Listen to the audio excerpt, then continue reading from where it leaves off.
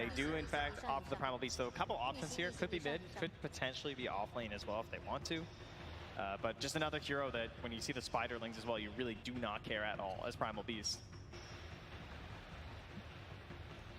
Goodness. Well, the first phase Brood definitely has a lot of challenges running into it already, but we've seen Zai get sacrificed more than a few times playing out of that off lane.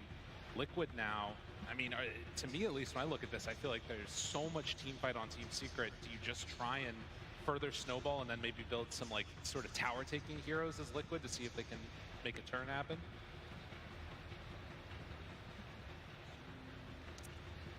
I'm actually not so sure what they can pick right now, because they usually want to pick next pot, right?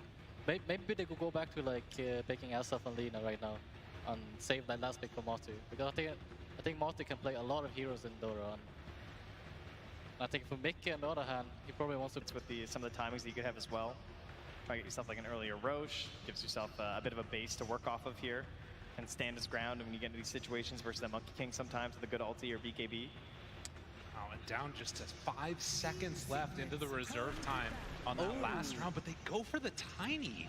A big swap up there, not that physical damage hero. What's the goal here? What you're seeing? This is the comfort hero for Mika. Like back in the Han days, like long time ago, he will always play Tiny Han, and he was like, for me personally, he was like the best Tiny out there.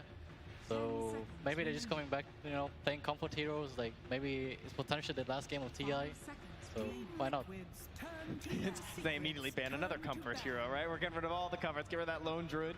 Don't want to give Matu any of his signature heroes right now. I mean, who knows? Maybe this Tiny actually goes carry, because I know that Matumba can play Tiny. That's a good point. Yeah, there's still that flex. And that's what you said you wanted to see, Taiga, going into the end of this draft, was Liquid with the last pick with a lot of flexibility still. Yeah, we might even see Matu playing mid and making him play carry Tiny, because it can actually hype him. Zayat's trying to figure out what's going on. The look on his face is like, what are these guys playing? What's going on there? I'm seeing a lot of great Carapace plays, that's for sure. Tiny now in the pool too, Jakiro. Team Liquid's turn to ban. So Naga Siren taken out of the pool. No chances for any stall action from those illusion carries. But with last pick, the Team Secret draft, we already highlighted the team fight. What is it that they're missing out of their last pick, assuming that this Monkey King is the carry role for Chrysalis? I think they're missing like some kind of scaling hero for mid. I don't think Primal Beast scales as much until like very late. I think Monkey King is like the same. So I feel like they want to have, similar to Liquid, they want to have some kind of mid carry hero. And most of them are banned right now, so it'll be interesting to see what they pick. I mean, definitely they want range carry, but they also don't really need to, because the Monkey for sure will carry this game. Like the Monkey, one of the strongest late game heroes. It's just that the hero can also be a space maker. Like he has 2 ways to play. So if someone carries him to there, you know, Chrysalis of course very comfortable on that hero. Something like the Dawnbreaker still being in if you want to like find a Rezo hero too. I mean, I just think that maybe like, I mean, maybe they just go for the, I mean, SF looks bad. I mean, I guess, I mean, they want the range for sure. So like they get their game plays where like Crystal just sits on the trees, makes this Brood like life hard and stays in his lane. Ah, co-op, okay. Whoa. So what's the thought there?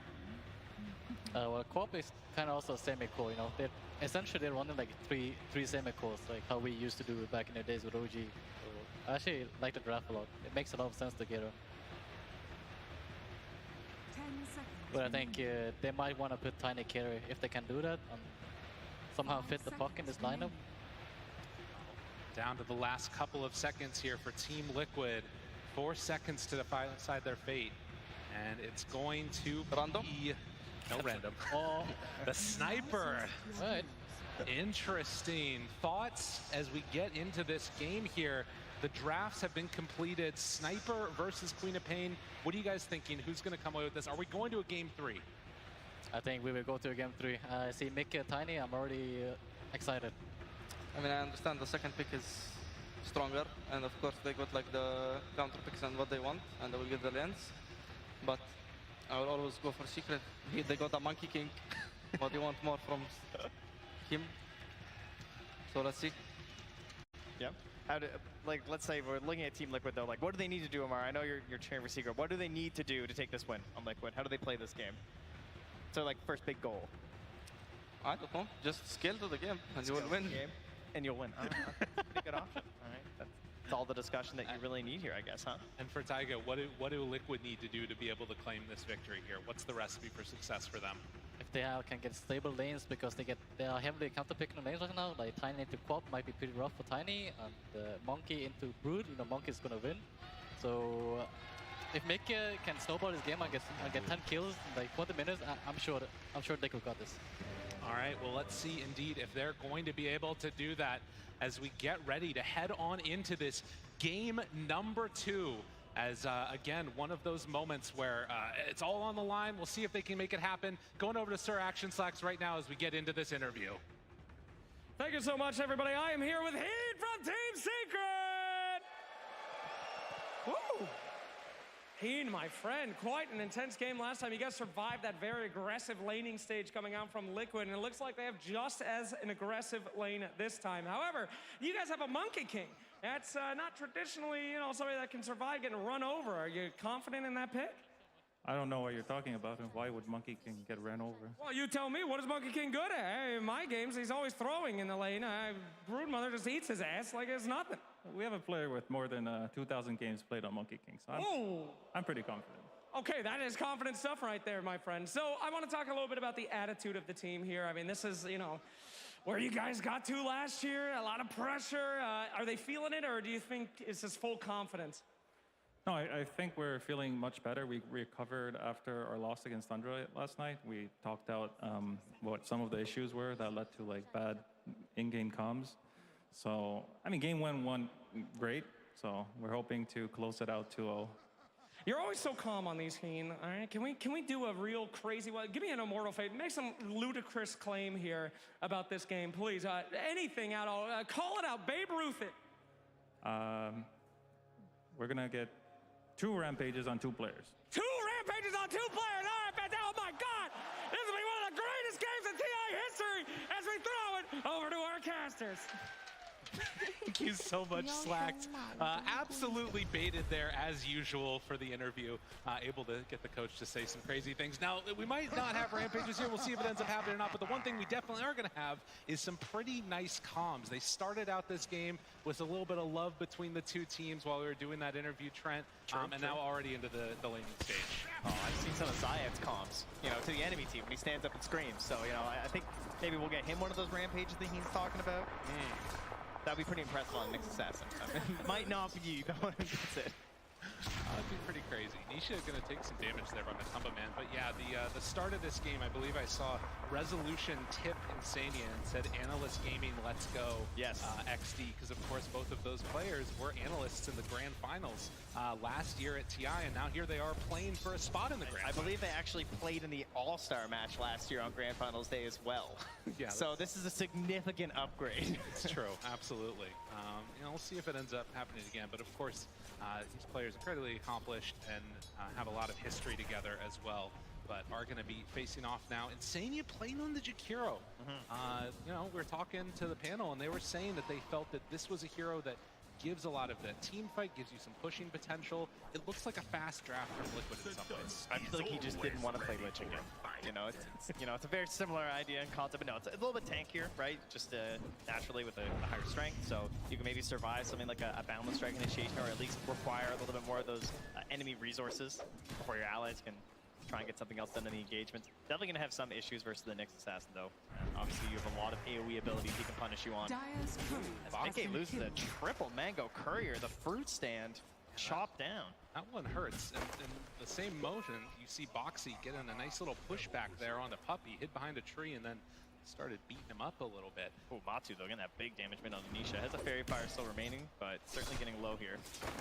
And I know when we first saw this, sort of revitalization of Sniper that was happening in this tournament, I think the first game of it that we saw was Matumba Man playing on the Sniper and just going absolute ham. You could see there as well the rotation in towards mid, Boxy securing the water room. They did do the swap up, so it's Matu playing mid, and of course Mikkei up there top on that Tiny. Yeah, they had that second pick in the draft this time, so they're able to respond to the lanes much more accurately, as secrets were pretty well set. A whole lot of flexibility you're going to see at that point once they picked up that Queen of Pain. They were just looking for that hero who's going to be very comfortable in the mid lane, and likely going to have a good time, as she does snag that range creep deny.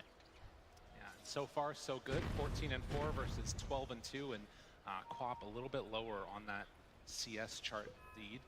But you can see that already off to a better start, Liquid, than they had in that game number 1. As Mickey is going to get that wave pulled back through into a little bit of better contention for himself. It's a 100% win rate. I mean, they win a lot of games, so it's not that surprising, but 7 games. Ooh, Zayak getting a lot of damage there from Mickey. Can't get in for a kill, but still keeping that pressure on. As the South, I mean, you have that great HP regen. You're also an Agi hero, so you tend to have a little bit more armor too. It's a great feeling hero. It's very similar to like Ogre, honestly, when you play in the lane, right? You kind of want to use your HP as a tool when you're bullying these heroes. You want to absorb a lot of spells as the Nyx Assassin and let them think that they can kill you like they are up top. Let them think, though. Don't actually die. Well, that's going to be it. Mickey moves on in and cleans up. The power of the dual breath there combined with just a little avalanche toss combo from Mickey. Instructions were unclear. Okay. Oh, and again, I think that's partly that, you know, early movement over, getting some mangoes on him. It's a nice little injection of the mana regen. Yeah. Oh, the crowd, they like that one. They want to see Liquid get a couple more. They want a game 3 here. Chrysalis getting some more punches out. Zai trying to chase him down. Doesn't have that boundless strike, but you can see after that first blood, hungry for a bit more on Liquid.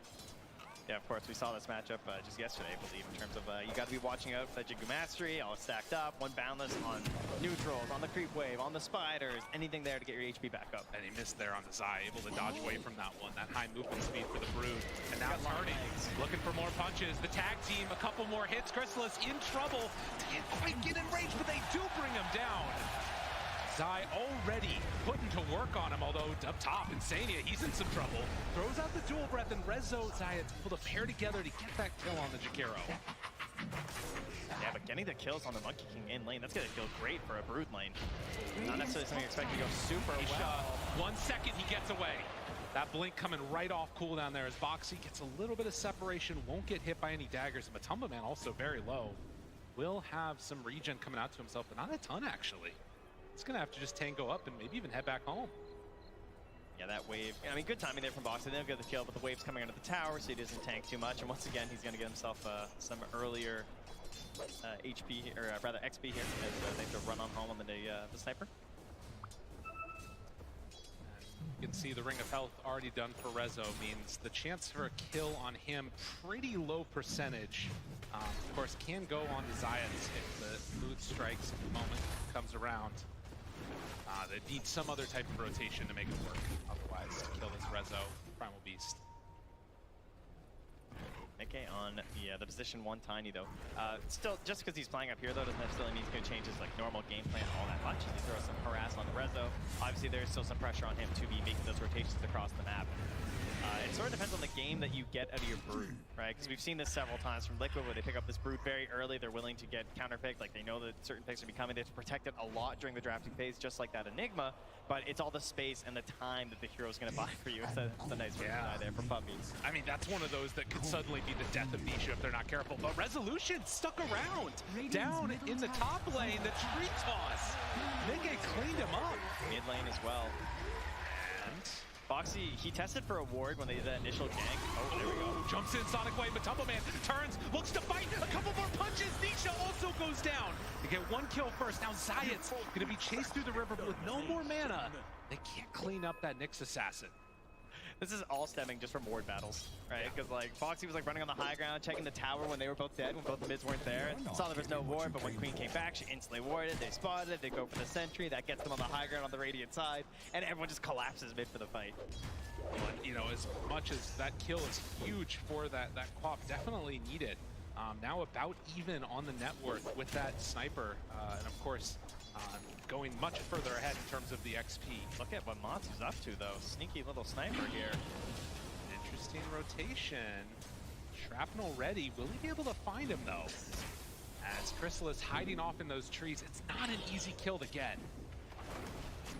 It's just waiting down, seeing if there's going to be any TP rotations as Zayat Puppy chasing Insania up the Radiant's river bottom and tower is under get out of attack. there, it looks like. Yeah, he's gonna survive. Foxy's getting XP mid, and they're just gonna take this early tower. So you counterpick this, right? You have this Monkey King, and he's not really pressuring the Brood. Look at this, she's ahead in terms of the net worth. Zai's feeling great, heading to the small camp. They're hitting this tower, and so they're gonna try and counter pressure on top. Nikkei not aware this is coming. Standing still for a moment, Avalanche to interrupt before the ring gets out. Any TP rotations, not seeing him. Nikkei tries to get away, but they bring forward, drop the ring, drop everything. This core Tiny is gonna be brought down in the end. That was a lot of heroes there for that one. That was a lot of spells cast for one kill, but you'll take it. It's going to give you that wraparound on the tower now. Rezo getting in there, grabbing that wave, and so Masu is going to knock down that bottom tower. He's going to open up this whole jungle space here for Zai, who's already farming his way through the neutrals. And Secret hoping to do the same thing up top as Foxy. Also looking to set something up top here. And it's interesting too, you know, you think about the difference in terms of the styles. All these Wraith fans picked up from Matumbaman as Chrysalis going to be chased a little bit through the trees. Foxy spots him there. It's scared to go forward for that kill though. And Resolution picks up his phase boots. And not much they can do. They will see Rezo now as it comes back to the range creep. 3 heroes here. They want to go for this, but it's a tough get with the onslaught. And Ice Path just a little bit away. Resolution didn't get clipped by it. So they managed to get away with him after those heroes rotate up. Foxy does a little juke to the side. Zayat's a little bit quick on the trigger finger. Middle tower is Not only does he get away, he also gets back in time to stack a camp of Chrysalis, so very happy Monkey King right now. Got it. Absolutely. So 3-4, and as this game develops, you're seeing Zai just take over this side of the map. Very hard for any of the supports or other heroes to come on into this Radiant jungle, and you can see at the same time Liquid, they're farming up their own jungle. This net worth lead, if things don't change soon for Secret, is going to start to pretty quickly expand. Yeah, that is the one thing they need right now, is to give that space to Chrysalis, right? He's the lowest of the core, so like they're getting these stacks for him. They're giving him this safer spot up top, but Liquid are not letting up the pressure, keeping a lot of heroes up here and allowing the Broodmother to control that bottom half map by herself. She's trying to not get caught right now. That's a low level Nyx though. The courier heads right on in. Zai will still survive through that gank. Resolution in the area, but they can't connect, can't find him. Look what they're doing now in the Radiant Triangle. They spot that big stack that was sitting here. That's huge. Yeah, that was all built up. This was supposed to be how Chrysalis gets back into the game, and it's just not going to happen. Rezo even kind of left that there for him too, right? Like he could like trample that down, but he doesn't really have the build necessarily to go for that at the moment anyway, I suppose, on Chrysalis, right? So perhaps would have been better if someone else just grabbed it. Liquid very happy to see a triple stack though. Claim that one. And the status quo continues, which again, Secret gonna need to make something happen to disrupt this at some point, but with the Spike Carapace onto the Shrapnel, maybe shades of things to come later on in this game, but Matumbaman was able to just push out that creep wave, and Liquid still having all 3 of those cores on top of the net worth pretty much. So next couple of minutes here, they are rotating top. Rezo just charged all of the spiders. He just munched the ball up right now. Very late pick in the draft, again, for the Primal Beast, right? Especially versus that Brood, but there's so many heroes now that can deal with this giant like well of spiders, right? They're banning out these Pangos, these Punkas, they still grab a Monkey King and a Primal Beast, so Zai just kind of has to live with the fact that your spiders aren't going to last that long. Just keep spamming them out for the vision right now. Letting them know if there's anyone dangerous in the area. Now, punching Puppy a little bit here. Now you can see, as Amar was talking about though, having that first spell versus the spiders, kills the little ones right there. A bit of gold influx for position 5 never hurts. Very good. Keeping the pressure off of him from getting just completely bullied too. As Zai still living in this lane perfectly fine. Trying to get in towards his hood. And some more of those team fight items later on.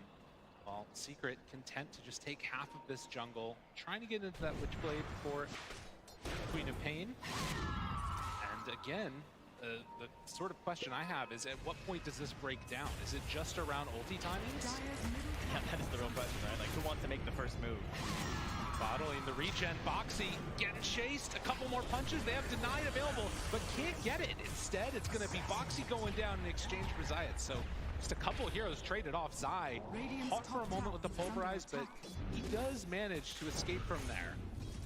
Arcane Curse onto the Brood, backs away. Yeah, Crystal's also rotating over for this. I mean, not that it's that much of a punish on a Monkey King, huh? He's like already back up top after TPing there, so Crystal is well aware of how to abuse this hero, and I like the fact that... Oh, jumped in. That blink was mighty aggressive, sir. Nisha smelled some blood in the water. It was his own, though. Brought down quick. That looked like your silencer was maybe level 6 or something there. You know, you're hoping for a save. Not the case quite yet. 13 minutes, and he just gets it now on Puppy. Dire's top tower is under That's attack. another thing to always watch for these position 5 silencers, right? Is like trying to get that early buyback. Yeah. Because like you never know, right? Die first in the fight, obviously, if you just get the buyback and the ulti can turn everything when they're trying to target you. Is under attack.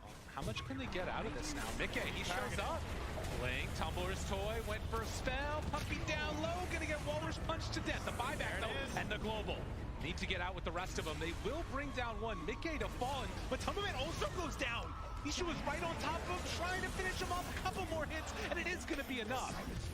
But still, a big win after dive. After dive, it goes out. See, this is why you play 5 silencer. Yeah. Because they dive and they kill you, and it's okay. It's all right, guys. I'll just buy back global. It's fine. Ends up net positive for him as well, as you can see on the recap. Earned himself a solid 79 gold for throwing away his life. What a gamer. Big plays. And you can see there, once everybody from Secret shows up, they immediately are able to find the Tumbleman on that backline with Nisha. Cleans him up. Yeah, no way to escape as well, right? Rezo just gets the claws on you, you're just dead. Mid lane as well, back in the game, though. Puppy, well, you know, there's one downside to that whole, you know, buyback thing. It's dying again right after. Not so great. He's gone for a while.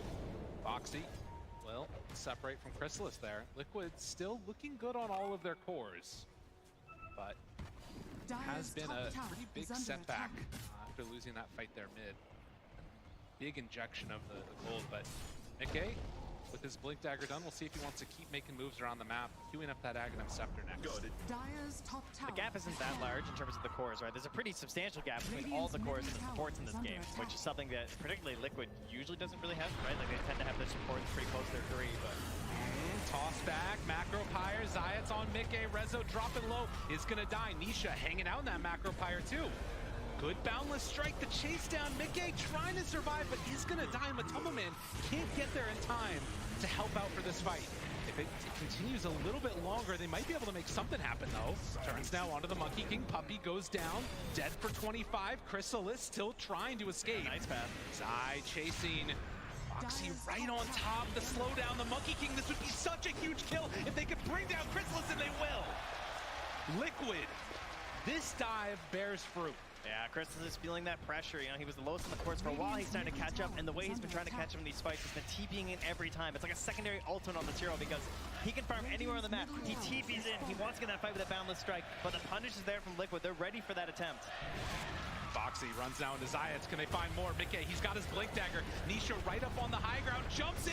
Alba interrupted the toss, but the global. Boxy caught a couple more punches, but they're not quite going to get there in time. Batu, a couple more hits. He gets away. Resolution being chased by Mickey, so a trade so far. Support for support. Another round of Avalanche, but they can't get him. Yeah, there's no toss target. Out of there. Able to crawl away there on that Primal Beast, but Liquid's starting to take a bit of a lead here as they get some map control. They're going to grab that next rune. And it just puts Matu faster back to farming. That's right. God, all these early stats too with the Mask of Madness done. He does a ton of damage if left alone in these battles. And he's just so involved too, right? Like he's got so many frontliners in these drafts. Even like everyone could just be ahead of him. They play the Vanguard. They have this full bodies up ahead, just like last game as Secret were playing it. And there's a good reason why this hero's been so popular. We'll see where they decide to go next on Secret, as this track board still looking pretty good. And Liquid, likewise, as you mentioned, the same for Secret.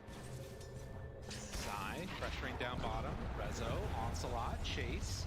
Wants to find one, and Sani is there with the dual breath. Ice path, a little bit off the mark. And eventually walks into a Puppy gets turned onto now. And with Matu there, has to immediately run away. They also snowballed Nisha mid here. Foxy went in for this. Foxy in very far, can't get a deny, so Secret. Yeah. Clean up that tusk. I think it was Zayat being in proximity that Mickey didn't want to jump in and go for a play. I think he was worried about a Carapace right there. So Foxy kind of got shoved off there. Well, again, Secret head up top. All Liquid head down bottom. See if they can get any extra pressure onto these towers after mid has already been claimed. Onslaught in, Zai runs into him after killing those spiders. But with Matumba Man nearby, it's too dangerous to really chase that. Yeah, Liquid have seen that there are several heroes up top. They spawned the Queen of Pain on the ward, so they're all starting to rotate their way down the side, pressuring this in, trying to get towards this tower. They also have a ward helping to cover their current positioning near the stairs. Mickey's going to go stand over there, keep an eye on any potential smokes that could come through, and just grab any heroes that come up the staircase. So there's a pretty safe tower pressure right now, and they don't really have an alternative here for Team Secret. Like, it's not like they're able to pressure top right now. Crystal is trying to get to the wave right now, but they take this tower down extremely fast with Broodmother and Sniper. Right, and you think about last game and what we saw, that Beastmaster draft, the ability to not just take the objectives of the towers, but also head on into the Roche pit. You can't really do that with the Secret lineup. Much more difficult. They've also struggled a lot more this game to get their vision down, and that's something that Liquid have in spades. They see all of this. They find one, Mickey just a little bit late on it. Puppey not caught by the shard. Zai wants to chase. They're going into danger zone though. Avalanche, toss, punch, dead. No buyback this time around. Mickey, he's gonna get chased. The toss, the impale, needs to delay this a little bit longer to get the stun onto the Queen of Pain, but Mickey, he's gone. Nisha tries to survive, no. It's killed off. Zai right on top with those spiderlings. And Chrysalis. Yeah, careful. Ooh, Monkey King has to be careful. So final tally ends up being a 2-for-1. I have justice for you. Oh my god, dude. This guy's crazy. You know, he gets caught suddenly. I mean, does have the BKB, I guess. Replay there. I mean, it all started, this could have been so different too, right? Because they're coming into this area having all this vision from Team Liquid. There was an opportunity to maybe grab Nisha right off the start as he was close to a ward, but they didn't quite get it. They didn't get to really abuse the invis that's on Mickey either. And grabbing Puppey at the start, sure, there's no buyback, but at least they're able to get Nisha right after there too. But didn't really feel like the biggest win that maybe I was expecting from Liquid, considering how much setup and prep I feel like they had for the moment.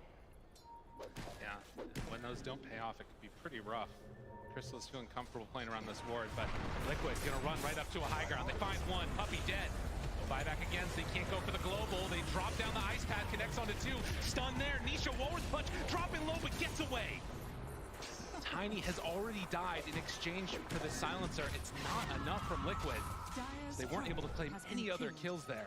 Zayas gets hit by the assassinate, and a TP in from Tusk. Boxy trying to chase this guy, but can't quite find him.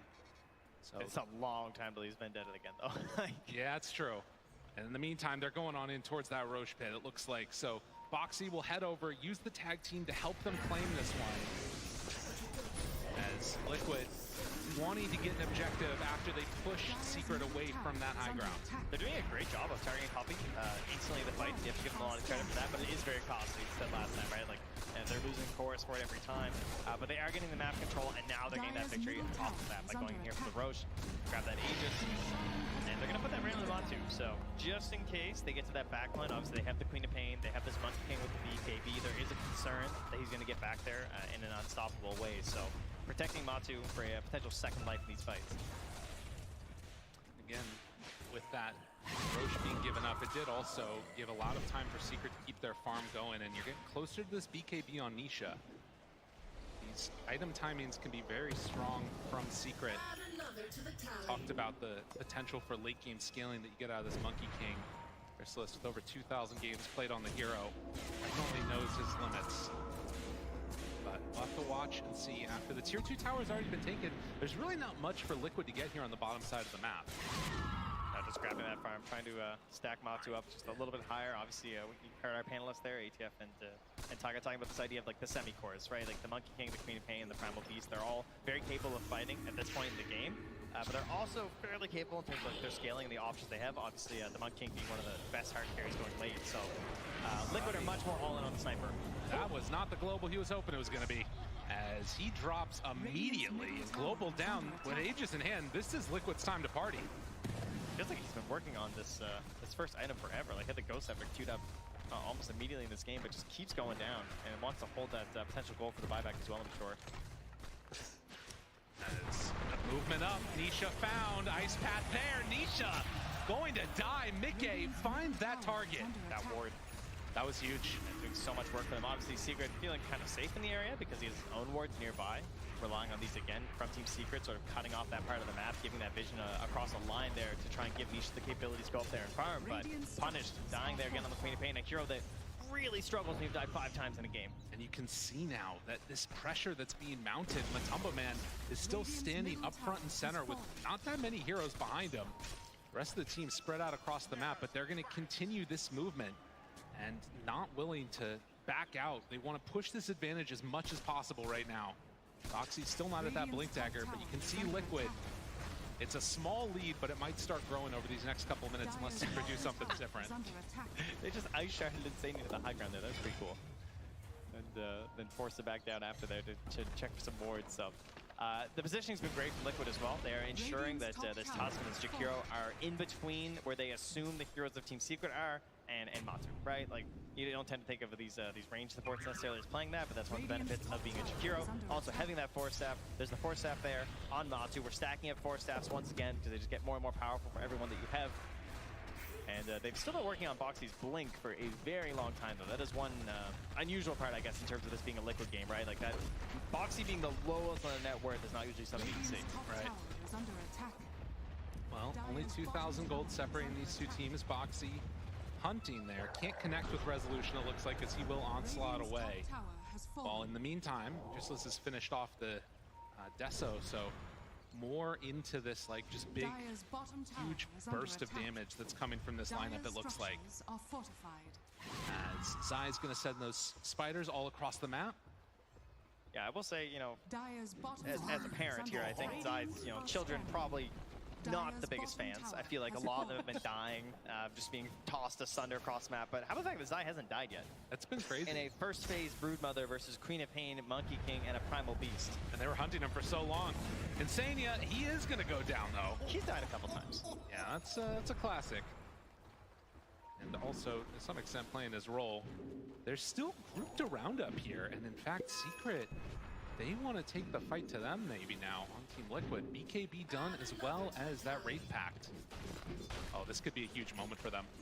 There's 50 seconds left on that Aegis, so there's a bit of a window in terms of, if they want to have a later fight, but this could also just be the, you're down one hero, you're probably going to split up and farm, let's try and grab a kill. Zai spots him immediately, needs to hide away, but there's nowhere to hide.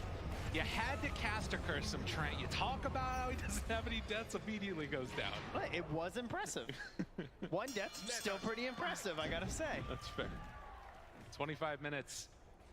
And with this Aegis expiring, looks like we're gonna have to look to that next round before they go for another big fight. This next Roche is gonna be huge. Yeah, that's a great feeling for Secret. I mean, you gave up that Aegis, but you're the ones who are getting out on the map. You're grabbing a couple of kills, getting your cores out a little bit further. It was a lot of smoking up together and running around, so it's not going to have the biggest impact on the overall net worth, but at least it's keeping you a little bit closer in this game than just like sitting back and hiding in the fog, right? If there's anything they need to do right now, it's definitely vision. You look out on this map right now, they cannot see a damn thing as Team Secret, and this is something that you're trying to get that vision from Zai. It's much more reliant on the Nyx Assassin in this game because they don't have the Beastmaster to try and help prop up that vision game. Likewise for Liquid, needing to get some vision down themselves. It's mainly been by virtue of those spiders that have been tossed out. But man, Daedalus done next. Matumba Man not concerned about a BKB. He's like, I have one job. If I'm not punching people, we're losing this game. It's a good strat. But of course, a couple of these different heroes that have avenues to get on top of them, whether it's that Blink from the Queen of Pain, the Nyx Assassin, Monkey King jumping on him from out of the trees, they have to do a great job of protecting this sniper with the rest of the Liquid lineup. They were so close to just spawning a invisible Nyx Assassin running through there. Just came through with the Ob Sentry combo now there. But I saw some circles on the map there from Rezo. Seems to have a great idea of where Liquid are playing. Heading down bottom, Insania's there. They've got the jump right at the start. Find themselves two, but the Spike Carapace. Will it be enough global to interrupt? And they get the control onto this Tusk. Can they find any more? Zai, he can only look on. Mickey has to run away. Crystal is still right on top. The BKB wearing off soon. Insania's there. He can't stop him.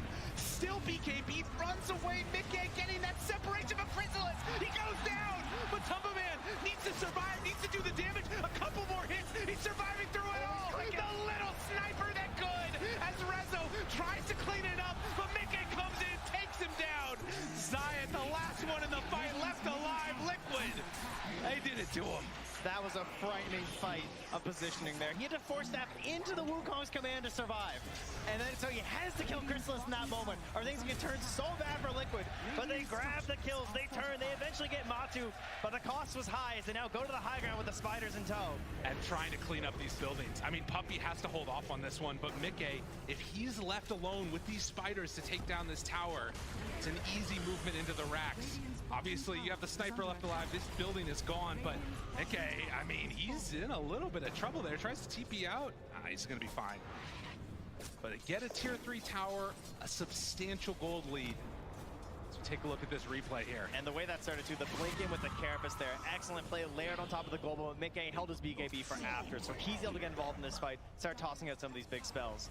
Espresso just like runs wild through this. But this was the big part, right? The Wukong comes out, and they actually get on Matu with the Primal Beast. That was pretty scary on the left-hand side, but then he's in, they get Chrysalis. Mickey barely surviving as well. He's able to help turn that fight around there, as they have no choice but to fully focus on Matu. Right, and barely able to come on in the clutch here. I mean, again, we talked about it. No BKB on this sniper, which means he just has to keep clicking.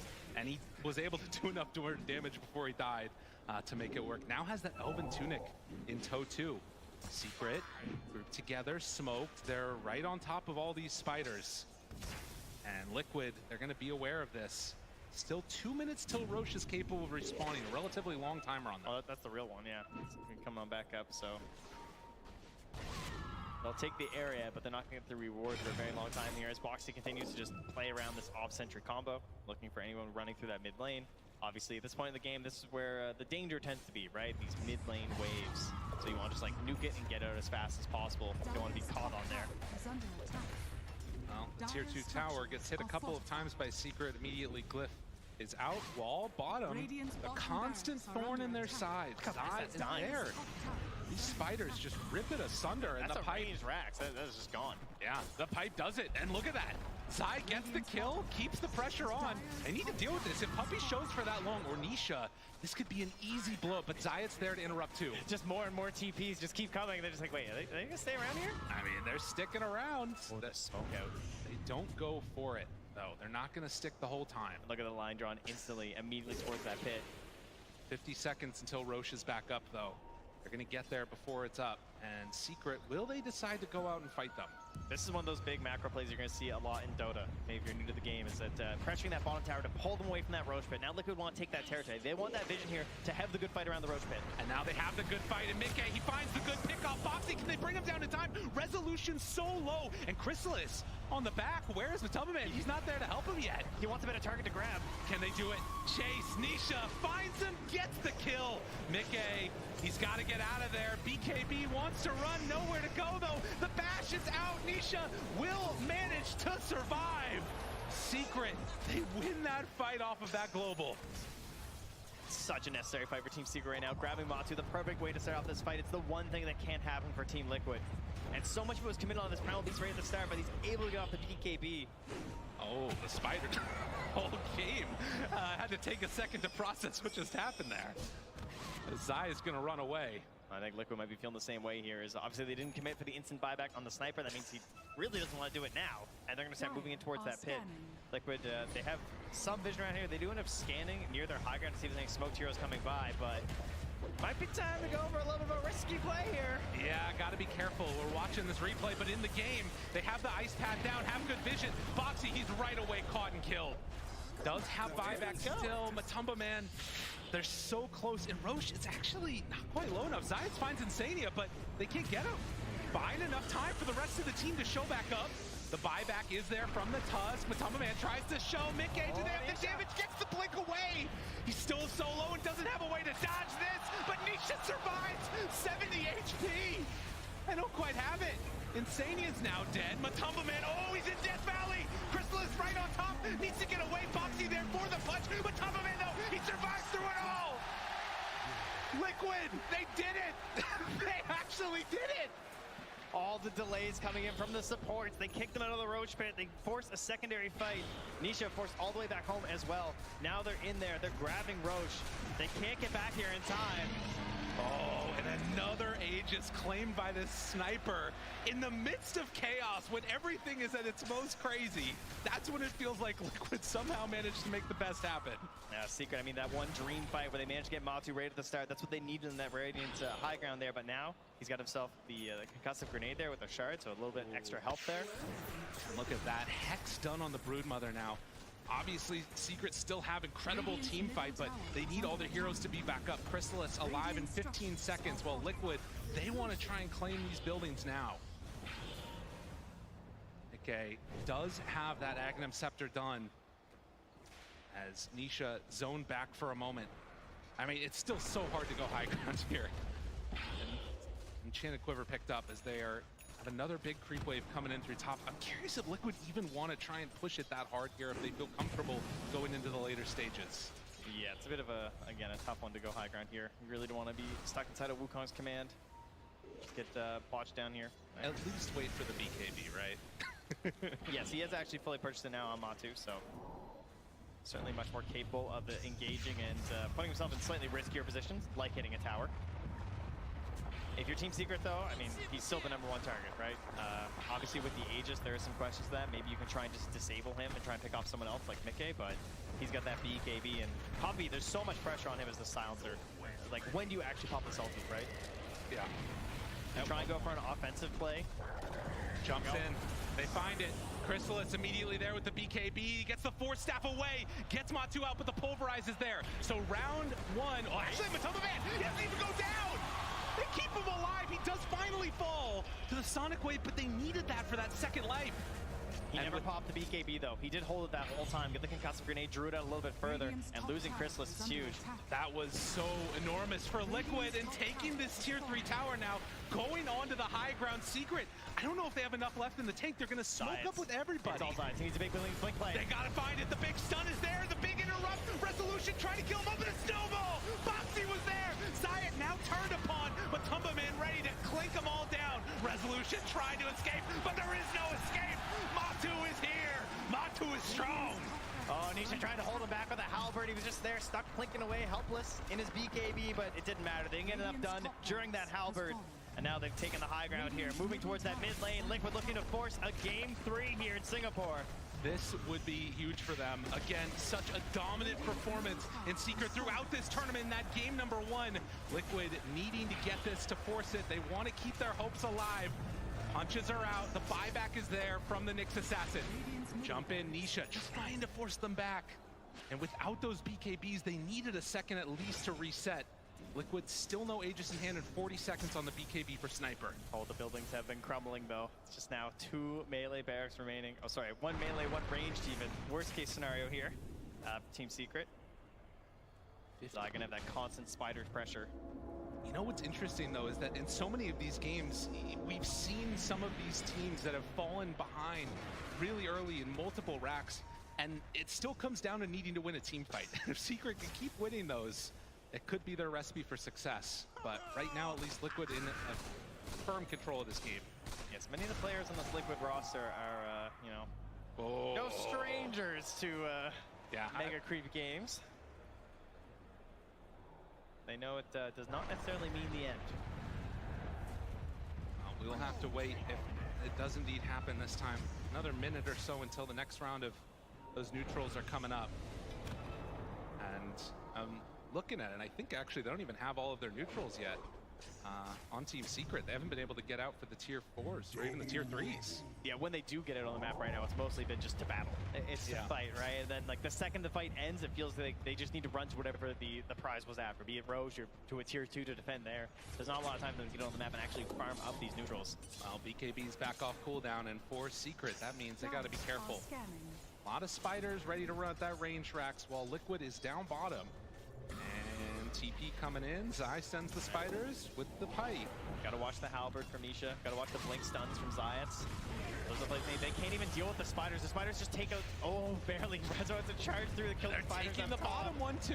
He's splitting them up, splitting the defense. It's so hard. How do you even find it? And there it is, the blink in, the BKB, but do they have enough to get out? Chrysalis, a good stun, drops down the ring.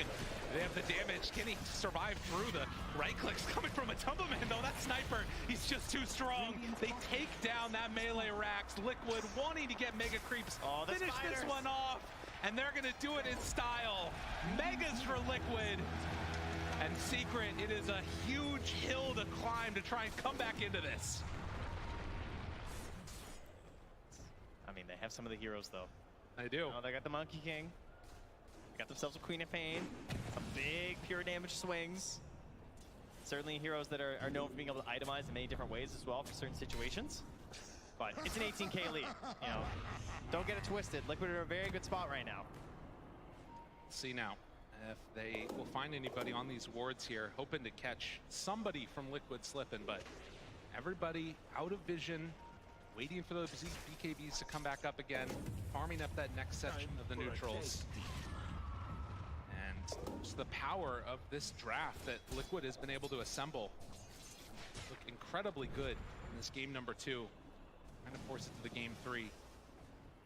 And I think right now, too, the other thing that you got to be watching for is like any of these little illusion play moments, they have to go for this. They don't know that it's an illusion, obviously, now they do, but if there's any chance for anybody to be caught off guard, it's a quick jump.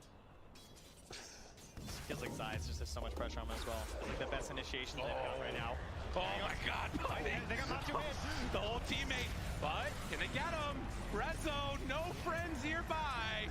He too is going to get brought down. All it takes is a couple of seconds. And with 3 dead, surely this will be the time for Liquid to close out this game. They're looking to come in here. Chrysalis grabbing the wave in the mid, but of course there's creeps coming through the bottom as well. They've got it all. They have a glyph, but Secret not even in the base to defend it. Is Liquid trying to close this one out here. The buybacks are out. Resolution into this game, but Liquid, will they be concerned? Still a minute until Roche is even capable of respawning. They don't want to deal with that mess. They want to end this now. Global out, BKB disarm, runaway, Boxy there, snowball through onto both. Nisha gone. Oh, he's armed. Liquid, they're cleaning up. They're taking him down. They're going to game 3. Matu's not done yet.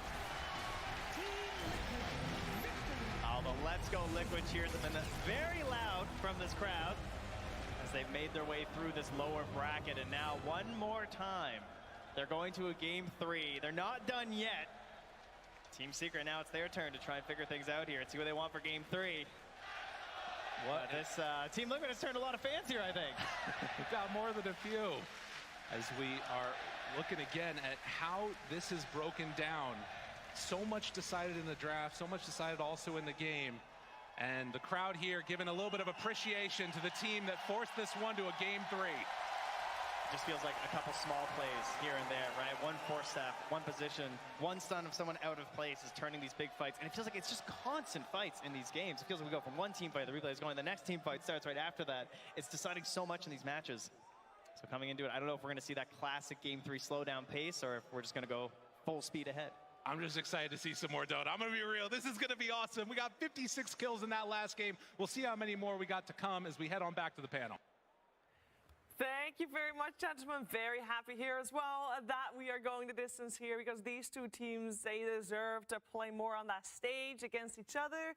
And third games, traditionally, if we look back, they've been pretty epic, so I'm having high expectations from that. But first, let's break down game number 2 because Lacoste, this game, it did have quite a bit of a fast pace to it, especially with the kills and especially coming out from the side of Team Liquid. Yeah, it really did. The lane I'm looking at is this bottom lane, the off lane from Team Liquid, where we've seen it this time and time. Zai on the Broodmother, Boxy on Tusk, where they completely dominate the lane. One problem that I have with this is, Broodmother hits 6, she takes over the lane, and she kind of took over the game, takes over the jungle. They didn't have that one hero to put there and just soak up some damage, feed on the spiderlings, one hero that is unkillable. It never came to that point. And I love the itemization on Zai, because yeah, sure, you get that raid pack, you get pipe, but it was early pipe into raid pack where you mitigate so much damage from Team Secret. The early damage is mostly magical. Like Silencer and Nyx Assassin, their damage output at the early stages of the game is very limited, and if you add pipe on top of that, it's gonna feel very bad. Team Secret did try to, maximize the Silencer, buying out one more time using the global silence, but it was a very difficult game from them considering the situation they were in. Yeah, I really enjoyed what Broodmother did in that game for sure. And I think Brood as a hero really exposes Silencer's weaknesses as a support if he's not countering a hero per se. It's not really a hero that gives you much by way of playing the map or the ability to rotate or anything like that. With that being said, I also think that the lane swap when the Primal Beast came out between the Tiny and the Sniper was genius, right? Because Tiny is a hero that can lane versus something like a Primal Beast, toss it away if it goes at him. Sniper would not really have stood a chance there. So by putting the Sniper mid, having it lane well versus the Queen of Pain for the first 5 levels, and then rotating the Sniper out of mid and putting your Tusk there so he can get levels and Sniper can farm safely was just very well done. Very good understanding by Liquid on how to play the map. So that was really cool. Also, another thing that I wanted to note was because the Monkey King played an active style of Dota, he didn't build a farming item. So when the game slowed down, you had Sniper just farming in the triangle, and Monkey King wasn't really able to match the pace. Yeah, he had BKB first, and then Deso. Deso's like the closest thing to a farming item that you could say that game. But no, I really like the point about the silencer. I think that Liquid, like, if you look at their draft, they have Jakiro, they have Broodmother. Their entire draft like doesn't have any cooldowns that they're playing around, right? It's like you play the silencer. Usually, the way that you play this hero is like enemy team commits to you, and then you like botch their initiation, you botch their commitment, and then you turn the fight. It's like you global silence a Broodmother, and it's like my spiders are silenced. Like, you're passives. You're passives. So yeah, Liquid just like Effie said, identifying the weakness in this hero. Crystal also is playing Monkey King. That's another cooldown dependent hero. Nisha on Queen of Pain, cooldown dependent. The ultimate was very important in this game. There's a few fights that we saw where he didn't have mana for the ult, and it actually meant that like Matumbo would survive at 10% HP and then turn around and peep and get to full HP. This Wraith Pack change, by the way, like the fact that you get more lifesteal off of heroes, it's starting to feel like satanic when these peep lords are turning around. You are building into Mask of Madness, and I think like Sniper's becoming not just hero of this series, I would say, but for me, the hero of the tournament, pretty much. Whenever I see this little dwarf on one side, I'm like slowly like leaning towards that side because the hero does so much. I like the build on Matu because he did go for 3 raid bans, early oriented. He knows that if he joins these early fights, it's going to give them even more momentum and momentum with the Broodmother pipe that we mentioned. One thing to notice is one team is going to play potentially one of these 2 teams 8 games today because this is the 3rd game and, in the grand finals, everyone wants to see game 5. But we've seen the teams that end up playing this series right before grand finals always has the advantage over the other team conventionally. But I also just want to bring up that Liquid had such an easy way to maneuver around the map. Even that fight where they killed the Silencer and they lost their Tiny, and Tusk and Sniper went into Rosh alone. The Brood was pretty far away, but you're just able to plant your webs to Roshan, get there really quickly as Broodmother, and identify when you can take objectives. You can also just dodge smokes and camp yourself at the parts of the map that you need to be. And when Secret really needed to make a smoke and make big things happen, it was evaded completely by Liquid when they were playing on the bot lane for that bot Rex. Yeah, Liquid definitely seemed to know what Secret was going to try to do during that time. There was another person who knew how this game was going to play itself out because I think Slacks predicted this outcome from the draft onwards. That's right. Absolutely. You know, a clock is right once in a while is the saying I remember. Now, I am up here in the nosebleed section, as high up as you can go for a very special purpose. Now, I was contacted, and someone said, one of you guys has a birthday. Who is it? Oh, my goodness. What's your name? Chendo. Fantastic. Crowd, I was wondering if we could make this the worst birthday of his life by all singing a little happy birthday. Are you ready? Yes. All right, here we go. Ready? Happy birthday to you. Happy birthday to you. Happy birthday, dear. Chendo. Happy birthday to you. Now your present, you get to pick one. Great. And somebody else out there, happy birthday to you too. Watch out. There you go. Pick it up. Look at the camera. There you go. Yay. All right, well, back to you guys. Happy birthday to you too, Sheever. Happy birthday. Thank Happy you. birthday, Shearer. Thank you. Yeah, it's a little bit late or early, whichever one you're going for. It's off by about half a year. It's all good though, because we are here to celebrate everything, especially the Dota 2 being played, but also friendship and love. And that friendship was there was a little bit of friendship last year, and the Team Secret roster was a little bit broken. Just in case you missed it, Matu and Zai left Team Secret right after TI10, where they came third. So that is the very spot that they're both in right now. And that was not something that Puppy wanted to have happen, Effie. No, he didn't. When you look at that iteration of Secret from last TI, it had such an incredibly dominant phase throughout the online tournament era where they just felt like the best team in the world, right? And then when it came up to that TI, their results were great. Third place is not something to be scoffed at. That roster definitely had potential to go far, but just like in all things, your players get poached. Maybe they get scouted, Zai maybe and things Matu change. are very brave. Saying no to Puppy, and you probably needed to say that into his face. They weren't in the same room. They There's probably no way. weren't in the same room. That was actually, it was all done over computer screens. And Puppy talks in that same over Skype. interview They about sent- how much easier it was because it was all digital. Now, it did lead to good results because in the end, they have two players that re-embody that friendship and love. It's Zayat and Rezo. I have a friend, which is Zayas. You know, we played together for like 2 years. It's amazing to, you know, be on the lane with a guy who you really enjoy talking to. So it was the middle of the season, and I was like, yeah, I'm ready to roll, you know. And who do I go with? I have one friend. I have a guy who I can talk to. So we happened to call and was like, yo, guys, yo, bro, what are you gonna do? I were really tryharding in pubs. I played every day around of 10 games, and also my win rate was very high.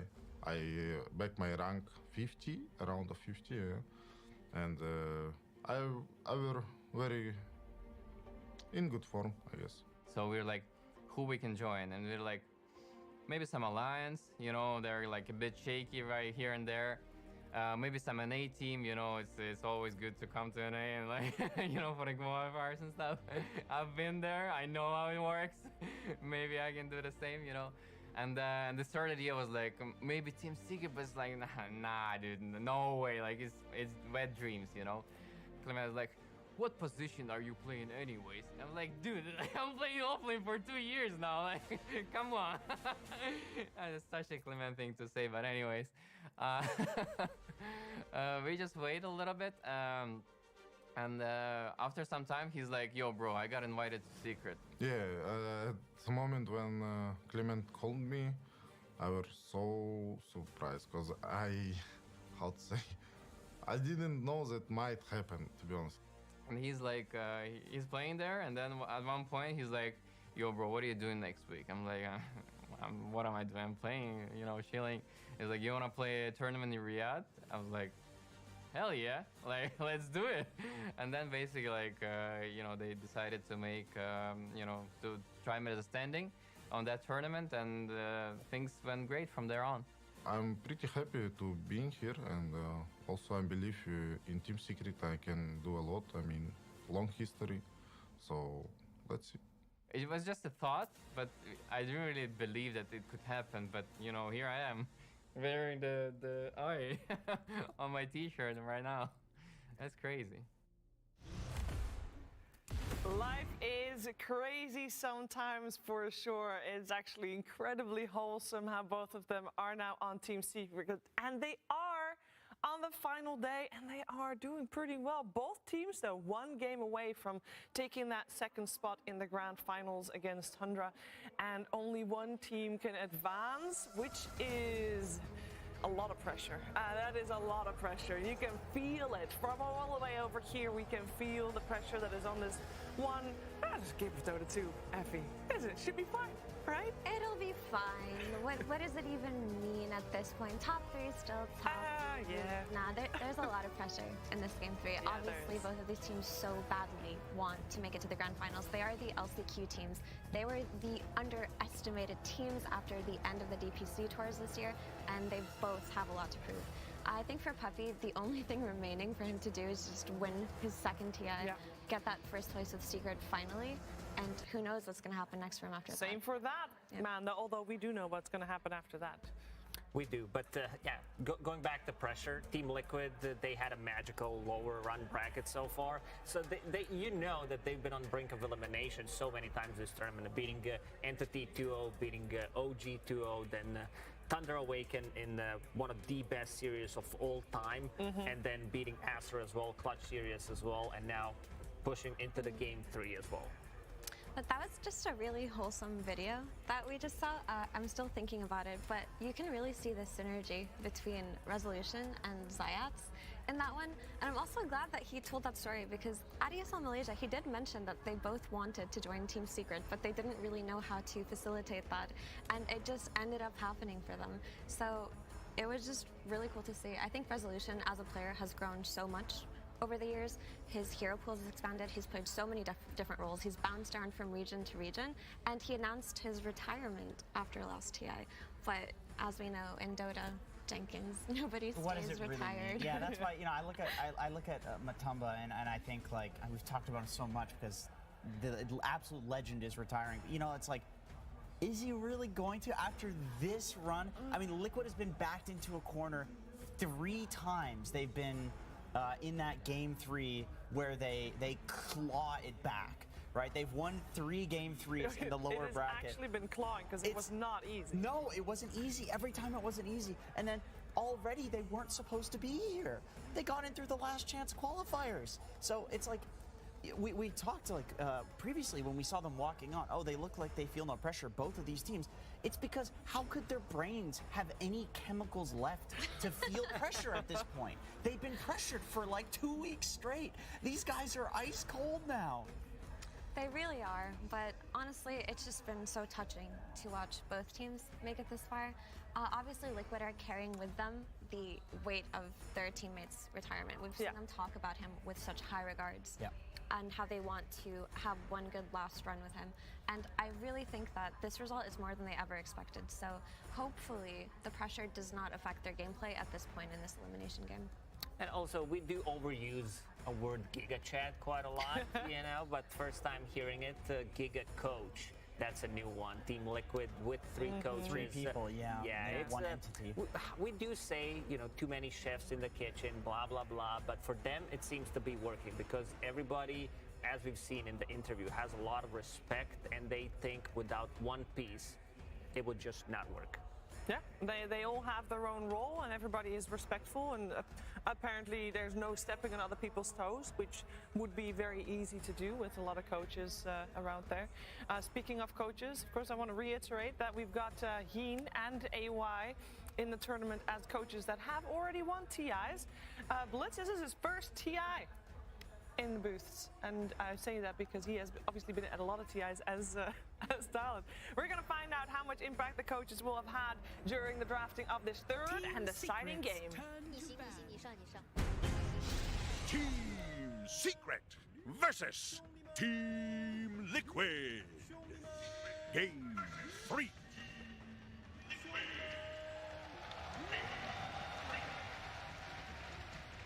It all comes down to this Game 3, all on the line. Both of these teams clawing at a spot. The final game that they want to be playing in this. You guys got to watch backstage. Just before we even see the draft, who do you think has the momentum coming into this? Who are you kind of favoring? Are you just going to stay biased with your old teammates? And for me, I will definitely say Team Liquid. They just won the last game. I can feel the momentum. Everyone is smiling.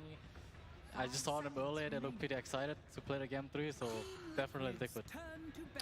I mean, for sure I want Secret to win, but you get second pick, you win.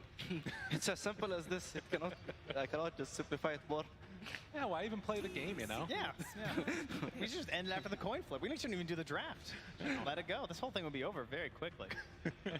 Well, we do have a draft that's going to get taken place now, and you can see a couple of changes already coming out. So the Broodmother taken out of the pool, CM. This was a hero that's also risen in popularity a lot. Marcy and the Lesh. So a couple of those key heroes that we've seen still left in the pool. What are you guys liking? And also, how does that second pick affect the rest of the draft going in? I mean, the second pick is just way easier to draft, and like you will just counter pick into counter pick. and like you just pick on first stage something solid that even if you counter it, it's fine. Whoa. Okay. That is not what I was anticipating. Nobody wants to go out on Silencer.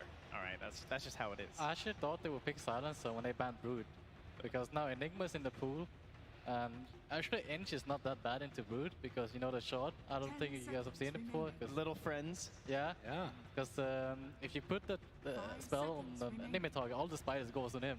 It's actually pretty funny. Funny, is it good though? Everybody says that shard is garbage.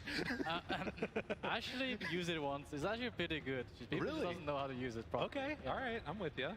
Sounds good. Well, they do have, like you said, that Enigma open. Do Team Liquid want to go for it though? Again, that hero has been all over the place in terms of some success, some failure, and Silencer's still in the pool, so if they wanted to swap it to another core role or something, they could do that also. I feel like maybe they want to go for the Lina, because last game the Lina was banned by Secret, now they changed it to Brood.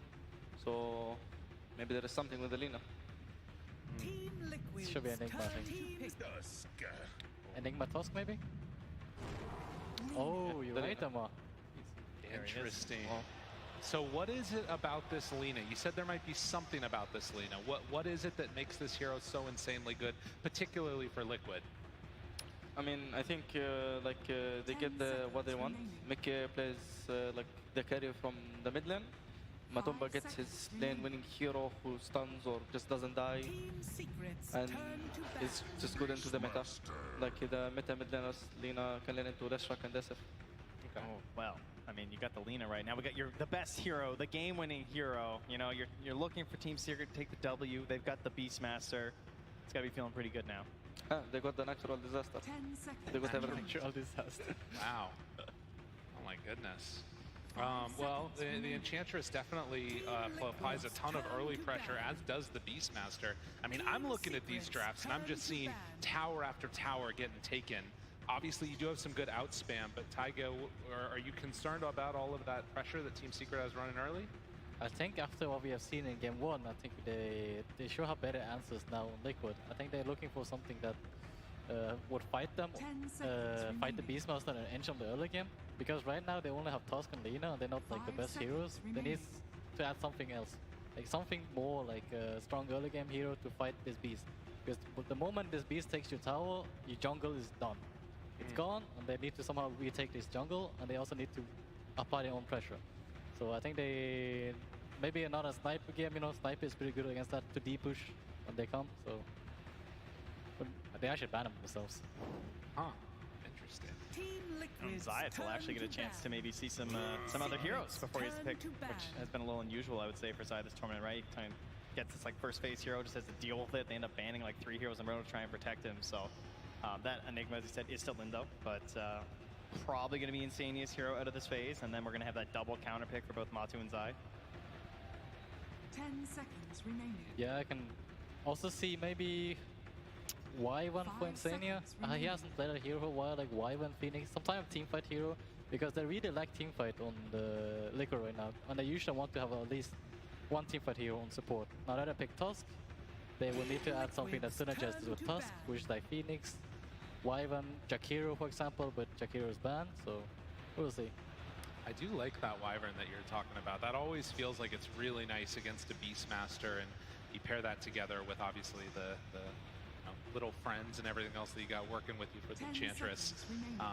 It can definitely turn the tides of a battle very quickly. And of course, we've also seen that combination be really good. Winner's Curse into just an LSA, people get blown up. I'm not so sure about the Wyvern. Like the hero is weak, and like the out tempo might be so much. Like he's good into Beast. Beast cannot just send his units how much he wants, but it feels like it kind of drags his team down. Like you have Wyvern Tusk support. Like you don't do damage, kinda. I'm dying. That's a lot of teamfight. Whoa! Slipped its way through that second phase of bans this time.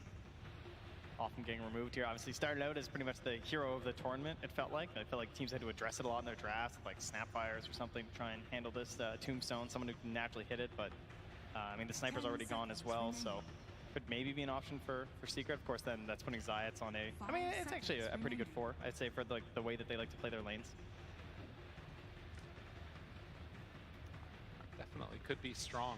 Needing to come up with some type of an answer. You were talking earlier also about like the Maranas, things like that as a potential answer. Is it like you have to really go super hard on a Tombstone answer, or do you feel like you can get that from like, you know, a little bit here, a little bit there, like some from Enchantress, some from other heroes? I feel like they have Beast and Inch. They can. It's easy Tomb killers. Like I don't feel like they have a problem with Tomb. Got some attack speed, got some range, it's always good, but the crowd, at that. You know, they love the player-hero combos. Got themselves an Invoker picked here. I just think that Undying is a good pick for the team fight, but I think Secret have tools to kill that too. Like they have the aura from Beast, and the Inch doesn't really care so much about zombies. It's only the lane that's Undying that's being picked for. I will assume like the laning into Beast is actually pretty nice for Undying. Man, this Invoker, every time you get around to it, there's been a lot of different change-ups in the builds too. Do you think with Beastmaster he could go for like an Exort build, or is it still just going to be like Quaswex trying to play fast with the rest of his team?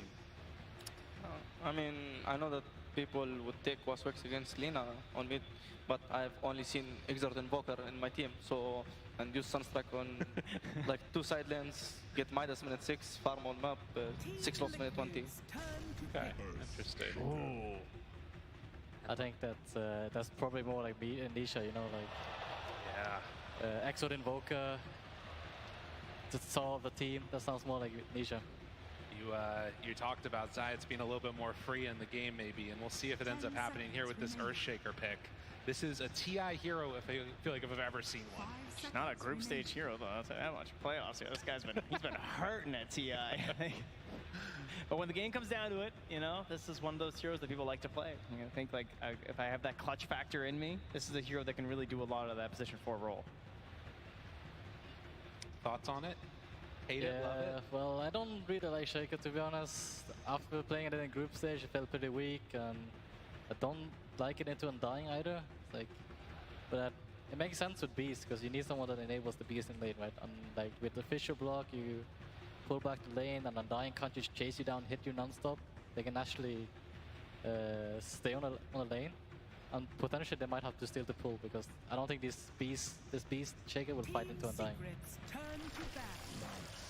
Oh, another answer now as we get some claps coming out from the old Earthshaker. But it is going to be the Lifestealer. So Liquid managed to get it again in the second phase. At this current state in the draft, we're still looking for a carry on Team Secret. We're still looking for something, depending on what it is for Team Liquid, most likely that offlaner. What are you guys feeling at this point? I mean, I feel like they're gonna ban the Razor, but for sure, like if Secret can get the Razor, I think this is such a free win. Like I don't see a way they stop the Razor, even like if they can counter pick it. But probably they will get a ban. I don't think it's hard. Oh, I was gonna say Ursa, but it's banned. Felt like an amazing Ursa game if I was left through. Yeah. Is there any like archetype of a hero that they need? Something that like just what role do they need to fill? I mean, just a solid carry, like who can lane into anything. Like he doesn't really need to care about lane so much. He's laning into Tusk with Ench. Like he's gonna have a good lane. They banned the Enigma, so there is no like insane good hero laner. So like they're gonna have like a good lane, and if he can offer like something good for his team, like if he doesn't like drag his tempo down to his team, and his team like with Beast and Ench, and they win their mid and help their offlaner, I think it's gonna be easy win for Secret, because the Slafter are not gonna lane into Beast at some point. Is this a Drow pick or Luna's? Potential CK2. I feel like they're banning dogs here. Yeah. Maybe they want some kind of Drow hero, you know, sit back, cause Terrorblade maybe. I mean, against Lina, that's scary too, though. Yeah, because if you look at Liquid's draft right now, they only have like Snowball to reach the back line. Yeah. You're not gonna have Lina Undying trying to catch a Drow or anything, right? So it's only Snowball plus Infest. I mean, that was the classic answer for a long time against the Lifestealer, those types of heroes. So yeah. Could be something there. I still feel like the Razor value is too high. I don't see like a reason to stop it.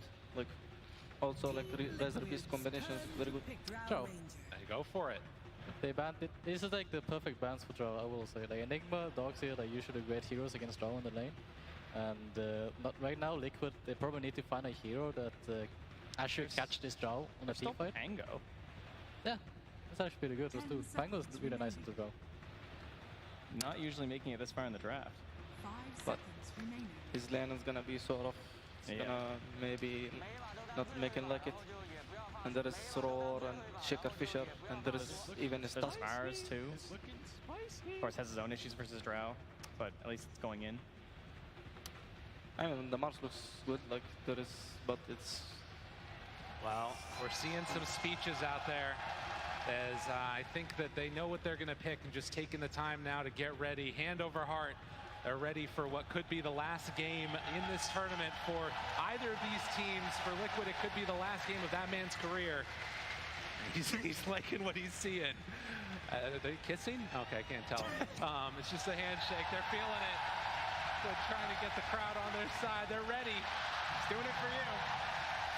And oh my goodness, they pick themselves a brewmaster of all heroes. Everybody's got to get in there. Let's go. I guess they're getting drunk tonight. One way or another. One way or another. People are going to zip it on up. But we'll see. All right, so we are not going to do a coach's interview here at the end. But I want to hear from both of you who you think is going to come away with this. Cut off the biases for a second. Who do you feel like has the better drafts at the very least? I honestly think Secret has a better draft.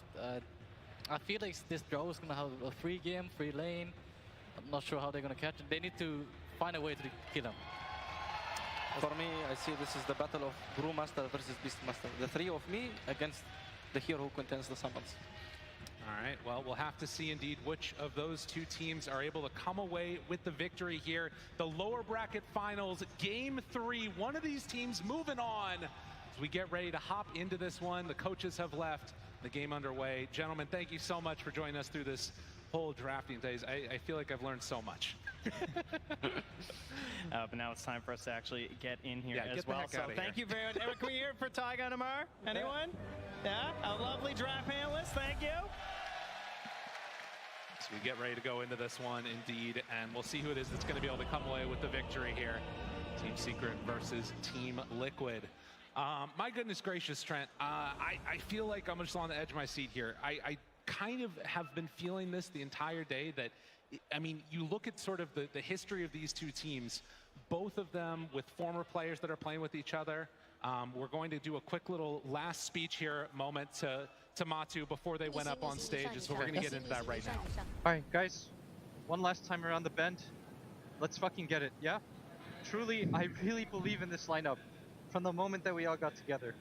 I really love all of you guys. I know that you guys are all smiling and it's cringe, but I really do love you guys from the bottom of my heart. Nothing that happens in this game will change that. I'm always so proud of every single one of you. Thank you for letting me be a part of this journey. Sincerely, I wish you all the best. No matter what happens, let's have fun. Yeah? Let's have a smile. No matter what happens, we smile at the end of this, yeah? We enjoy ourselves. Good. I love you, brother. Truly, it's been a fucking honor one way or another. Wait, why don't we just pick Lone Druid?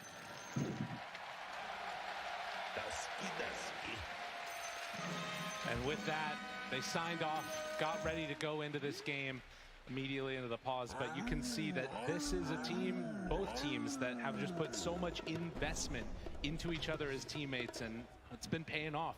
Both these teams from the lower bracket, from the last chance qualifier, and now here in the last day of TI. And again, for both of them, wanting to get some of their highest placements ever. See if they can do it.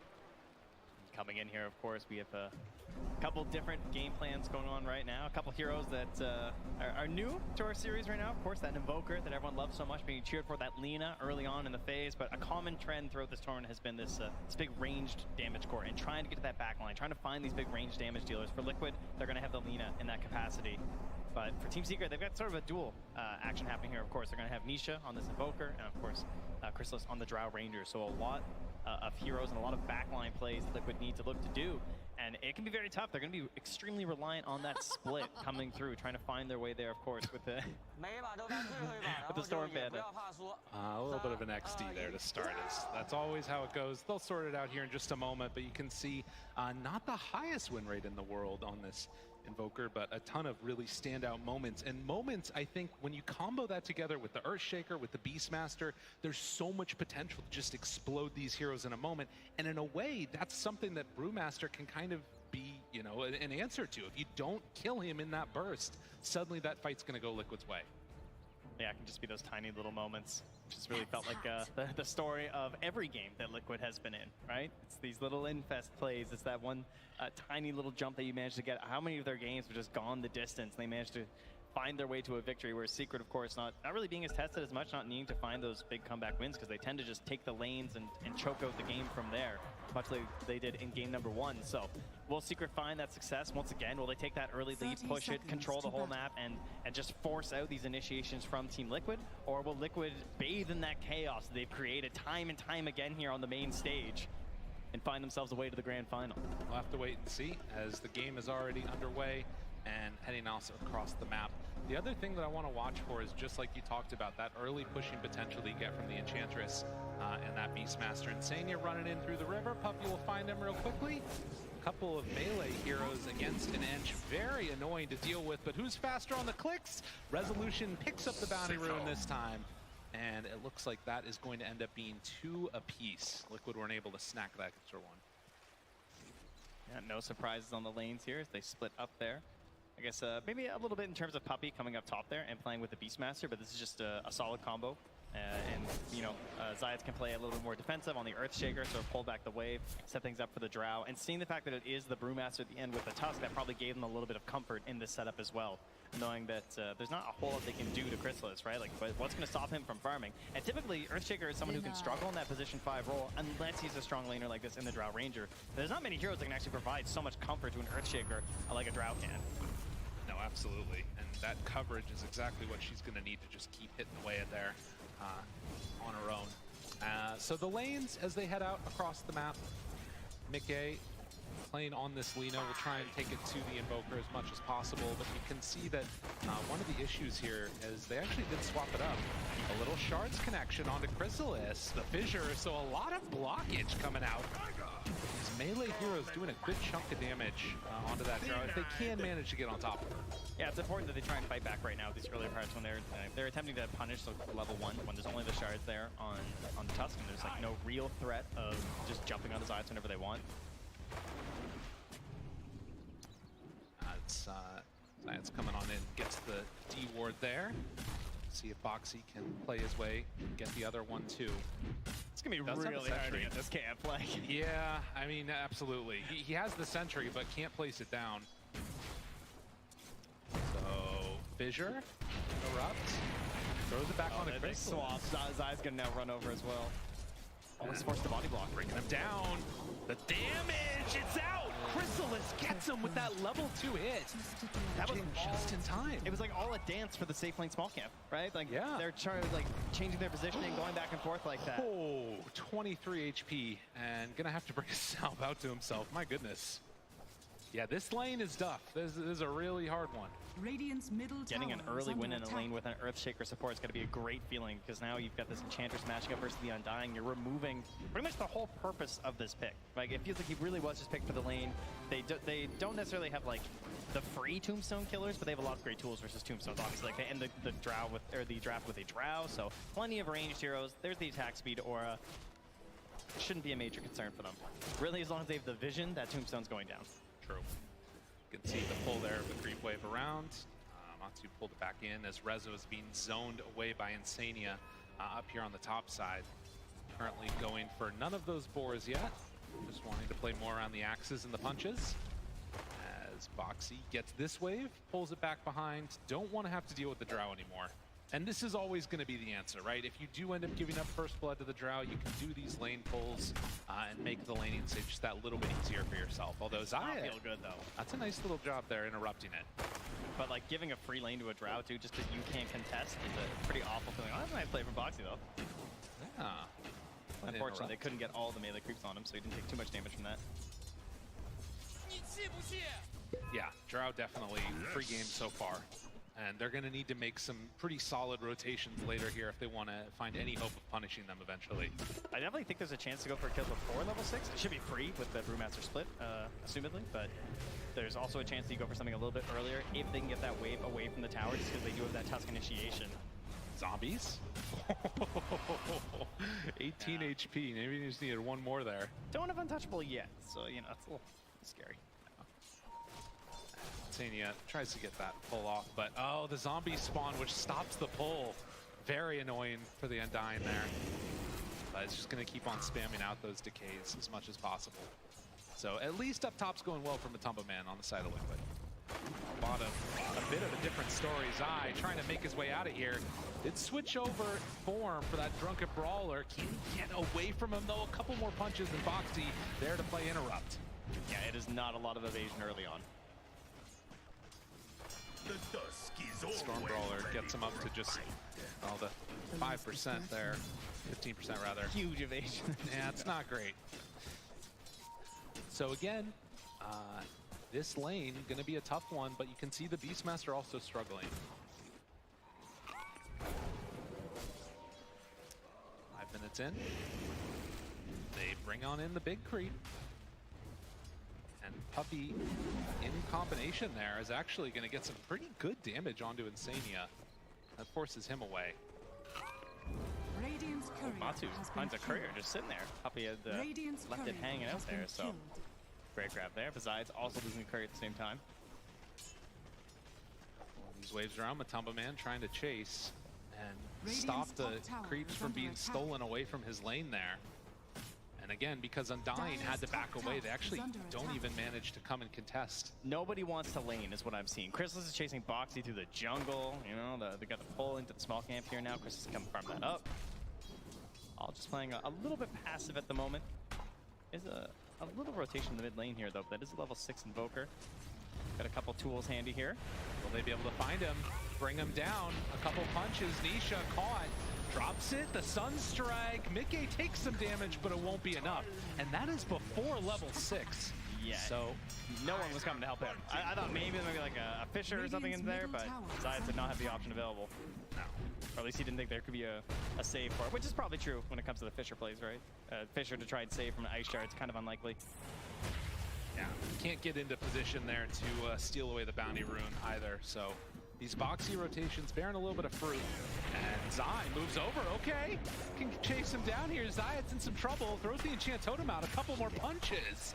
Boxy gets on the board as Resolution, chase underneath the tower. Matumba Man on top of him with Insania.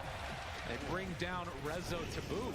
Surprising, a couple kills across the map there. I feel like Insania's struggling a bit in this lane. Sunstrike's not there, but the punches coming from Puppey, and the Wolf managed to clean up. So 6.5 minutes, and already the lane's starting to break down a little bit more as the battles ensue. Yeah, the constant has been Matu, though, just constantly on the wave, never really being forced off here. 41 and 11 as he leads the board in terms of the CS, and well ahead in net worth now as well. Seeing if Nisha can get up to that Hand of Midas as quickly as possible. He is going for this Exort build, so he's going to rely upon these Sunstrike kills.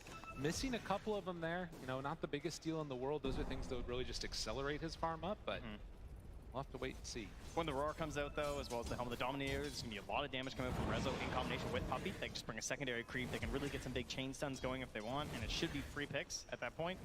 And then on the other side, for Team Liquid, you're looking for the level 6 on Zai, right? That first split, Chrysalis, I'm sure, is going to be well aware that is a big opportunity for them to go for a kill. We might see a little bit of babysitting from Zai in that situation. But the other TPs to save, like Puppey doesn't have a whole lot of tools. They can really do much when the Brewlings come out. So it's going to be based off of the intuition of Chrysalis to survive. Matumba Man onto Rezo. TP's coming in, though. Needs to be careful. Infest and the runaway. They're going to lose Boxy there as Chrysalis heads on out of lane. But they do get away on Matumba Man. Force that rotation, though. But again, that's Chrysalis, right? He saw an opportunity to get out of that lane because he knows what's coming, right? Yes. So better than just waiting for it and having to like run to the jungle. You're a drow. That's not really ideal. You'd much rather take this swap, come up top, avoid the brew split, and start farming here instead. Keep that net worth moving upwards. And so you have this dual core of the Invoker and the drow staying strong. All right. Kind of weird for Rezo, though, because he's playing a Beastmaster. So now, like, he's still farming towards his helm. Now there's like a drow in his lane, you know? Yeah, that part does feel a little bit different. And the other thing about this is we're seeing the Lina just head on back and farm up the jungle too. I was wondering if after getting that ulti online, if she was going to start rotating around, getting some kills, but Mickey opting to just go into the jungle and farm and gets that perfect neutral item for the Lina. Very trinket. It is cool that Rezo has the 3 points in the Axis though, so he's just like farming up stacks right now while Crystallis takes his lane. He's not going to fall behind too much. Now they could even go for a smoke play with the Roar if they want to as well. Again, with Puppy's creeps. Can chain quite a few, I can pretty much kill anyone actually. Maybe not Matsu, but with the help of a Sunstrike, he's still gonna be pretty tanky and hard to grab.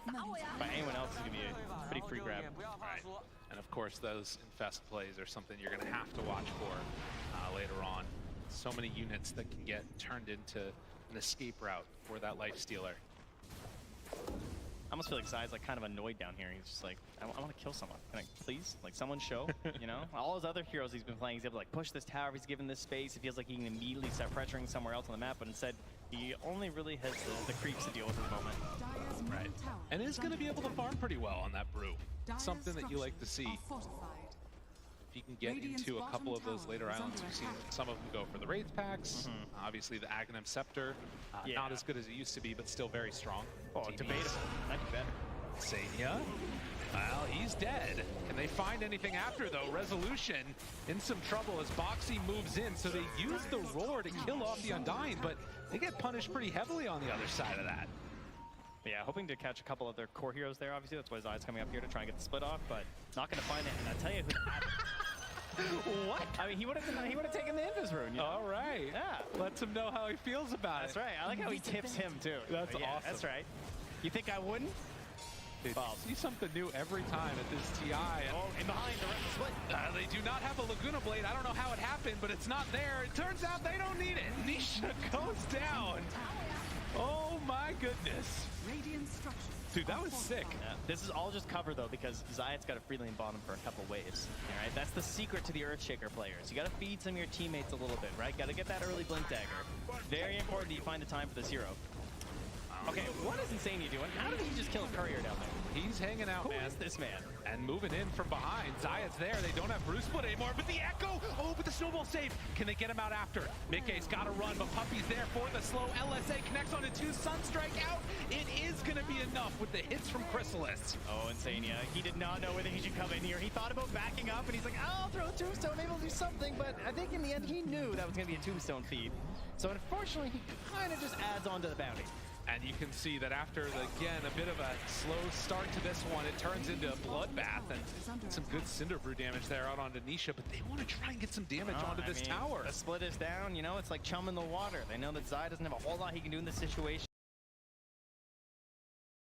They go right for that tower. TPs could come in soon. They have to be careful about this one. Rally the dead. But no, that is the power of this Ench. You get that troll creep, you run on in, you take the tower. Oh, how about that though? An instant smoke as well from Zayat and Puppy.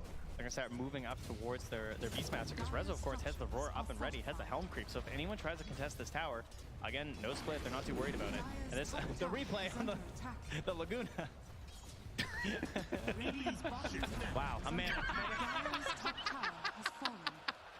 Dude, the eyebrow raise is too good. Oh, I love that. Okay. Was not expecting That's that the most emotion I've ever seen from Nisha, you know? You're not wrong. Oh, silent killer usually.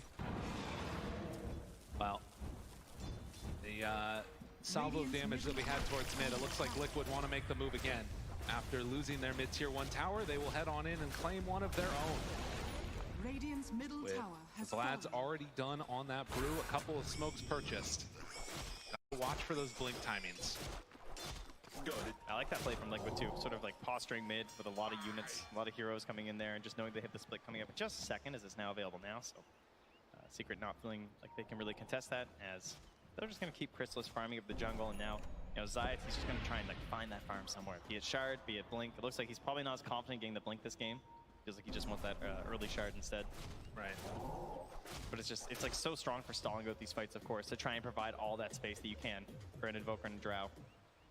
But if you're not getting the Blink first, like, does this even feel like that worth it, you know, as a hero? I feel like that's where you really get the value out of the 4 Shaker. I know, it can be an issue. Something to be a bit concerned about is Crystallis is farming up those Ancients, and you can't get that initiation off. start to feel much less valuable in these fights. But of course, like you talked about, that extra damage that you get from those Sunstrike Laters could help to mitigate that a little bit.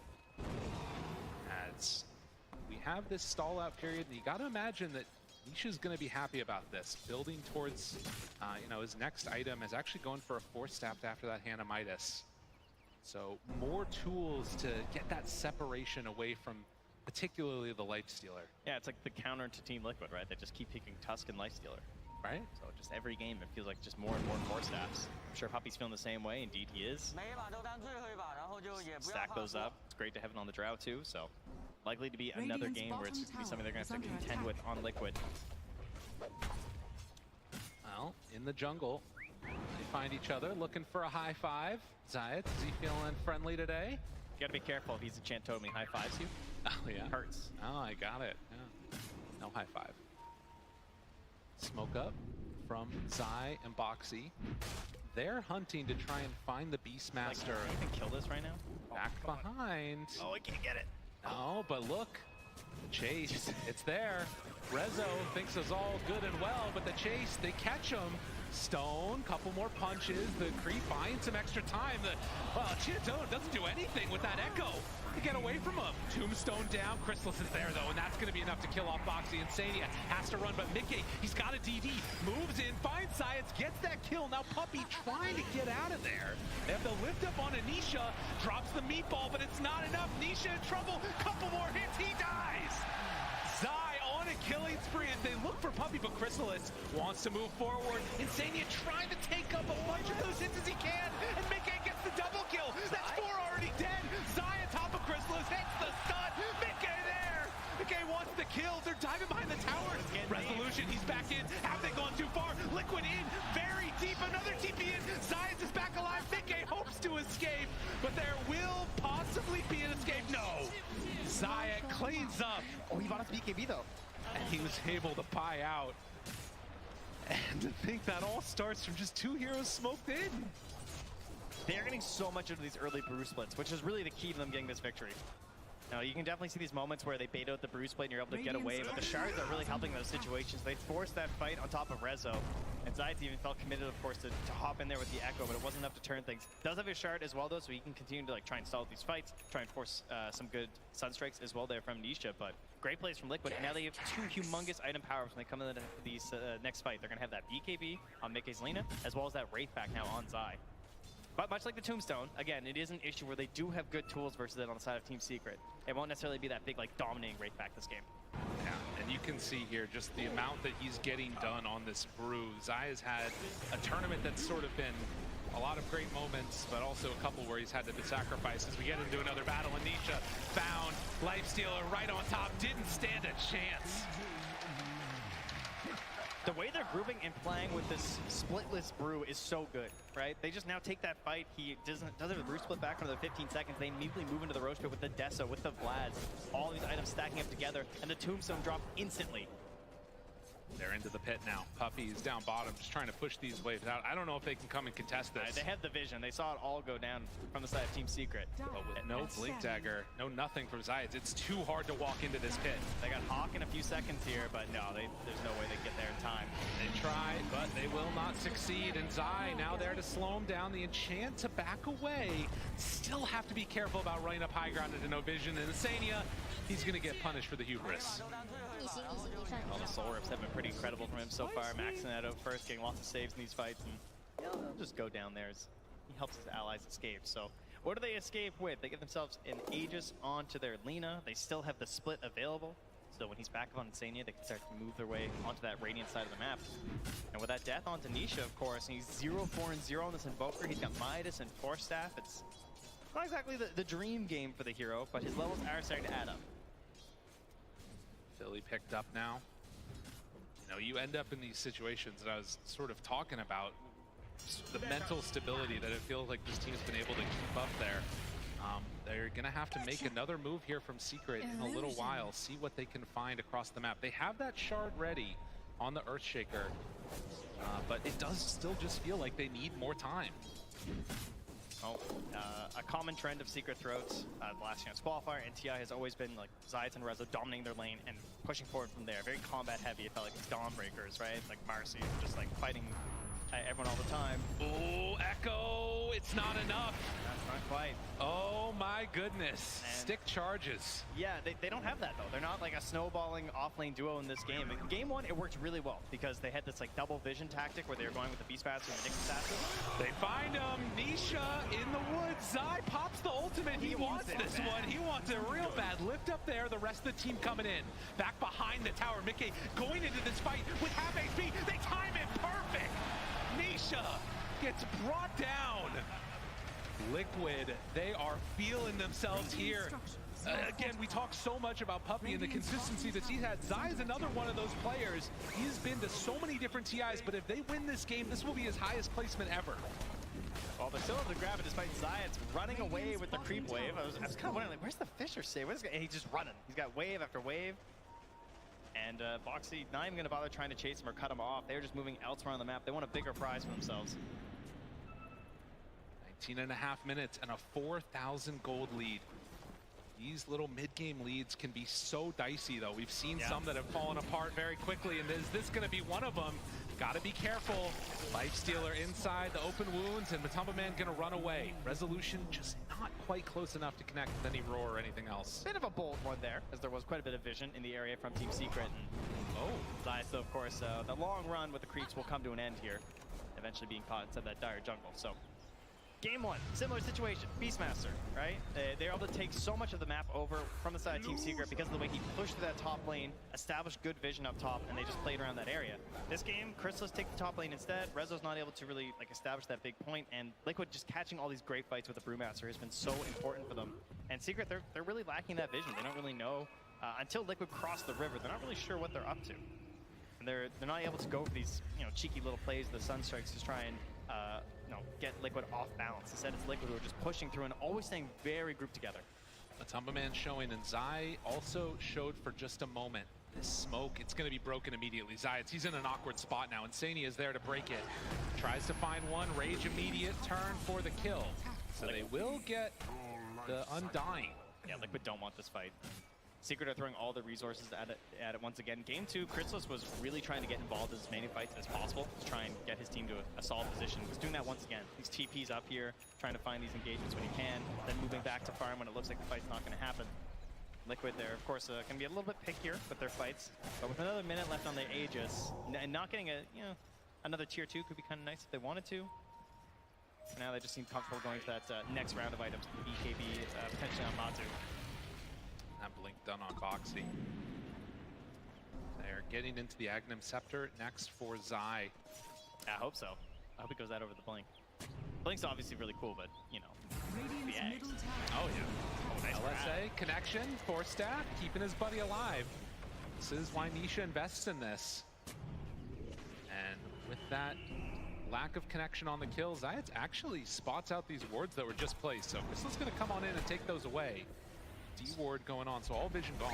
So the main benefit of the Aghanims, at least to me, would be Zai having the Wind Panda all the time, right? Like the Wind Brewling constantly able to go for the Disc Ball to kill out these summons. Because it's always been like a counterpoint that the Brewmaster has, but it's only during the ulti. Whereas now, when you have this Aghanims, you can actually do it constantly. Walks up the hill. Aegis about to expire. This fight could get a little bit dicey here if they're not careful. Silence out, in trouble, he's gone. Meanwhile, Boxy jumps in, Matumba Man right on top now. Chrysalis, who gets 4-stacked off of the cliff. In that separation, LSA spots the ward. They need to take that down, so no more vision. But the stun, the control, it's on to both of them. Mickey gets the BKB off. Matumba Man turns. No infest to get him out, but they find Nisha. Couple more hits. They bring him low, but can they bring him down? No! Nisha, he survives. Insania gone. Secret strike back in the biggest way. Liquid just going a little bit too far there. The Dreams start to a fight as they take down Zai right away. No chance for getting out the ultimate. Despite getting down the Wraith Pack, it didn't reduce enough of that damage.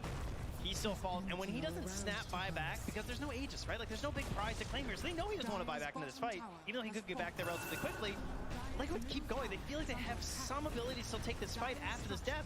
They were wrong. They don't end up getting, like, the next big grab. Perfect 4-staffs, great positioning. Chrysalis to the high ground, back down again. Matu's raised up. He's running around. He can't find anybody. all of those utility spells caught it. Zai wasn't able to make it happen, but still looking solid in this one for Team Secret. After that huge win, you can see now 16-14 on a knife's edge. We talked about how close this game could be, and things start to get a little bit wild when it's an elimination match this close to the Aegis. So, AC next on the docket. Zayas was still alive when he was like doing the call-out gestures. It's been his thing so far this tournament. He's the only one I've seen popping up out of his chair. I love to see it. You know, I think that it's a testament to sort of this guy and sort of his background in Dota. He spent so long just hanging out in obscurity, and a lot of Eastern European tier 2 Techies player Zayas? Right. You mean the Treant Protector player Zayas? The one-trick pony guy? And then suddenly, as we saw in that content piece, you know, he gets the call up, and he is absolutely taken over. And the last bit, Walrus Punch, Matumba Man gonna get stunned in the duration of the rage. The roll, the chase, Puppy gone. Meanwhile, Chrysalis on the low ground, but Zayas there again with the stun onto everybody. It's only to disengage though. They gotta run. Secret, trying to get out of there. The BKB, he can't do anything to that one. Chase down, look for more. Rezo in trouble to lift up. They gotta let him go. They're gonna go for more and more and more. Liquid trying to chase, Rezo gone. And on the back lines, they take down Chrysalis to boot. Liquid and Secret, the push and pull. A tug of war. Looking at my heartstrings a little bit here. Everything just from the beginning of these fights, and part of that coming down to the fact that we don't have those BKBs on the side of Secret, right? So it either starts well or it goes really poorly. They chase for more as they're going up to the high ground there. Nisha trying to stop this push. Tornado, anything he can use. 20 seconds until the rest of his team is back up. That second Roche is available though. They could go back and claim that here as a very quick spawn. Oh. That'll be a big one for them. Respawns are going to be fast though on Secret. We're only 25 minutes in this game, believe it or not. We're going to double up those bracers, those Wraith fans rather, but maybe a Wraith pack later. It almost looked like a Walrus kick there with the punch and the force staff combo there. It probably gets double force back up, but that's a lot to commit to try and save your Ench. And though Zay's got a huge play there with the Fissure and the combo stuns, you know, it's Zai, right?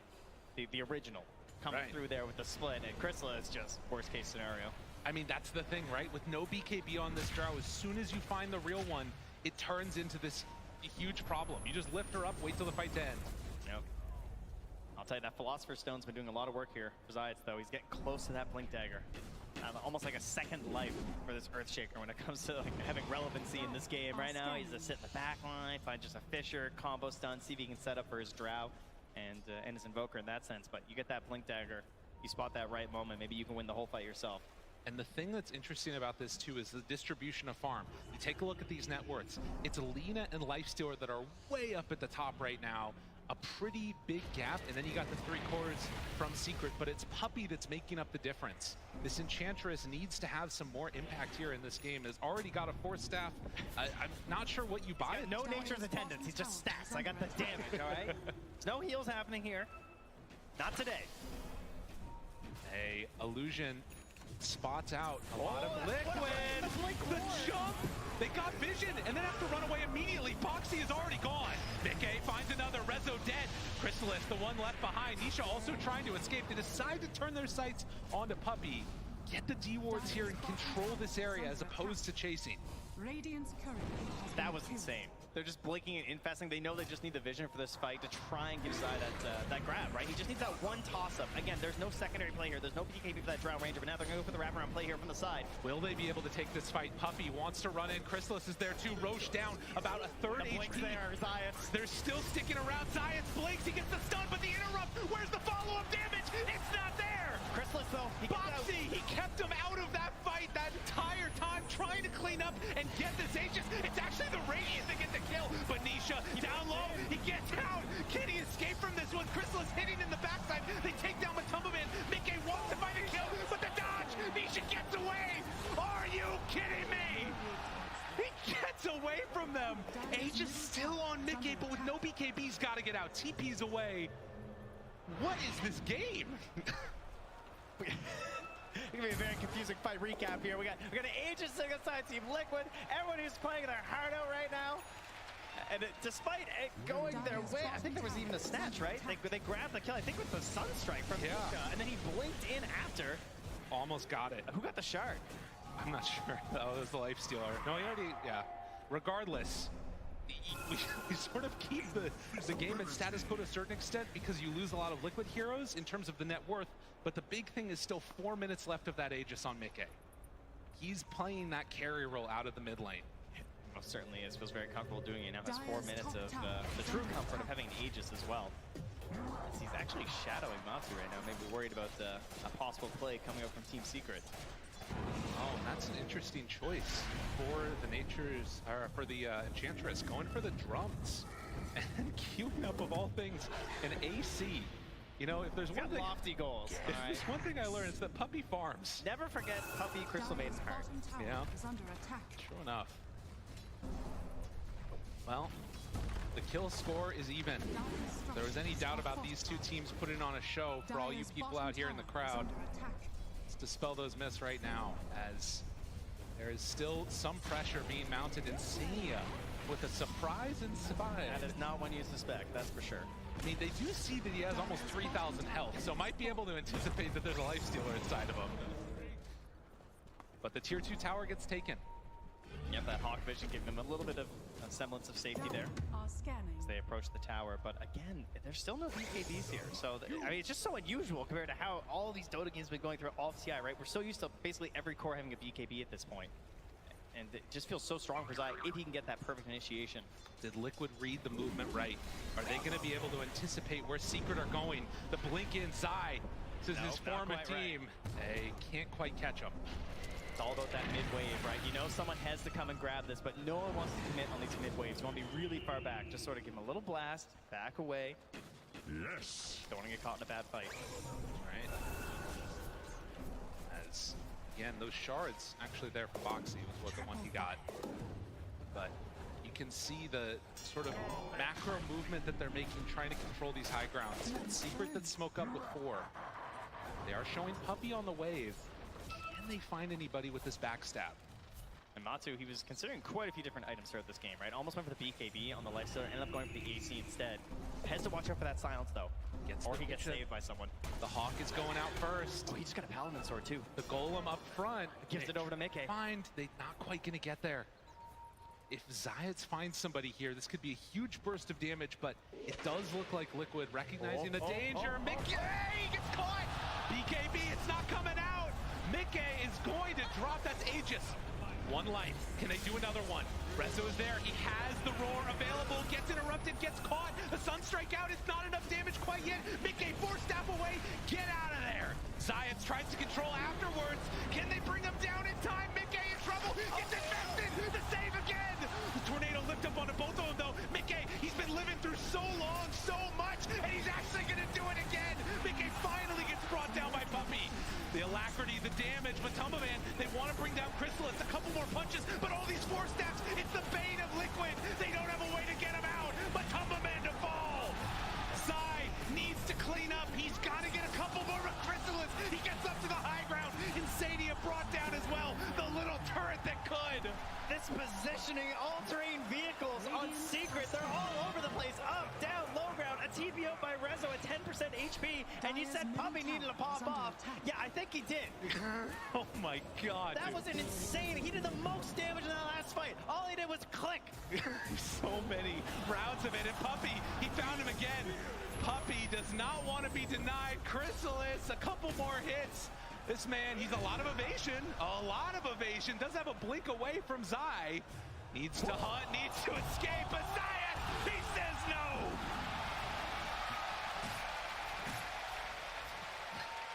Puppy is taking his fate into his own hands here. He's like, I'm breaking this curse. I'm going all the way. And oh yeah, okay. That is exactly what they needed right there. Suddenly this lead gets bursted open to 7k gold. And you can see all to save Mickey, and it wasn't enough, even through 2 lives. That was only 2 minutes ago. Right. It feels like a lifetime at this point. Obviously, a pivotal turning point for this whole game. Just such a simple thing, too, right? Like catching this Aegis, but it just means that now you're going to get this fight on an even footing. for Team Secret, right? Finally finding that moment that they needed. They don't have to play around with this Aegis for the next 4 minutes, chasing them around the map like this.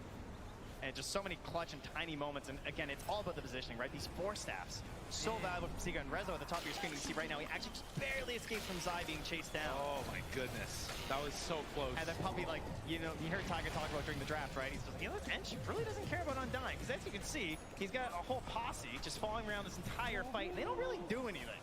That's right. And as you said, he did the most damage in that fight, Puppy, on the Enchantress. Now, looking at the next couple of minutes here for Liquid after losing that Aegis, I mean, there's still 2 minutes till it's capable of respawning. It's not like they're incapable of fighting, but the fights cannot stop or start with Mickey getting caught. A Puppy AC done. Yeah. All right. Yeah, that was a lofty goal, I believe we once said. Oh my God. He is so far out. Usually you buy AC on your lifesteal, you don't really expect to be countered by the enemy Ench at 34 minutes with the counter AC, but there you are. And the DD, he wants to take it. Nah, there's no way. There's no way. All right, Kratz, settle down. Yeah, all right, relax. All right. We must affect the weapon. All right, so we'll see now. Silver Edge already in hand for the Lina.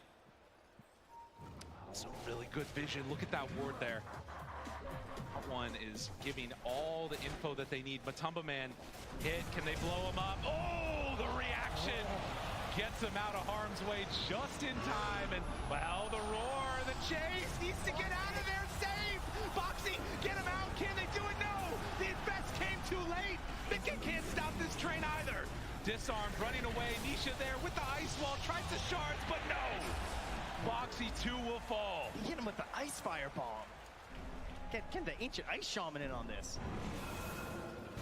My goodness, Secret. They were kicked out of this last time. They were not able to go all the way to the grand finals. They were so close. He was so close to infesting back in the Boxy too. It was just one big crit there from Chrysalis, you know. The item, he gets better rolls than anyone else actually. And seeing it right there. Unable to get that save. Liquid have to hold here. And Secret not wanting to give him the time of day. Look at Puppy just punch away the Ench so strong with that Grofo too. Getting buildings, Liquid, they don't have the answers yet. They need the rest of their team to fight this. A watch and wait. Zayas jumps in, the roar, Mickey, they're all in of the snowball to try and turn and try and get away. Look at Stacks. Gets a little bit out. As the Silver Edge to the break. This tombstone, the zombies slowing him down. Pack 2, a couple more punches, but the control, Zayat, he's onto both of them. Mickey gets the BKB off. Matumba Man wants to chase Chrysalis. BKB runs out. Zai thinking about still extending this fight. It's too dangerous. So Liquid are gonna have to lick their wounds. Secret content with taking that lane. Yeah, Liquid, a small Pyrrhic victory there, managing to find themselves one BKB charge, taking off the Drow at the very least. But of course, they're going to be hanging out there looking for that Roche, and with a Beastmaster and an Enchantress on your team, you're definitely going to know when it spawns, especially if you just happen to be standing in there. So, probably going to be in the know, and we got ourselves an Aghanims too here. Hello! Hello! Hello! Hello, Zion! Hello! I think that was to the entire Dota 2 community, that hello. As he has been making a name for himself here. Uh-oh. And with that, the third Aegis, the Aghanim Scepter on Invoker, suddenly they are well in hand. Secret looking so good. Trying to close this out, 21k gold lead. 37 minutes in right now, they just finish a Hex too. Zayas has so much power right now. This game is going to be so hard for Liquid to pull back at this point. They've got the raid pack, but they find one. Does have the Aeon-Disc, needs to pop the ulti if he wants to get out of there. Not too much more trouble. Walrus Punch finds the back line, trying to bring down one. Resolution in some trouble. Hit from downtown. Mickey finds another, but there it is, Science! He stops him again. The buybacks come out immediately. But Tumbo Man, nowhere left to go. He's gone for 70. Secret, they see the grand finals in their sights. They want to claim this here now. Put this game to bed. The snowball is in, has to blink out on Boxy. Is there anything they got in control? Zayat's on top, he's been there time and again, misses the Sunstrike actually. More blinks though. But the chase is there, and Boxy 2 will fall. None of these heroes up. Secret, wanting to close this game out now. Objective gamers in the top lane, Chrysalis and Puppy. taking down the buildings, looking towards tier 4s even. They setting it up. Chrysalis, the alacrity is there. Tier 4 towers starting to drop. Does the dream run end now?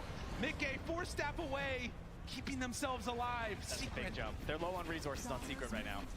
It's deadly. Oh, but look at that damage. This moment when you sense the victory, the Ancients exposed. Do they have enough left in the tank? Liquid, they want to survive, blows up Science, but do they have any more? The Ancient is falling, and with that, Secret are going to eliminate Liquid. They're going to the grand finals. They came down from that upper bracket for one series, and are going right back up. They want that grand final chance once more. They want that best of 5. And a team, 2 teams from that last chance qualifier. Truly unbelievable to find them here on the stage, but only one can remain here. Unbelievable. That's the beauty of competition. There are times where it can be so good and times where the jubilation of that team. Unbelievable performance. Team Secret, they move on.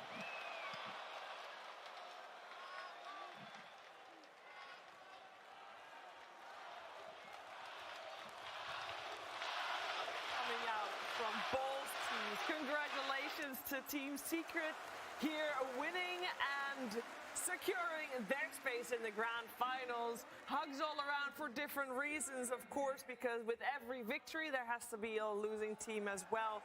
But I know that there's a lot of love on that stage at the moment. I also slightly biased, want to give a shout out to the first ever Dutch Dota 2 player taking a place in the grand finals. Chrysalis, of course, first-timer here at TI and taking his space next to other 2 first-timers, Skeeter and Nine, so that is some well-deserved praise there. This game was crazy, though. It was absolutely mental. I think that fight that we saw in the top lane, Effie, that's the one that's going to be etched in our memories for a long time. So many fights that were just so good. I mean, I don't even know what to say. Every year, Puppy just goes up one placement in TI. Like, it's some pattern. It's just a truth of Dota. This is a truth of Dota. Every year, he will level up with this team. The way he won this game on Enchanter's, like, he's like, I'm the carry right now, taking the Grobo from his Drow Ranger. And look at this, man. Stats over heal. He went stats on Enchantress. And we see it all the time. The greatest. He's feeling himself. We see it in these game 3s. These games where you could get eliminated or you could go forward, the comfort picks come out. But where do they usually come out of, right? They either come out for the carry player or the mid player of a team. But in this game 3, in this series that is deciding who goes to the finals, Puppy pulls out his comfort pick, the Enchantress, and he decides to just build carry items and put that game on his shoulders. I mean, it was such a great game. He dealt more damage than Nisha in that game. That's pretty wild. I mean, they were buffing him up. I mean, he's like, Nisha, alacrity on him, sitting next to the Drow Ranger. Some really good stuff from Team Secret. Like, this team had a really good, like, really bad season. The DPC, they were always, like, in the middle, not being able to show what they can do on land, but overall, like, they showed finally at Riyadh Masters what they can do with their draft and with their lineup, and showing it here on the main stage. This fight right here was such a good fight. This was the turning point of the game. It looked like Liquid was running them over. And yeah, we talk about Puppy, we talk about this Enchantress, but we have to talk about Chrysalis on this Drow Ranger. He is the player who got that silence off on Brew, and then Nisha targeted all of the spells on that Brewmaster. Because Brew died first, they were able to kite around that fight to get the win. They had their first few 4-staffs ready at that point. They were able to push back, and without the Brew that early on, I just don't even know how they created this window for themselves. And then, of course, 5 4-staffs come out afterwards. Every single hero on Secret had a North 4-staff. American team, 5 red 4-staff. Team Secret is making their way into the 5 red 4-staff, 3 pikes and 2 4-staffs. So much cutting potential against the Lifestealer, against the Shards, choosing where they want to take a fight. But also, this Drow Ranger, Chrysalis, did 40k damage. I mean, his positioning was flawless. He was not getting caught out. I mean, obviously, with the help of the repositioning by the 4-staffs, he was able to do so. But in every single clutch fight near a hill, he was making sure that he could dish out as much damage as possible, but also being able to silence the priority targets. And I really have to commend him in this game, because Chrysalis had gotten a lot of criticisms throughout the DPC season. Was this the correct choice? Is he too young? Is he too inexperienced? The answer is no. This kid is good. This kid is so good at Dota. Yeah, he proved everybody wrong in this one. And I think, like, to me, this victory, it's it was all of Secret playing amazingly together. Like, Resolution, he's been the rock for this team since we've seen him on this roster. Zayat's in this game. Yeah. The individual play coming out from him, you know, predicting where people are going to go and then being there with the fissure where there are these potential clutch plays from Liquid where they can come back in the game. Zayat's is just like, no, I know exactly what you're going to do. And then on top of that, hyping his team up well in the game. Hello. That's got that's got value, dude. That's got value, especially with Puppy with the machete on the other side. You got both sides of the angel and the devil on the shoulder. Yeah, we heard Zayat say hello to the stadium there in Singapore, and now we're going to hear Resolution with Avo saying hello to us as well in a winner's interview. No, wait till the hand. Yes, we're here with Resolution. I mean, what a game, what a series. Happening. What is this game? There was turnbacks. We first team wiped them, they team wipe us back again, like in 10 seconds. What is happening in these games? Holy my, I don't know, it's crazy. It's crazy to be part of this game. It's crazy to watch how my teammates are like forcing around and kiting the fight, and like how my Clement Ench is carrying the game. Some fights, it's like, what is happening? I'm like Beastmaster, I'm just there to roar, guy, and provide an aura and watch my teammates thrive. Yeah. We actually saw you frenzying Puppy halfway through the game. You stopped frenzying the Drow. It was all frenzy for Puppy. What was that team decision like? Like, guys, it's our Ench that's doing the damage. How did you decide that? No, I don't know. I just felt it in the moment that Clement is doing so much work that I got to empower him. With all I have. Okay. What's the reset looking like for you now as you get to the grand finals? How do you do that? Oh, I mean, I'm gonna meditate. I'm gonna meditate for sure. I need to reset completely and, go with a fresh mind into the next series. Enjoy some, 5-10 minutes, our victory, but then just straight up to the next game. We will be enjoying your victory as well, basking in the glory of that great grand finals. Anything you'd like to say as well to Team Liquid who fought so hard there? I mean, I love all of these guys. Like, I would have been proud if either of us goes to the final because I love them. They love me as well. Like, it's mutual. And William, I have such respect for this team. Actually, like all the way from the lower bracket they're on to to be a top 3 in this event. We both came from LCQ as well. Like, I don't know, much love. Team Liquid, the organization, players, like you guys are the best, and I'm sorry it happened this way, but we'll hopefully make you proud in the finals. Thank you so much. One more thing, this flag, support for my country, please.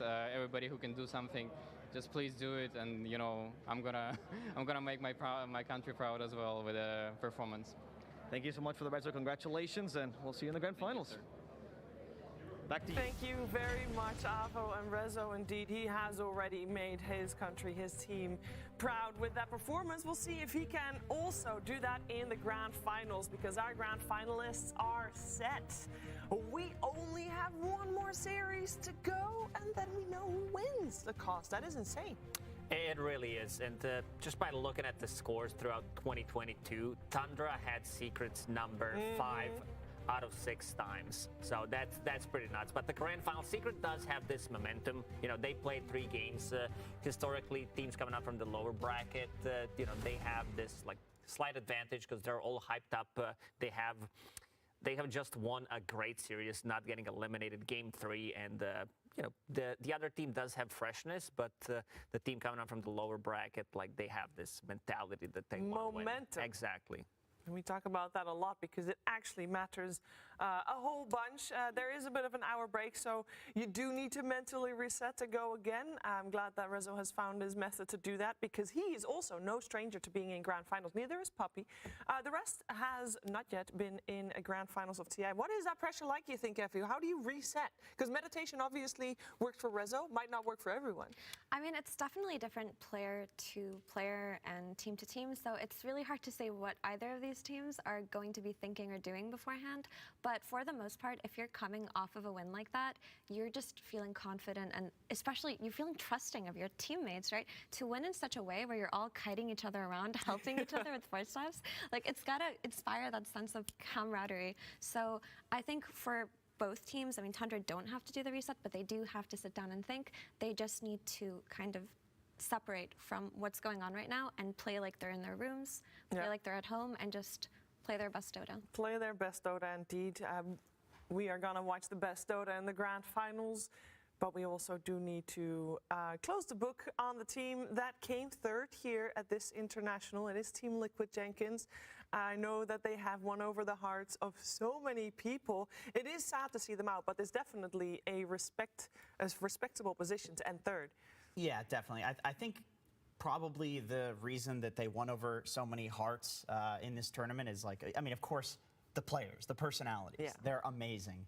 But also the fact that their games have been so tough, and we've watched them, go through the meat grinder and get better every single time. It felt like they were going to do it, or we saw them do it, and then it felt like in the previous game, oh, this is Liquid in the game 3. This is where they go through the meat grinder and get better. Obviously, at some point, it's likely that that's going to stop when you've already done it 3 or 4 times. Going all the way, winning TI, very difficult thing to do. But hats off to them. I cannot believe that somebody can put their brain through so much raw emotion, so many chemicals flowing through there, and then they're still human at the end of the day. Like, imagine how they felt. Like they said, last chance qualifiers, they felt better winning that than winning TI, and then they say it again, they felt better winning a series than winning TI with Tumba, and it's like, how do you do that every series? How do you do it? I mean, I think it's just the support system, right? You heard that speech from Blitz. 3 coaches, yeah. But you heard him say, no matter what the outcome is, we're going to smile, and I'm proud of all of you. And that really just is a story of Liquid. That's why they've captured so many fans' hearts. That's why they were able to make it this far, just because of how much they trust and respect each other, and how they're just able to stabilize their system, their support system in these tough environments. Yeah, tough environment indeed. And for Matumaman, this was, of course, the last time that we got to see him on the stage playing his best Dota. He's also the person that Avo is standing by with right now. Thank you. I'm here with Matumbaman. Matumbaman, before the tournament, you're talking about how it's not the last result that defines you, right? It's the whole career, your whole journey. And I want to know a little bit about that. How is this chapter of your life for you? What has it meant for you to play Dota for this long? I mean, I always thought when I started my career that I wouldn't be playing for so long. After like third year, I already contemplated about quitting, but I stuck with it. To be honest, I was young and I didn't really have anything else to do with my life, and Dota was something just like brought like pure happiness for myself. It gave me purpose, and it really also defined me as a person, like who I am and what do I do. And I mean, it's been a great run, and now it's a bittersweet moment that it's over, but I'm happy and I'm sad, and I mean, I'll get to process these feelings later anyway. I'm sure a lot of people have joined this journey alongside you. Is there anyone, or maybe your friends, maybe your teammates, that you'd like to speak any words to at this moment? I mean, I've interacted with a lot of people during my career that, I mean, most of them are happy moments. I mean, I cherish my old teammates from old Liquid, winning TI with them, like one of my most memorable moments of my life, and it will stay that way. I think this one will be one of them as well. And there's just a lot of good moments with a lot of people. I mean, I can't really name all of them because like there's dozens and dozens and dozens coming up, even the casters and the analysts and everyone, like the different teams that I didn't even play with them. Like these players, I consider them my friends and in some ways a family too. So it's really sad to say goodbye to them, but sometimes you gotta move on on your life and figure out something else. For this next chapter of your life, is there anything you're looking forward to doing? Anything you're really excited to do now that, except for a while, I know. Anything you're gonna do in the next coming days? I mean, this is a hard question always. I feel like I'll just relax and reflect a bit. I felt like I've been in a war on a battlefield of Dota 2, fighting for the Ancient. So I think I just need to relax a little bit. And after that, I'm looking to spend a lot of time on my sailing boat during summer and kind of just get the feeling what do I really want to do with the next chapter of my life. Do you have anything you'd like to say to all the fans as well that have supported your journey throughout this whole TI, throughout your whole career? I mean, I felt like no matter what team I was on, I was always almost a fan favorite, and it really warms my heart to have such a support for, I don't know, like why they picked me, that a lot of people just like kind of wanted to root for me. I mean, even here, it's like, I felt like every team that we knocked out was kind of rooting for us, even like we knocked them out. It's like that's the gist I got, and it was kind of weird for me. At the same time, I felt like I had like everyone was really cheering for me, like I was the one, you know. Like, but it really like it's amazing feeling. Even though Secret won this series, and I exit the stage, and people are just cheering Matumba Man. Like the whole stadium is going wild. It's like it's an amazing feeling. Good way to go out as well. Thank you so much for your time, Matumba Man. It's been an absolute pleasure, not just for me, but for anyone who's interacted with you in the scene, and as you said, for the fans. And we all wish you luck, whatever you may do from now on. Back to you, Shiva. Thank you very much. And indeed, he definitely can look back on his Dota 2 career and smile, because this was a glorious one, Lacoste. Absolutely. I mean, one of the greatest that ever touched the game. And the way he talked about like Dota, this is what Dota is about, a journey that is going to take you somewhere unexpected, meeting new friends, friendship, love, hanging out together, playing with different people from all around the world, and also like defining you as a person. Dota does become a part of you. I can't even imagine how he feels right now. There's probably just so many emotions to process, from your entire TI journey to this loss to your retirement. He's feeling so much, but honestly, what an incredible player and person. To be able to witness that kind of introspection and humility is just a really special thing. So, I mean, we honestly wish him all the best in his next chapter. Yeah. On his boat. On his boat. Exactly. You know that he's 4 gonna anchors enjoy. plus sea captain Oh, when he yes. started, and now he's actually going to be a sea captain. What a great way to wrap up his career. But you know, there's always that little bit, that glimmer of hope. That's I mean, I he's think on that everybody boat. has it. He's on that boat, and he's like trying to sleep. He's hearing the cha-ching noises, right? He's hearing the hidden creeps. He's hearing the neutral camps slapping, you know, just like we were hearing, you know, the music with the intros is like the Dota sounds. He's hearing that in his sleep. Well, that is what I think carry players normally think about, you know, the creeps and the getting the gold. You know, that's all very nice. Us support players, we're more like having to process all of our feelings after a game, because we have to try to make our carry players happy. And I know that processing feelings, it can take some time. And sometimes you need a little bit of help to process those feelings.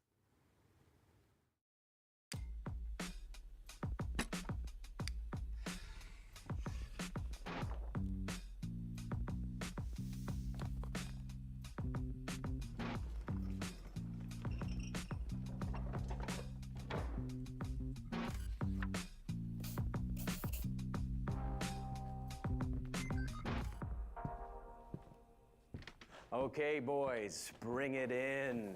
Get a nice rotation to our seats. Plenty of space for everyone. As long as they make it by 52 seconds, right? Okay, before we officially start, we have 2 new faces for once. Newcomers, tell us a little about your journey here, about your breaking point while playing support. Did you say support? Gary, which link did you click on? Do we get ranked world tokens for this? No, this group is for real supports. Yeah, real support. Moon? Hi, I'm Moon. I play support. Hi, Moon. We see you. Okay. I guess I kind of feel unappreciated lately. Like, I can't do shit without some toxic carry trying to tell me what to do. Thank you, Moon, for using a feeling word. Unappreciated. Remember, everyone? It's okay to feel as a support, because... You can't support the carry. Jack, I know you think you're helping, but let's give the others a chance. They don't all have management experience like you. You can't support the carry if you don't support yourself. There we go. Nice job, everybody. So like I was in this game yesterday, and my carry, he just plays up at the top. Dustin, he's doing it again. Howie, are we forgetting something? When you want to share, you need to wait until Okay, so I was like playing this game yesterday, and we had the perfect laning phase, like level 6 at 6 minutes. So I was 1x2 in the lane, I harassed them all to like no HP, I had a stack pull, everything was gonna be perfect, we're gonna win this lane so hard. Say, just play careful for 30 seconds while I get the pull off, and then he dies instantly. Oh, man. And this guy, he's buying back, he's breaking his items, TPing mid, running it down. Owie, we're missing something important. How did that make you feel? Feel? Pretty standard. Maybe like a Monday? Something to add, Peter? Owie, that's just for you. Well, Peter? He plays position 4. He gets to build real items with actives. You got 3 kills last game. All I did was get one shot by massive crits. We don't farm shame here, Peter. This is a fully warded triangle, our safe space. Try your mantra. KDA does not define me. That's right. KDA does not define you. So, the topic for this week...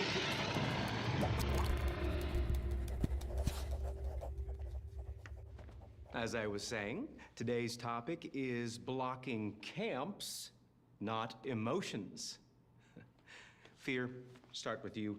Can you share a time you blocked your emotions so you could win a game? No. Okay, let's start with someone else. You know what? You're stacking in the troll spawn skeletons? All the trolls are following me, but these little fucker skeletons never do. It's fucking bullshit, dude. 我明明已经反到他的眼了，可是我每次要排的时候他都过期了，我操 I smoke, and then my carry just auto attacks a creep. Y Medio se mete contra 5 héroes, lo tengo que seguir, me muero yo y encima me flamea. It's not just one time or sometimes, it's every single time I dig. There is no RNGesus. It's only the kobold, only him. It's always him. The kobold isn't real, and it can't hurt you.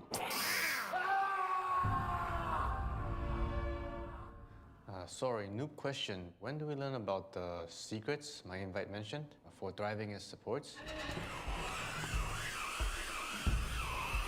He's here. He's here. You want to know the real secret to thriving? You just fucking quit. Now, I'm here for the eats. Only the best for you. And that's one thing we need to remember, gang. We're worth it. Did Ice Frog make this game for cores? Yes, but he also made it for you. The Tome of Knowledge? Oh, yeah. You're allowed to have it. The frog meant for you to have it. Don't let him take it away from you.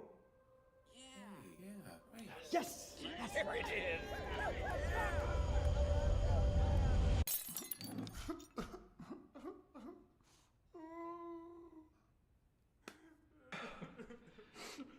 Well, I'd say we won that lane, boys. Team, we all know that carries are mindless clicking machines. Mids, tower diving adrenaline junkies. And off lane, well, we'll never understand the kind of freaks that like to play off lane. What we do need to learn, what we work on in here, is that you are the special ones, the supports. You're the ones who see. Without you, the game descends into chaos.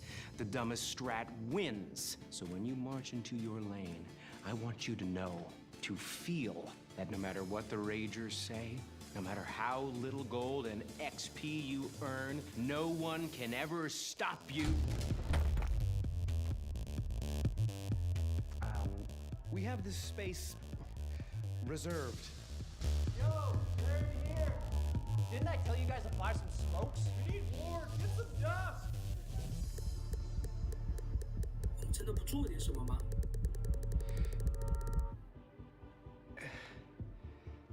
You heard the man. Give me the tome too. Maybe next time you'll remember to stack my camps. Now! Carries can't do everything. Do you want to get reported or what? Remember, dream boards next week. And work on those behavior scores. Yeah, sorry, Dustin. I don't think this group's for me.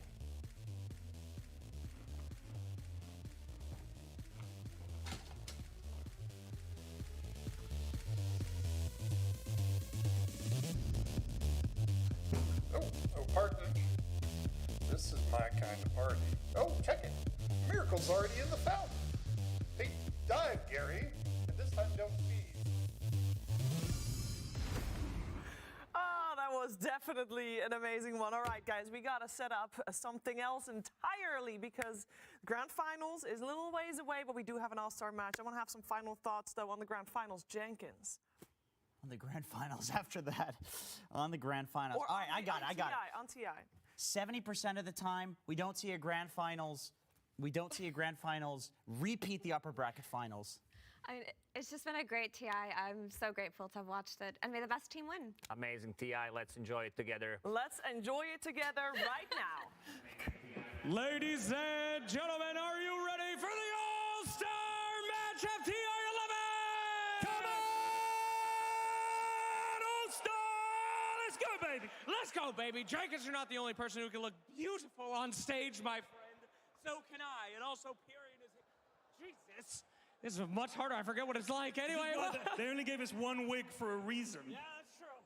Mr. Flax. Yes. Today, we have some of the biggest all-stars to ever grace Dota, and Yes. they will be playing a very special game mode. Perhaps you've never heard of it. I've heard of it, but I try to avoid it as much as possible. Okay, toxic. Well, ladies and gentlemen, may I present to you our all-star match this year? It's Ability Draft! That is right! Oh, no. I don't know anyone that can play that well. I don't know anyone that plays it at all. Oh So my today we'll God. find out if these guys have ever played it before. Period Flax. We'll find out. Would you like to introduce our first team? I would love to introduce this first team. This is my team. This is Team Thunder High. This is them. That's them. I think that's them. What are we waiting for? Get my team out. Do I say them one by one? Is that them? Ice, ice, ice. Oh! Let's go, Thunder High! Team Thunder High.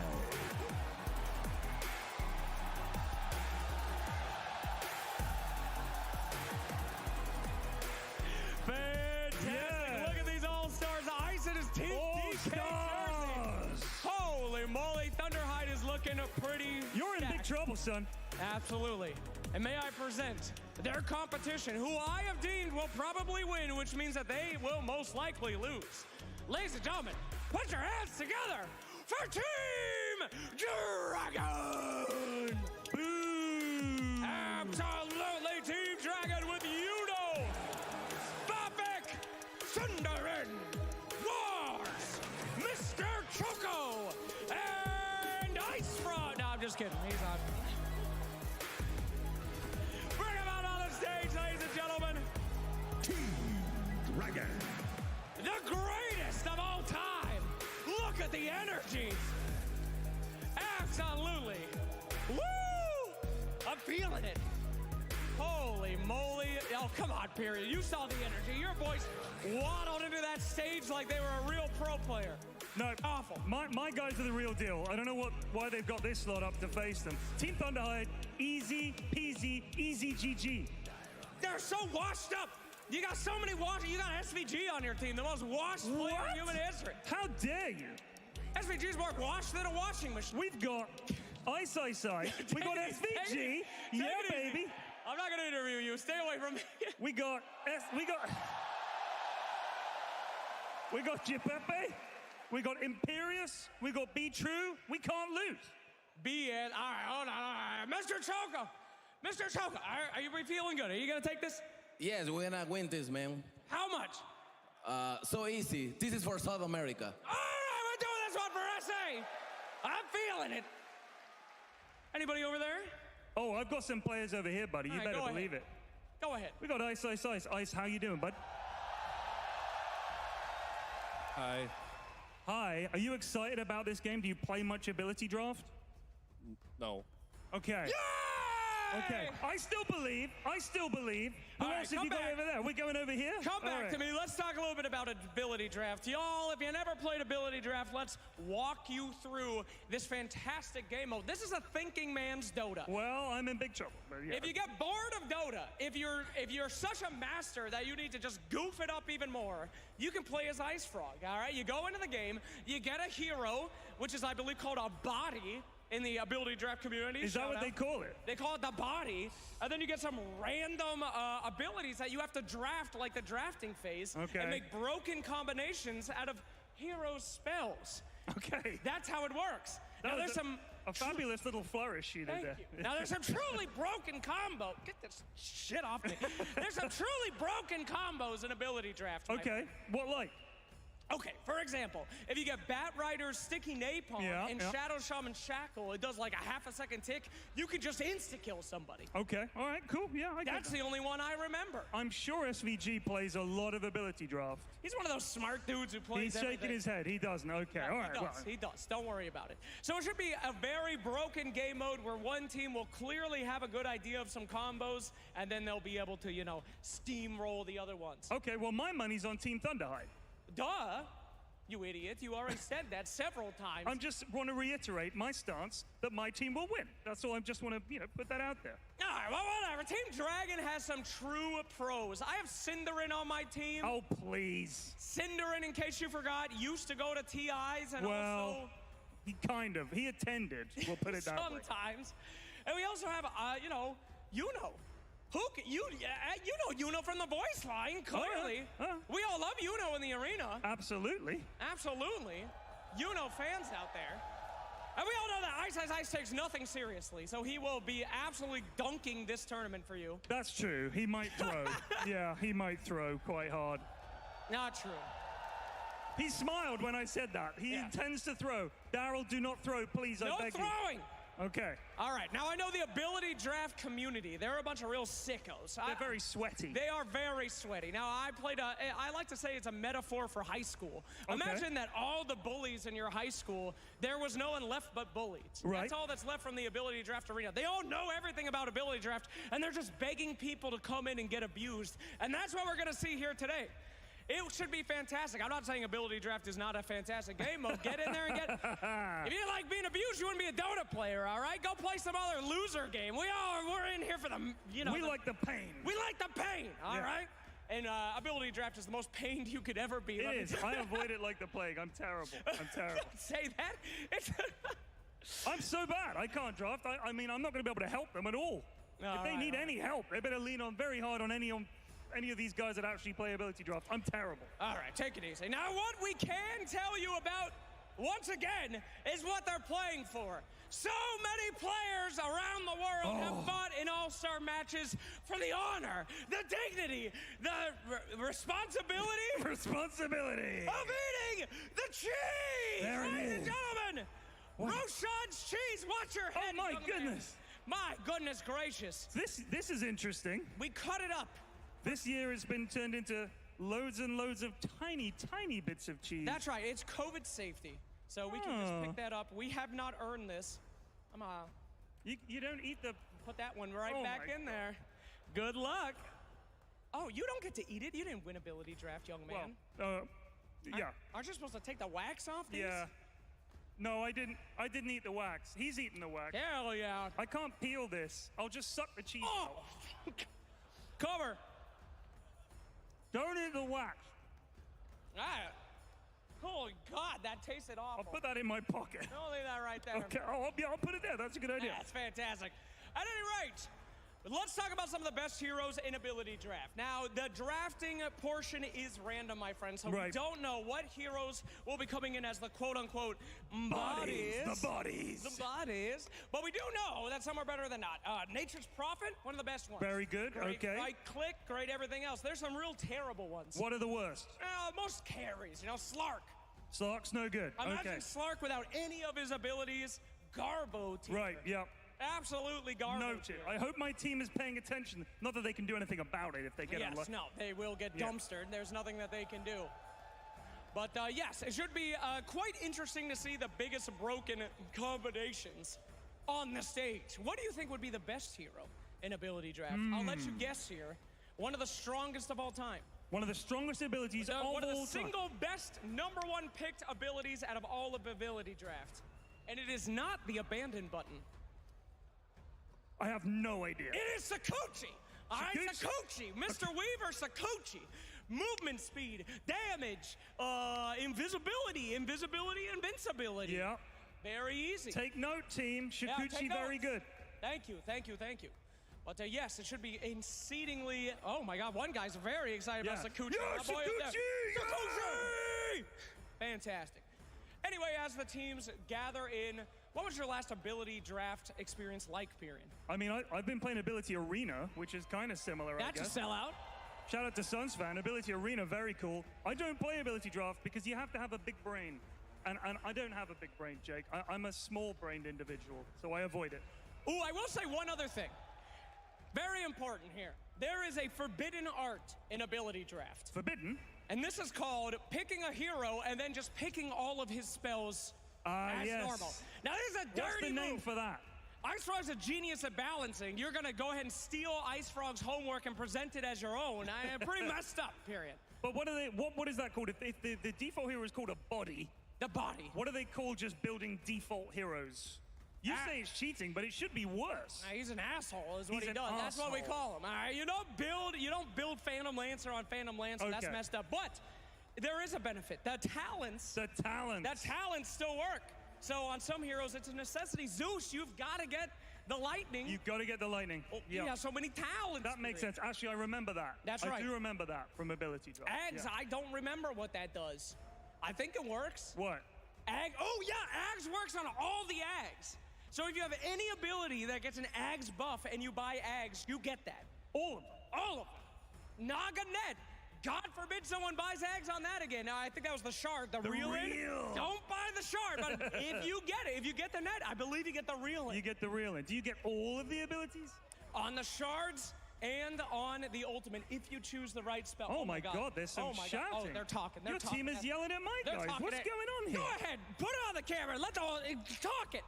Sorry, I don't speak English very well, but I kill everybody. He's gonna kill everybody!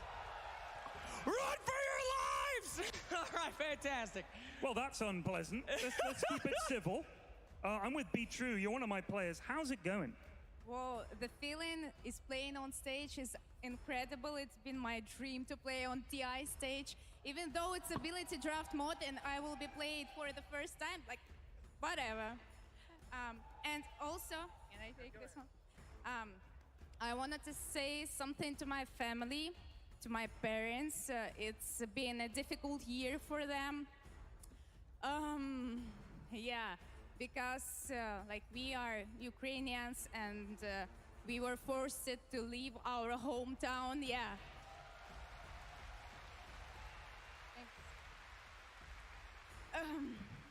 Yeah, because our home city is under attack as the rest of Ukraine. So I just want to say my family, мама, папа, бабушка, я вас люблю. Все будет хорошо.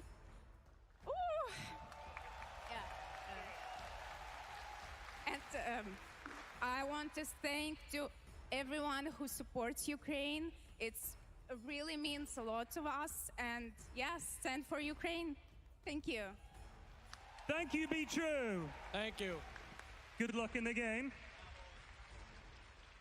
Anything to say over here? Last one, I believe. Are just about ready to start the draft, I believe, Jake. Unless you have one other thing from your team over there. One final thing? What final thing? We have Yuno over there. She brought her own devices. It's all pink. It's free win. Okay. Yeah, your own devices have been used. Does this mean free win? What? Fantastic! All right, we're ready to go here. I think everybody's boss just about loaded into the lobby. Ladies and gentlemen, ability draft, the all-star match of TI 11. Oh, I can't wait. Can anyone root against Team Thunderhide now? I don't think they can. They're clearly the best team that are clearly going to win. Clearly. Well, no. That's all I've got. Okay. No. But the game will be commencing very soon. Now, the drafting portion of this game mode is quite intensive. Okay. It's quite long. So perhaps we should go over to a different area so that we can observe it and help you guys walk this through. Okay. We will have the comms coming in from the teams for the entirety, but me and you, Piri and Flax, we will be bumping in here and there. Are we gonna cast the game? I don't know. No one instructed baby. us of what to do before we got on the stage. I've waited years for this opportunity. We could just do it and see if they'll fire Let's us. do it. What are they gonna do? Come in and stop us? Try it. The game should be starting soon. We're up to the draft. Let's go, baby! Let's take a look at some of these bodies and hear these comms. Isn't there usually bans? Yeah, they're usually You have to wait. Oh, do we cast off one monitor? Okay, let's go. Here we go. What do we got? Your team's got... Oh no, I've got Drow, Lifestealer, Wyvern, Marcy, and Ursa. That's pretty good. I mean, yeah, they got Marcy's an ability. Yo, Primal Beast is an ability draft? I didn't even know this. Let's listen to their team comms. This is very important.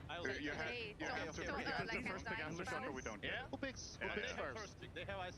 I have no clue. No, we have the draft like talk. Oh, it's draw. Yeah, they're talking a lot. I don't know what they're doing. Nothing seems to be important coming in there. This is a broken ability here. That is Earthshaker's stunny thing. Fisher? No, the other one, the passive. You know what it's called. Aftershock? Aftershock, that's right. Now, Aftershock is one of those broken abilities. If you get that sucker, you can have something that casts a lot, like Shaman Shackles, right? Okay, yeah. Aftershock Shackles. Oh, that's broken. Lifestealer with the multi-shot. You've got Shakuchi. You've got your Shakuchi. I told you, bro. These guys do not play ability draft. Sakuchi is #1. That is Decay, picked up on Wyvern. Okay, broken. Cinderin's gonna go hook Io! Tombstone Marcy! That sounds like the stupidest thing I've ever heard. Io hooked someone into him and then what? Oh, there's Rage as well. Rage rearm, let's go. Yeah, Rage rearm. Yeah, I'm gonna try Rod, maybe it works. Yeah, it's also very good. Should go for Debug, bro.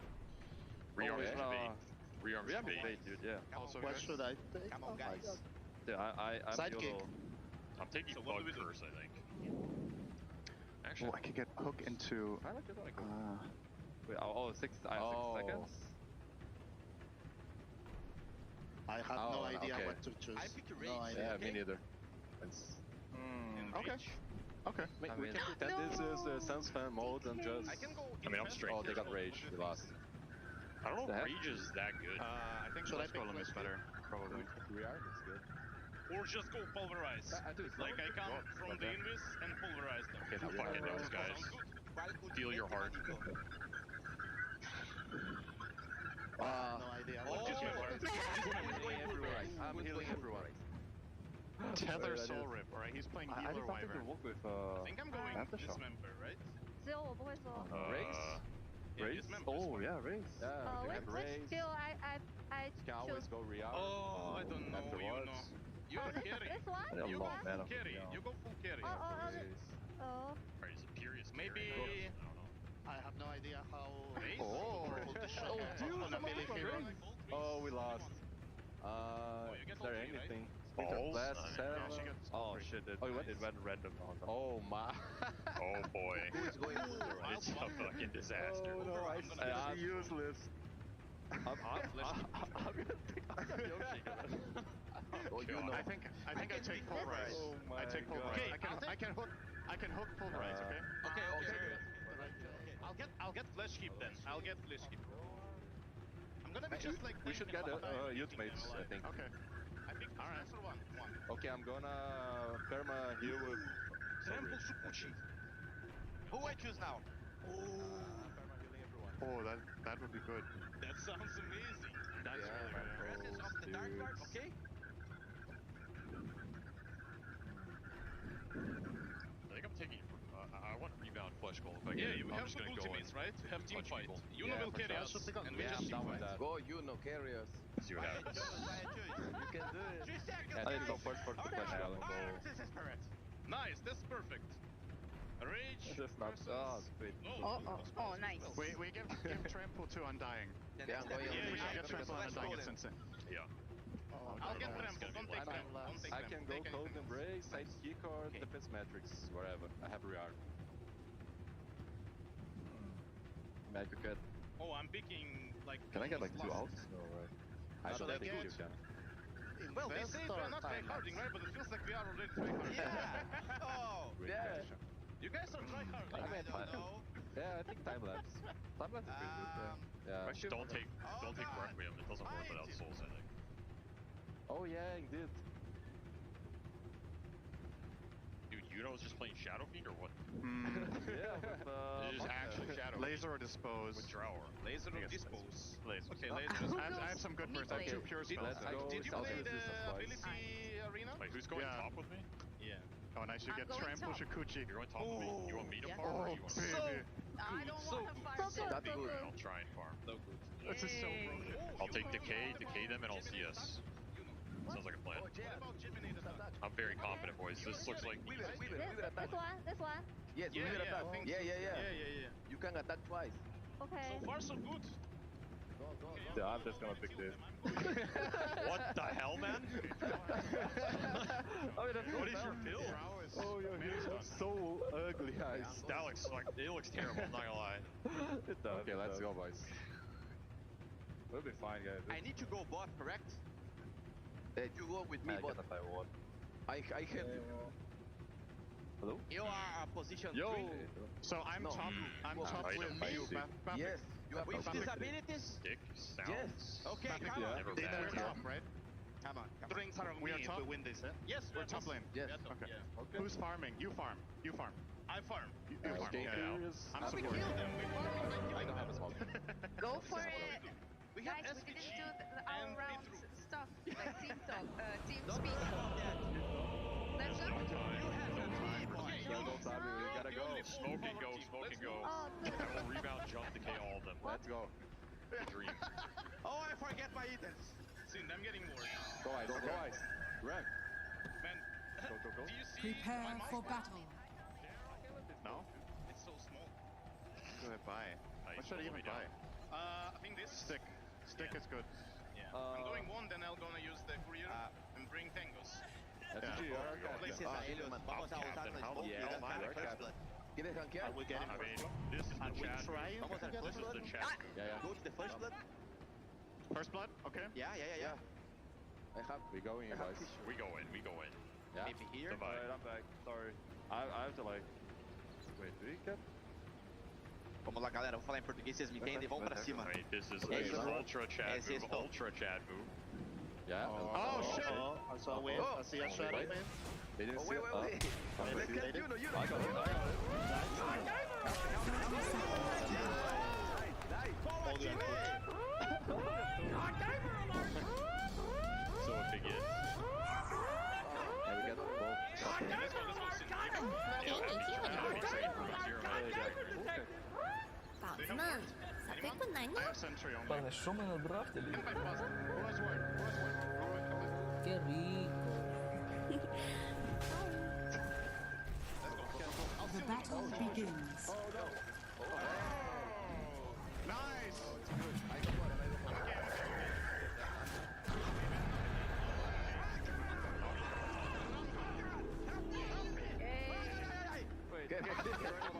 It's the best voice line I've heard. Help me, yeah. Bafik, we're top, right? We're top. I need to go bot. Yeah. Come, bot. I don't know why. Life is still Oh, here. he's slow. Another. Oh, they have DK. Nice. Oh no, it's a choco. No, it's a choco. Ya no estoy farmando nada, manito. Babe. Perdí una lane entera. I give you a tank. No. No. Cinder's up here. That's that spell. Double straight plane for decay. Sounds pretty good. Go. Decay. Farma. Hey, he has no mana on Shake right now. Everybody level Let's go. 2, I think. You might have to mango beat. I mean, ward. Okay. Let's see. I'm gonna push I the go lane. full. Oh, out. Farma, manito, farma. Oh, no. Oh. Go, go, go. Last hit the range. No la agite. Go, manito. Easy. Farma, farma. I think he went. Mano, mano. Where's Cinder go? Debe cargar a Yupepe. Va a cargar a Yupepe. Uh-oh. Oye, Pepe, oye, Pepe, mano. Oye, Pepe, oye, Pepe. Go, go, go. Good trade, good trade. Yeah, yep. Oh, Venga, after this. Bye, bye, bye. Eating creeps is hard. And if I kill Cinder, I'm gonna trash talk the shit out of him. Yeah, let's do it. Come on, we can kill. I am ready. Going Marcy? Okay, I got Sure, sorry. you just go whatever you want. Rest Oh, you need strong. to trample Yeah, first, rest maybe, but yeah, it's not. Go, go, go. It's not hotkey. Let's like this. I'm fine. Oh, I have no verify. You have no skills. Oh, please. I have shitty skills. Denial the remains. So hard, let's go. Have you not played this game before or what? Hello? Going well. You know, Cinder, I'm giving you mercy. And I'm giving you a chance this game. That's why. Ah, yeah. Do not make me angry. Mano, de nuevo, carga, carga. Yo tengo esto. It's not working. My Imperius, you only have shitty skills. I can't do anything. God gamer alert! God gamer detected! Do you know how to... Your skills are so bad. Or not? Wait, you don't have a hotkey on the spell at all? Oh, yeah. Oh. Next stone? Lleva, lleva, Yeah. lleva, lleva. Lleva creep. That's so much gold. What am I gonna buy? I'll buy Dagon, I guess. We can fight. Yeah. 啊，我的电有问题。Oh, I don't have a tombstone. Okay. That's alright. Yeah. I need to change the key somehow. I don't know how to do it, to be honest. Okay, 5 seconds. I have a tombstone. I promise. Okay, after that, I'm gonna use it like old school Sin, right? We just use buttons. ¿Qué Okay. hizo? ¿Qué? ¿Quieres ir para encima? Sí, sí, a Yupepe, Pepe. Alright, we just chill here. Pega, Pepe. Okay, we can trade him. Even with side 2.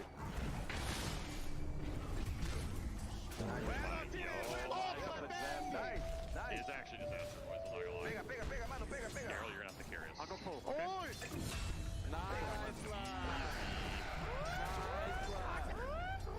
God gamer alert! God gamer detected! Choco es muy malo, Imperius. Oh, I have to buy items, right?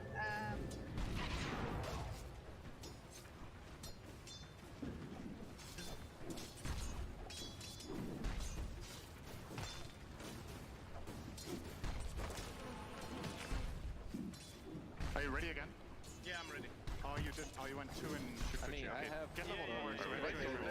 I guess Vamos a Yupepe, mano. Carga todo, a Yupepe. Será? Muy I'm on my way. Muchos creepers. Dale, mano, carga. Gucci, man. Go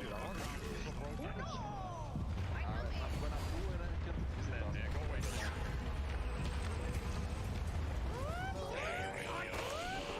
God gamer alert! God gamer detected!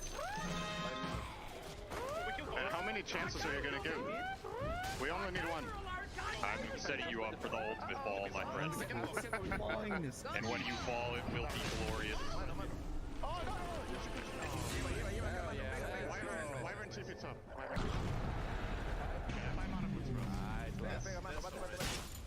Radiant's bottom tower is under attack. Vámonos. Vámonos.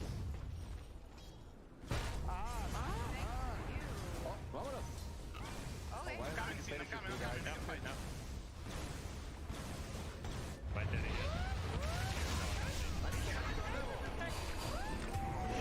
Okay, go back. Dire's top tower is under attack.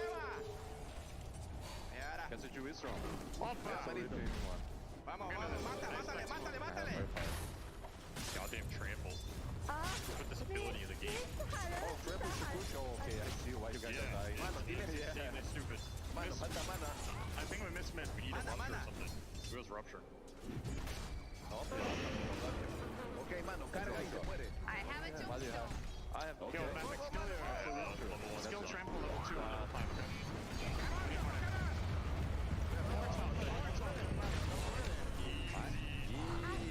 Acho essa simples. Foundling's life is all a gift.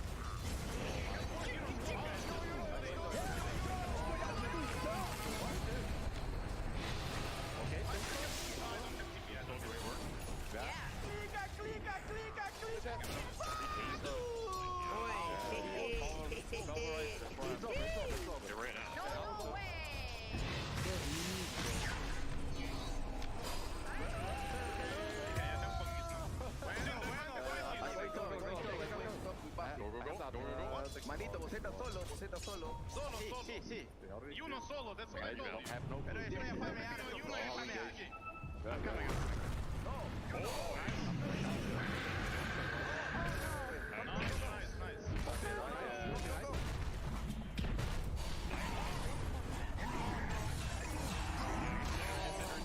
I think they warned somebody. Dangerous. Well done, guys. Well done.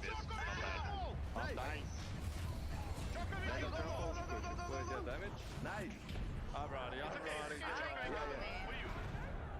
Roper alive. Go, manito, go, go. I mean, I can't hit him. No, he's dead. Okay, let's farm. Okay, I go bottom. Do we have anyone plus one? I can hook ulti. Here. Need plus one buttons. Anyone TP bottom? I'm going back bottom. I'm just going back top, dude. Someone's farming in this game. Yeah, I'm ready to go on him. We can kill. Very scaring us. Where's their Gucci? I just make Okay, I space. start. Yeah, let's go. I'm ready, Buffy. They call me. Pero three no top. tengo mana, no tengo mana. Está Oh, llegando. malo. Chase. Do you have anything? Oh, he ran. No problem. We go They're top. ganking me. I wanna do a dip war. You know, are you coming? Be careful, you know, they all together. We can still fight. I think they have vision. They have vision. Oh, they see us. They're Oh, bad. yeah? Yeah. They're I'm bad. coming. Let's go. I'm coming. Wanna fight? What do you have? You have soul rip? Yeah.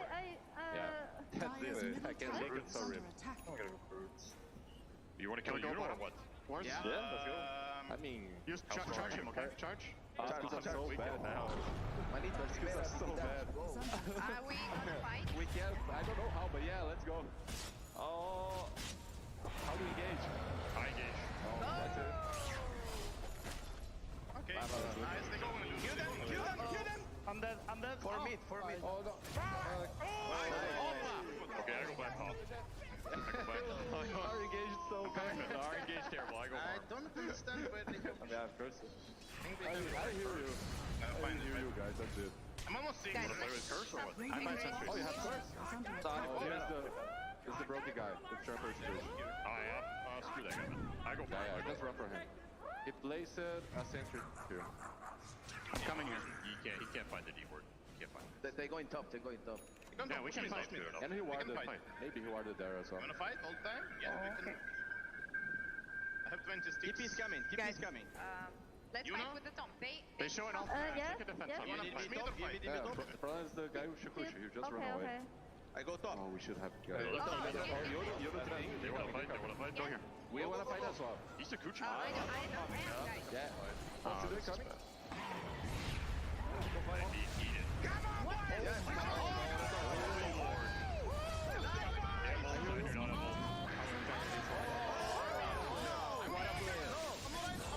Alright, I'm taking 12 boys. I'm taking the 12. I need this. That's some next level. Solo level. I can kill my guys. I can take it back top and five. Yeah. Oh, mine is good. Our engage is so bad. It is kind of bad. Alright, I have flesh gold. Let's go. Yeah, I can go. I will carry this. Right. Oh, Just give me space. Oh, so close. Give me some space. I have no range, man. Go, you can do it. Fight. I have no range. Okay. Guys, Go, we go go, fight. go, Okay. go, We go fight. Go, manito, go. Help him. Oh, I got it. Vámonos. Pretty good bug. I might. Yeah, thanks. Yeah. Whoa, what Yeah, I have nothing. I have I am nothing. beast, boys. I am beast. I got one. Okay, I have He's the dying. now. I'm thermal healing everyone. Have a problem. I'm dying, dead. I'm dying. Yeah, I got him. Get him. bottom tower I can hear you. I can maybe do. Yeah. Let's go. Careful, careful. What? And they have one unit farming on time. Hold on. We have to kill Drow. He's spawning with us. Yeah, now I'm healing everyone. That's it. If we can catch Drow, it's good. Okay. Alright, I go farm. Radiant's middle tower is under Let's do this attack. like, I think they will TP now. Yeah, they all TP. TP in bot. Yeah. I mean, I can't TP anywhere now. I Just have farm, to just farm. rearm. We can push the bot lane. We have to mid and Primal Beast is bot. They split. Bot just Yeah, also bot. two heroes bottom. I think we should play top. We should pressure top Bot again. and Primal Beast is bot. Yeah, just play defensive in pairs. Oh, Top right. lane. Radiant's If you need it, middle I can tower TP is bottom under somewhere and attack. heal you. Okay, we They can maybe definitely still have kill help. him. They We have trying sun. to gank. Yeah. Just shoot. So much, go. I got it. Okay. Oh, coming as well. Back. Let's go. Careful. I can't say. Oh, you're okay. Nice. I will have another soul rip. Second ulti on me again. Nice. No, I think more than it's a family. Okay, they farm a lot. That's why they don't fight. Stunning him. Stunning. Oh no. Nice. Okay. I'm not going to that fight. I keep paying. Okay, maybe I live to this. I want to defend top, to be honest. Back base. I'm taking top tower, boys.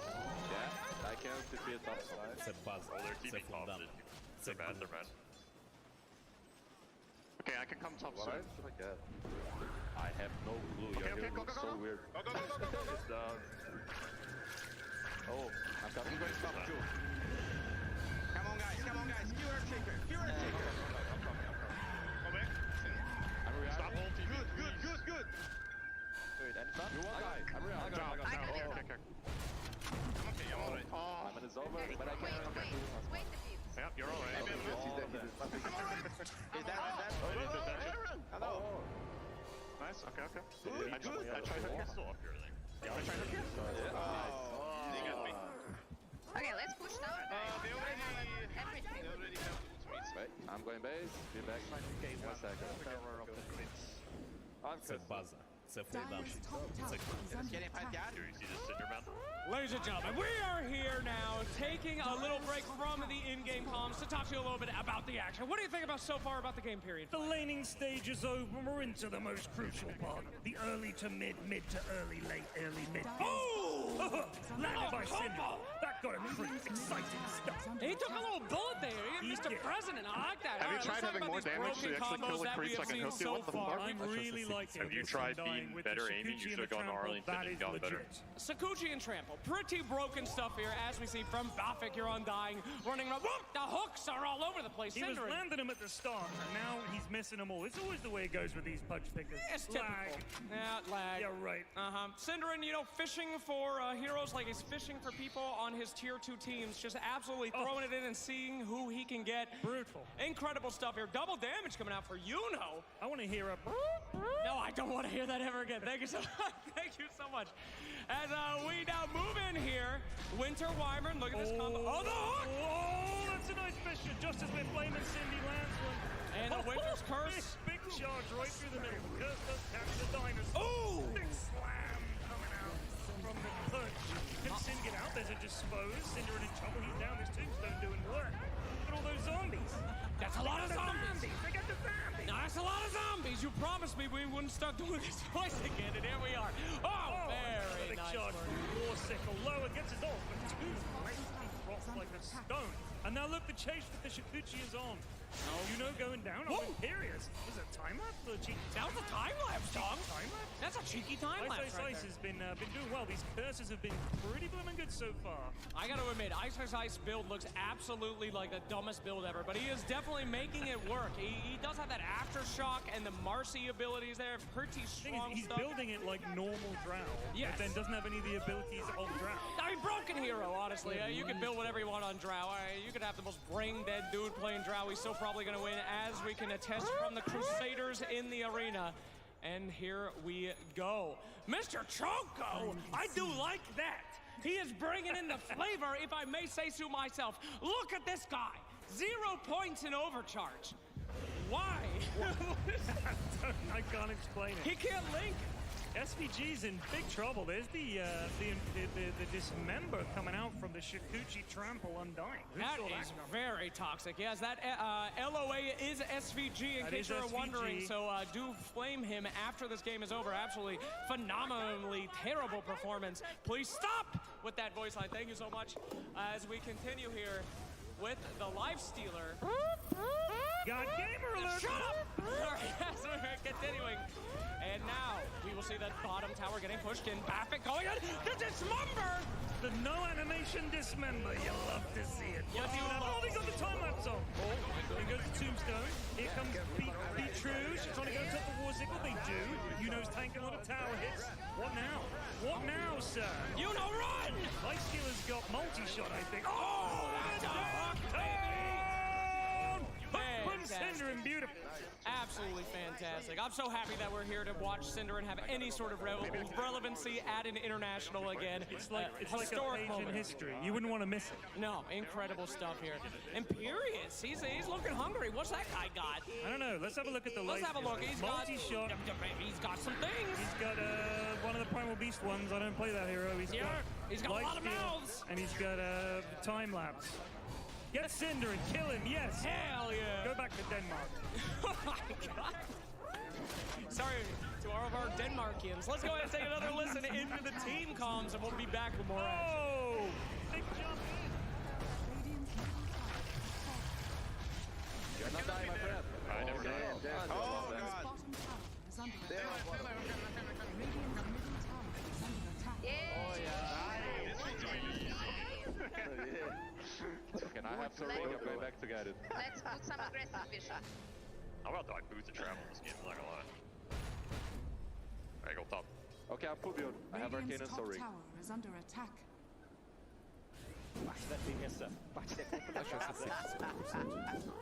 I'm thinking needed Paris. I think they're crumbling. I actually think they're crumbling right now. Nice. I think my ulti That only no items, right? smashes them 2 times instead of 3. It's very weird. Oh, there are neutral items, actually. Yeah, I think so. Oh, nice, we got both. Okay, we have some Deja boys. I think it maybe not. Oh, no. We will. Oh, yo, DD. I'm gonna heal you. Defend mid Good, tower. I'm gonna go base if you. Me, I can get you full life. I need people. Do you really wanna go base? I go base. I'm kinda ready to keep bottom. I have bots, I can keep healed. Yeah, okay. So Kuchi though, the guy. Really tank. With defenses mid. Yes, defense. We can get both there. I'll TP go. I'll TP go. Try. Yeah. We have review. I got this. Nice left. This is strong. Guys, Look extra at- position. You kinda didn't need me, eh? How can we defend against it? Let's go for a smoke. Okay. Okay, we have a new captain. Alright, You lost your job, SVG. That's okay. I'm ready. You lost your job, SVG. I can keep you here. Yeah, let's go. I will need a Let's thing do this, first, guys. I or- come in. I don't know. Too slow. Let's go. There you go. Oh, hopefully, yes. Yeah. Triangle. You. Fine, you know. Okay. Yeah. Oh, We need like this. Okay, maybe Back. Now they are getting old, man. Back to tower. Oh god, god. No, They don't have Nice, Wyvern. nice, They nice, don't nice, have Now they Wyvern. know. Now they It's know. actually a disaster. They use dust. Middle. Go mid tower, They go have mid vision tower. over here somewhere. I backdoor mid tower. Hopefully not in We here. don't have. I'll go back Oh, to they are farm. going mid tower. Dire's I middle smoke us. tower is under attack. We have flippers. We have flippers. I'll try to come from behind. Dire's structure. Go people. They should be smoking. We can start. Fisher and hook. Fisher hook. Okay. Yeah. Oh, they are avoiding us. Let's go. Yeah, they don't want to fight us. Radiant's top They tower have to be is under careful. attack. I see throw. No Wyvern. Are you scared? Here. You wouldn't say that to me in real life. Shabushi guy. Got sentry there. Nothing is scary about you, Synderen. Fisher hook drown. If we can. Oh, okay, I can't reach. Uh-oh. That's behind. Radiant's At the top shot, eh? tower is under attack. Oh, there's one here. Tile. I have no ult. This fight's on you guys. Dire's middle tower is under attack. do a lot of Dire's Dire's middle We tower get Roche has too. fallen. I have bugs. Yeah. Do you want it like that? Yeah. What? They go right. Yeah, let's go. No, big No, fight. no. Let's kill Can we someone. fight We can Yeah, also yeah. try smoke. Okay, let's go. BKB and then we fight? Yeah, finish your Alright, I have BKB. bots. I join. I mean, So, let me check. yeah. Maybe I can play with Richard. Okay, but we are 3 here, guys. Hey, Let's go Tim. back. Are we No, I fighting? think we have the high ground. No. Are we fighting? Oh, okay, can I finish my blocking bar? Yeah, here. Oh, you don't try to go BKB. You just do try hard. We need to punish. We need to punish. We can TP bot. Radiant's bottom tower is under attack. I mean, I can go bot and kill. I have bots, yeah. Radiant's Go bot. Give me a second. Counter spin. Okay, I'm going. Let me start. Stack here. Nice one. Okay. I'm farming mid. Oh, bottom. They do it again on me. Nice. Alright, they're all there. Keep farming. Que rico. Yeah, we get They try to fight it. Nice. Yeah, they try to. I don't think I die. Dire's I mean, She can top see tower that. is under I'm attack. connecting. Yeah, they're coming. Get the pressure, guys. Back. I can give you one. This guy is a problem. Almost on Someone on shaker, on the Back. Dagger. Well, take I think Yuno finishes BKB, it's almost done, and we try to fight them. Alright, I wanna jump. That's What spot you again? Oh, they're here. It takes too long. Oh. Okay. I can maybe get you. Oh, here. There's illusion. It's illusion. here is a courier. Okay. We kill you all just by being having engaged. Both for free.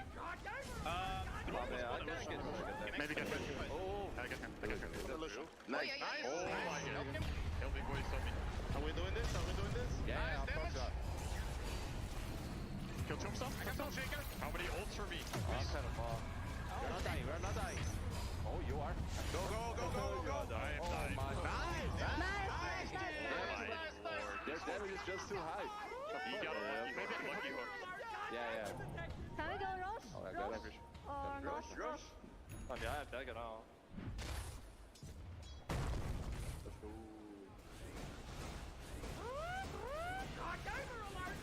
I trust I see this. Can we do this? I tank. Get that. Oh, I can stop a middle. I mean, I'm up. I got a Dinkus Met if you want. Anyone? Yeah, I'm going. I get bots in. Stun it. Oh, not that fuck. Oh my god. Nice. Okay, go back. Yeah, go back. Okay.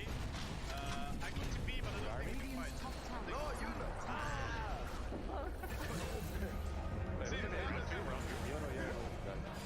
Nice. Oi, Wait, that's Nice. Oh, man, the ping. What a bucket. I don't have it. Radiant's top tower is under attack. I TP bots. Bar is for Visibility. Maybe I can turn, yeah. BKB is Radiant's bottom tower is under attack. Okay.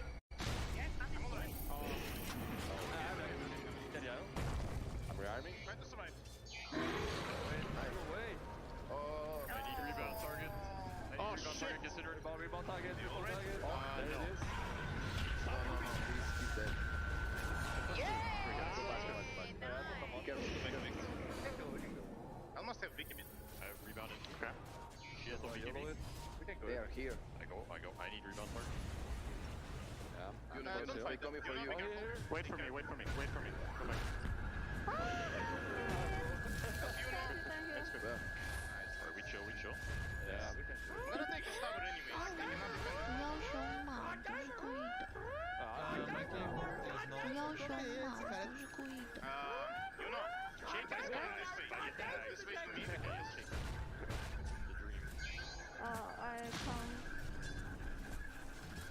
Okay, I'm gonna buy time. I have to. You didn't have ball? No, go back. They all take it. I think Or maybe like some of them. Oh, We can go again and continue. Fight mid. No shit. Fight me. Okay, let's do this. Fight. They have one hero bottom. Be right back.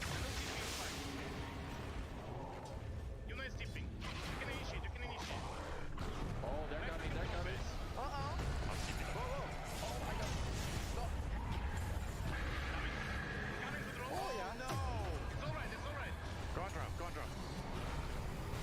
Nice shot for him. Nice. No. Oh, okay.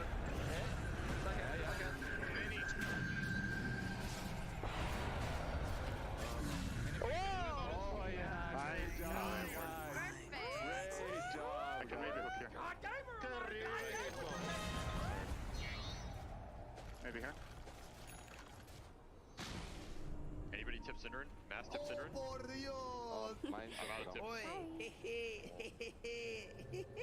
Oh, what is this guy doing? I have ult. Can you show me this? I can maybe hook. I can. Nice. Oh, what the hell? Nice. 5 seconds. It was a worthy trade. We might continue. Dire's top tower You know is under demoralizing. attack. Yeah. We get hooked here. Guys, I'm out. Sorry. Dire's middle tower is under attack. Care, draw my back. Draw back.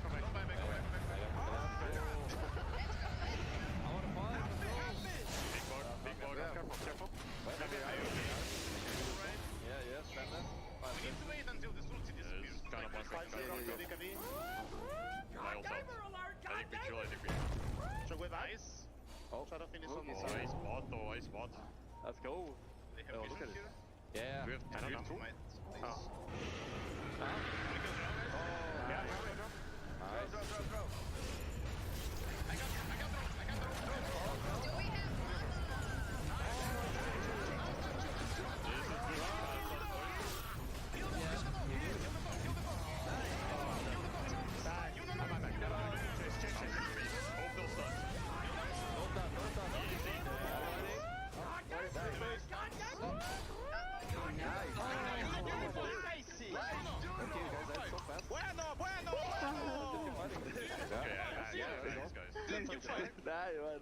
Good to work, guys. We are doing this. Can we get any two cover people. Nice. Can we get any cover for this? I'm gonna buy a Vladimir. I guess Top it's maybe? nice. Oh, I can get eggs if enchanted. Do I have eggs? Dude, yeah, I can get eggs. Synderen. Mercy. Mercy, please. So where's milk? Why are you so mean? Qué rico. Next hook is yours. The next one? I don't know. Your hook rate's not been so good this game. Your KDA isn't looking as hot either. What is this? Things seem to be crumbling. They just I wish you luck, my friend. Radiant's bottom tower is under attack. Oh, they have meat. Radiant's Oh, structures are Alright, fortified. boys. I have Ags and K. Let's go fight. okay. Yeah, we saw. Let's go fight. Something's gonna happen. I don't know if it's good, but something. Okay, I'm 100 from X. 100 from X. Got them. I'll kill him here. Kill him. Yeah. Are scanning. There may be coming many here. Careful. Radiant Oh, here. are Oh, scanning. I'm dying. Yeah, they're all here. Get out. Go back. Radiant's I can top go back. tower is Back. under attack. Don't fight. Nice one. Oh, that's nice. Oh, yeah. It's alright. Radiant's top tower is under attack.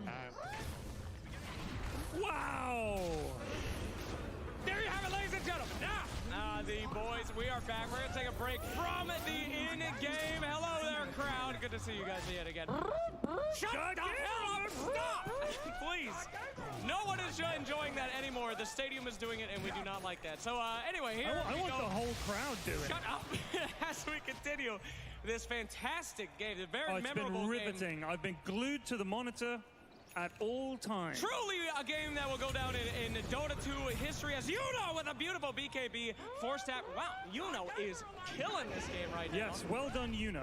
As Perhaps they're- you could go mid and end the game. Oh, no, it's all good.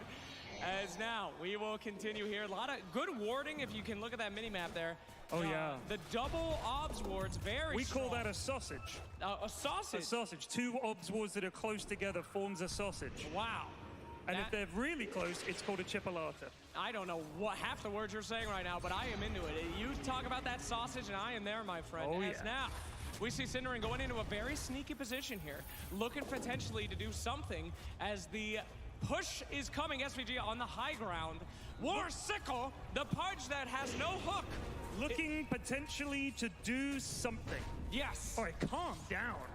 Well, you know, we'll see what happens. There's a hook from Synderen, but Ice gets the dispose. Oh, The Winter's Curse, is that going to interrupt? You better believe it. What have they got next? Oh, there we goes SVG. That's a death. Io disappearing up to space. On top of Mr. Choco, what can he do? Nothing. Imperius eats him for breakfast. Bafta giving a chase down as BK's going to run out of the bounce. As we now see Yuno making her way back. Pudge jumps in. I like how that Pudge charged into the Winter's Curse. Oh, yeah. That was just attempted murder. Oh, yeah. I've never seen anything like that before in my life.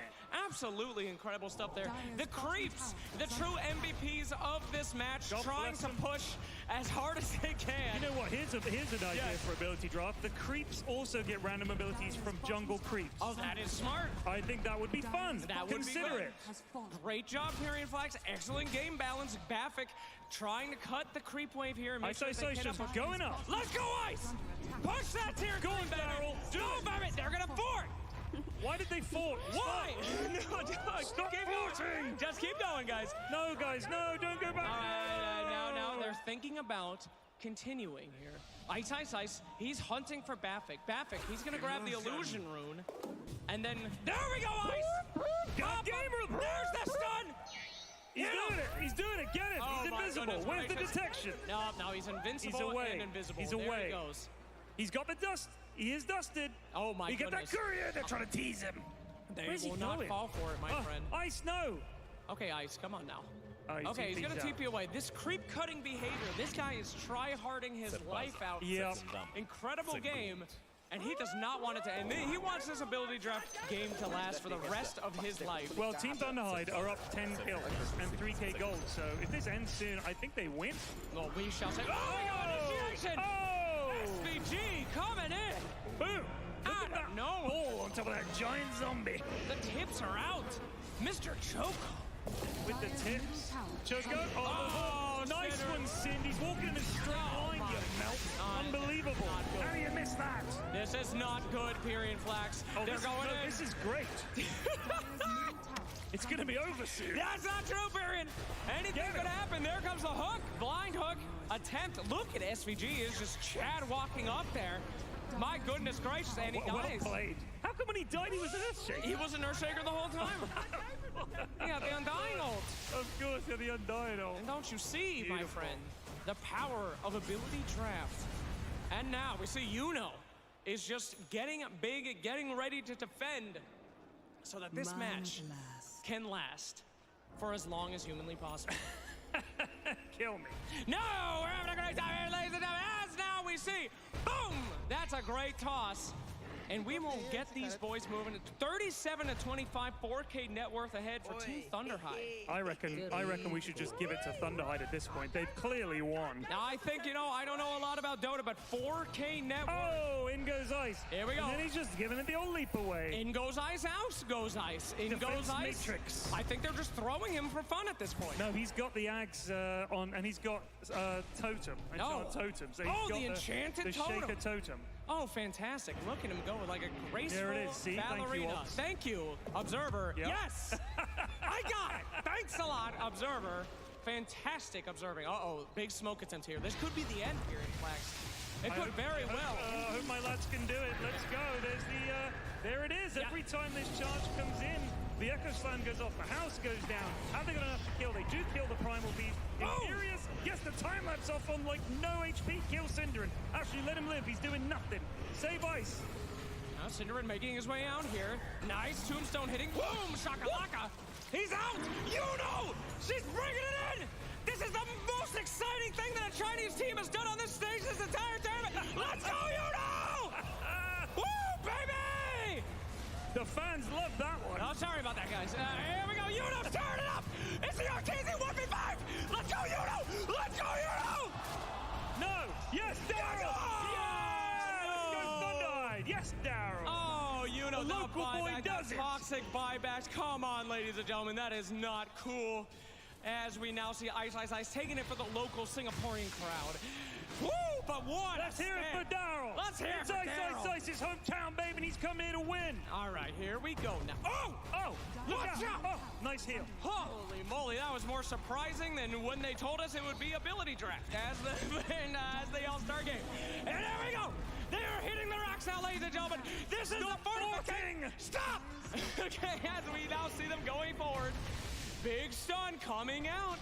Synderen looking hungry. He's got the hook. He's got the shook. But can he get the... Can he get the look? The look of... Yep, there it is. That's Can why he be the cook? He's gonna cook something up right here. The recipe. Oh. There you go. There's a ball going up into space. Absolutely. He disappeared. Warsaw goes to TP out. Not today, Sir Daryl with the Winter's Curse.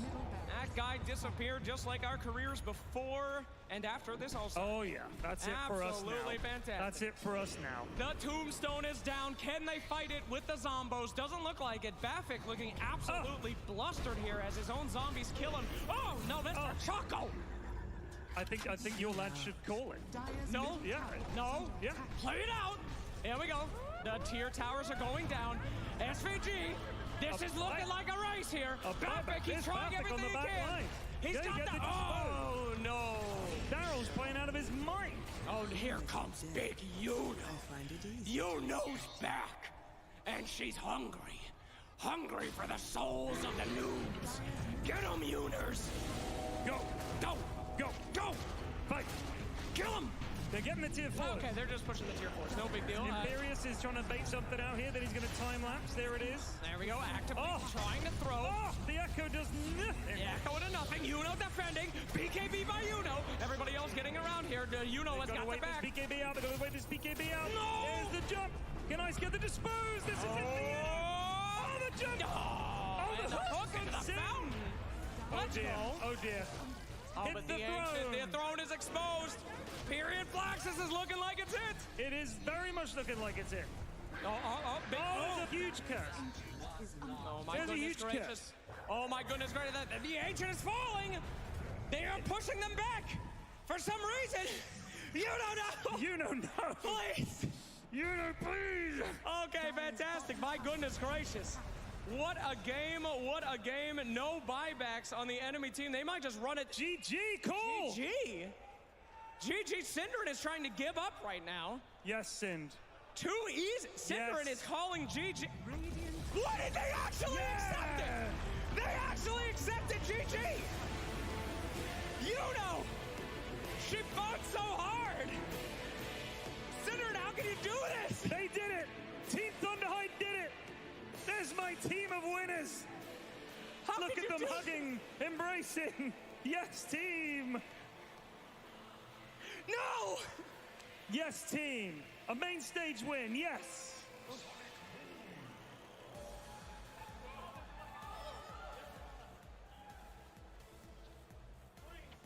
Come to the cheese, my friends. Come. Beautiful dub. An easy dub by the Thunderhide. Team Thunderhide, follow me if you will. We must do a winners and losers interview. Oh, Please, I'll do that. Flax. I'm going to go along the line. Please, the winners interview for the First of all, let's talk to Ice. How was it winning that game on the main stage? Obviously a huge deal for you. It is. It is. SVG, did you enjoy that victory? I saw a lot of strength from Synderen. I don't think I'm ever going to forget it. He doesn't have much strength to steal, but you managed it. Well done. I'm sorry, sir, I don't know your name. Giuseppe, how's it going? Doing good. How was that victory? I mean, it was kind of easy, actually. So, yeah, kind of easy. Well said, sir, well said. And sorry, hold on. You were Imperius. Yeah. I knew that. How was that victory? Was the best game of my life. Best game of his life. Well done. And be true. How was that? That was incredible. My team is like grand final champions of TI. There you go, Slacks. Do I give them the cheese now? No. We have to do the losers interview. Excuse me, the exit interview first. Yeah. Okay, fantastic. Synderen, what the fuck, man? What can I say? Super nerd builds from SVG and Ice. We're super salty. We tried our best, but they were just way better. I'm changing my team for next year. Yeah, duh. Thank you. It was amazing. Sir, how does it feel being a complete embarrassment to your entire region? It's all right, man. I played against Ice, who used every ulti on me, so it's fine. And also, I've broadcasted like whole year of Alliance Dota. We will bounce back stronger. We will come back together. We will be the best. Fantastic. Just like Alliance Dota, I'll see you never on this stage again. All right. Sir, thank you so much for coming out here today. What was your thoughts about that game? I don't understand, but... Great. We're so close to doing more. Okay, fantastic. I don't know what the hell that was. Sir, how you doing here? Good. Mr. Chaco. Yeah. That was not as delicious as I thought it was going to be. Can you explain yourself and your failures? I mean, I was playing support, so basically it's not my role. So I try to help Juno because she plays good. Yes. We try. And Imperius is very lucky. I mean, he's so bad with Life Stealer. Incredible excuses. Thank you so much. Very good. And translating, helping out. Juno, possibly the only person on the entire team with any skill whatsoever. This must be an absolute banger of a loss for you. How does it feel to be trapped with these losers? 就他问你今天的天气还好吗？不是，你作为新加坡这边的一个主人，怎么不让一下这边的客人呢？ He says ISIS is great and you know it's well deserved. That's fantastic. I agree, ladies and gentlemen. May the winners eat the cheese. Go The cheese comes. Eat the cheese. Eat the cheese. You must peel off the red bit. Do not eat it. Nobody wants you here anymore. Oh! Run! He's back. Yes. It's actual cheese. Eat the cheese. I don't eat care the cheese if you're allergic to the cheese. Unbelievable. And the cheese has been eaten. Fantastic. Truly an all-star match that we will never forget. We'll never forget this day. Ever. May it live in infamy. Into my brain. Ladies and gentlemen, don't go anywhere, because you don't want to miss this. Check it out. Woo!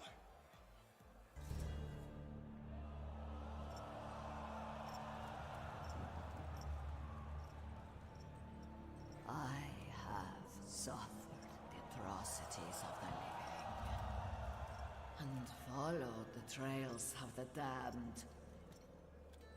On both sides of the Spirit Veil, they whisper my name and fear me far more than death.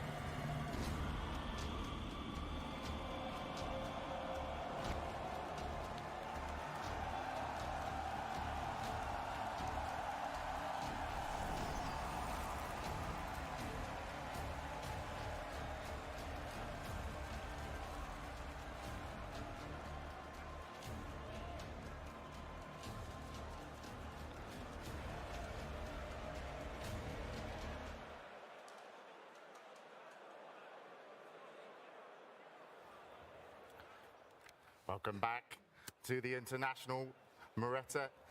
I hope I said it correctly, but Dota just got a little bit bigger. No, you guys, you've already... Tell us what the announcement was. We don't even get to know. Welcome back to the panel. I'm James. I'm joined here by T-Governor, Lizard, and Sheep. And by the way, I just want to say you all look spiffy. Ooh. Excellent. Thank you. Top notch. Nice to see you back as well. Yeah, we missed you dearly. Tsunami was kind of weird. Don't do our boy Tsunami like that. Sheep. We're back at the panel. We're a mere 15 minutes away from the grand finals. Yeah, it's lovely to be back. Do apologize about missing yesterday. I'm slightly a medicated, ear-infected host, so we're... There's a new hero, James. Yes, I know. And I killed it. What's the name?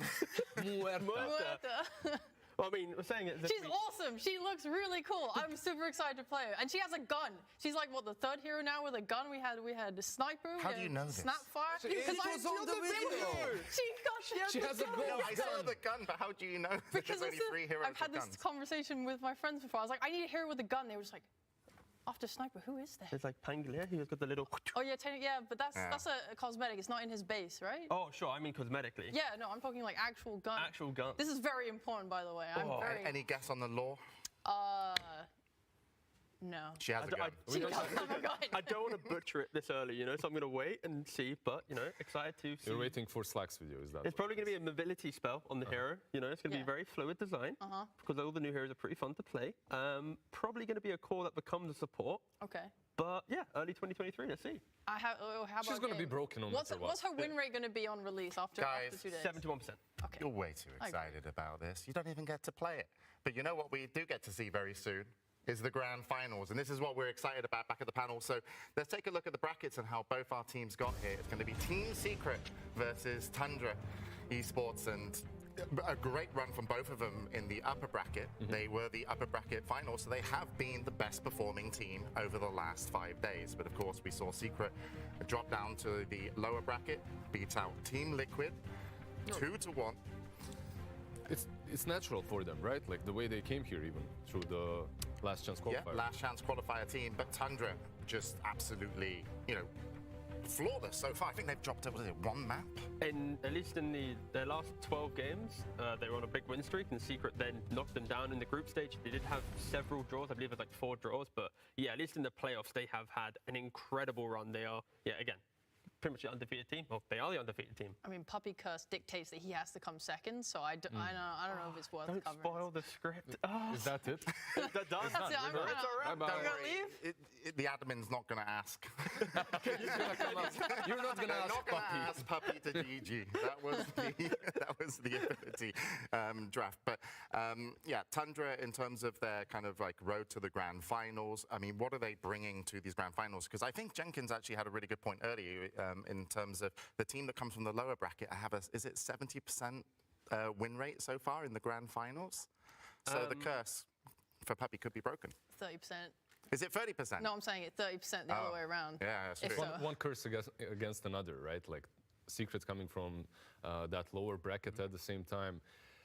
Secret finishing second, Puppy, that's his place, right? That's as according to Keikaku. Okay. This ear-infected host believes that we're going to look at their last meeting. Yeah, and I heard it correctly. Don't worry, production. You're doing a great So their job. last meeting. Let's take a look at some of these drafts here, T-Gov. And the reason why we need to look at this is there's only been 3 TIs in history where the upper bracket match has been replayed again in the grand finals. So the fact that we get to see a game that we saw yesterday, this information is super critical. I think the main thing for this is the Tundra adapted against Secret. They allowed in Game 2 and Game 3 Secret to play this Dawnbreaker. They learned how to shut Resolution down, and they found kind of the key to preventing Secret. So, Sheep, is Puppy the kind of a guy that adapts, or does he just stick to his guns? Ooh, I felt like they adapted quite nicely in the past, but he said after his match versus Entity in the qualifiers that he had to like take time to figure out what it was that they were doing well, right? So if you can't come up with that with Tundra, then you need more time than just one best of 5. But you having this break changes everything. I mean, they weren't able to prove it in the upper bracket, but if you have that break, you have ideas they're tested in the upper bracket, and now you come to the grand finals, you should have good ideas now. But there's also this problem that they already had one match today. And to get to here, right, to get to grand finals, you actually had to prepare for a different team. Like, how much time did you have since yesterday to actually adapt and do everything differently? I mean, they've been adapting all tournament, and they've, improved even today, I believe, these teams. But the team that's had such a great road and hasn't needed to adapt, really, I think, is a little bit Tundra. And here to tell us about their road to the finals is Purge.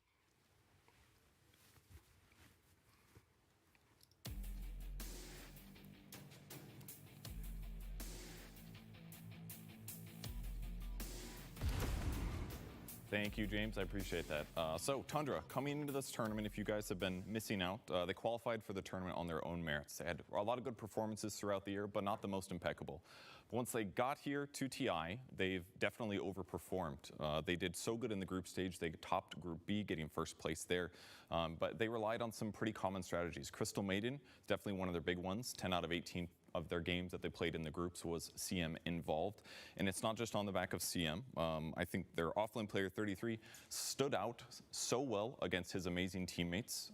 Definitely one of their star players on the back of heroes like Visage. Visage has been absolutely instrumental for their strategies.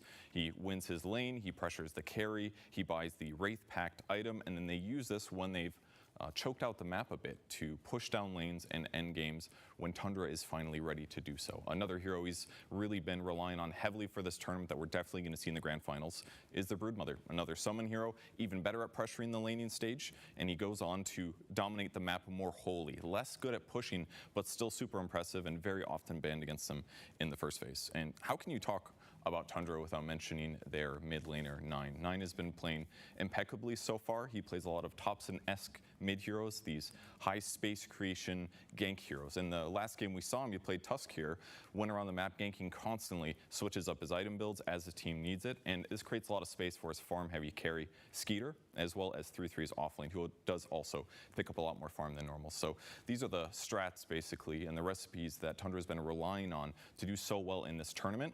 And before we get into the games, let's hear a couple words from Tundra, comments on their coach, AUI 2000. So AUI has always been known like as the, you know, the nerd or the person who has all the knowledge about the game, and it's true because he plays a lot of pubs and he plays a lot of party queues. He actively thinks about the game while playing these games, and he learns a lot of small tricks and optimizations. AUI is like the master of efficiencies, and he always teaches us like the smaller, granular details. Yeah, I think he does a lot for us. It's like just as important part of every other player in the team. I think things that we've been working with him a lot is improving our communication, because you know a lot of times like you have these team fights, and after a couple seconds of team fighting, it's all like go this one, it's, you know, just total chaos. So we had a lot of conceptual talks on how to structure the team fight communication in the best way. I think there's one thing that Avi has been really great at. And then outside of the game, he's also been very instrumental to our mental health. I think we as a team didn't really understand how to cope with losing and like how to recover and learn from these things. And it's a process and it takes time. And I think AUI, along with our psychologist, was a big help. I mean, he's a great guy. In and outside of Dota, he helps me personally a lot to improve as a human, as a player. He does that for everyone in our team, and he's irreplaceable. I love him. There we are, Tundra talking about their coach, Aui. And Aui, you know, we've seen coaches this tournament be instrumental, but Aui's, he's not been, you know, he's a little bit quieter in terms of he hasn't spoken too much, but he seems like the brain of the tournament when it comes to wanting someone behind your team. Yeah, he doesn't reveal way too much when Slacks is interviewing him, but when he talks to us, like back 1 year ago when he was paneling with us, like that man has a brain that's constantly on Dota. Like that's the only thing he thinks about. It's these small little intricacies that they just mentioned. He's going to make and force his players buy branches, just so they have that extra efficiency. Or mangoes. The mangoes, yeah. I feel like Aui he has everything in terms of the toolkit, so you don't have to rely on like other people. He can just literally do the in-game, the out-game. Like he's just like an all-rounded, just kind of a perfect coach, basically. I like him too. Yeah. Thank you, Sheep. Yeah, and of course, they're going to be going against Team Secret. So Team Secret, if I would say Tundra are the brains, Team Secret, really the dedication. Puppy founded his team a very long time ago, and this is the first time, I believe, that he's got his team, Team Secret, into the Grand Finals. He won TI1, and 10 TIs later, he is here. But to tell us more about this specific tournament, this TI's road to the Grand Finals, it's going to be Selamat.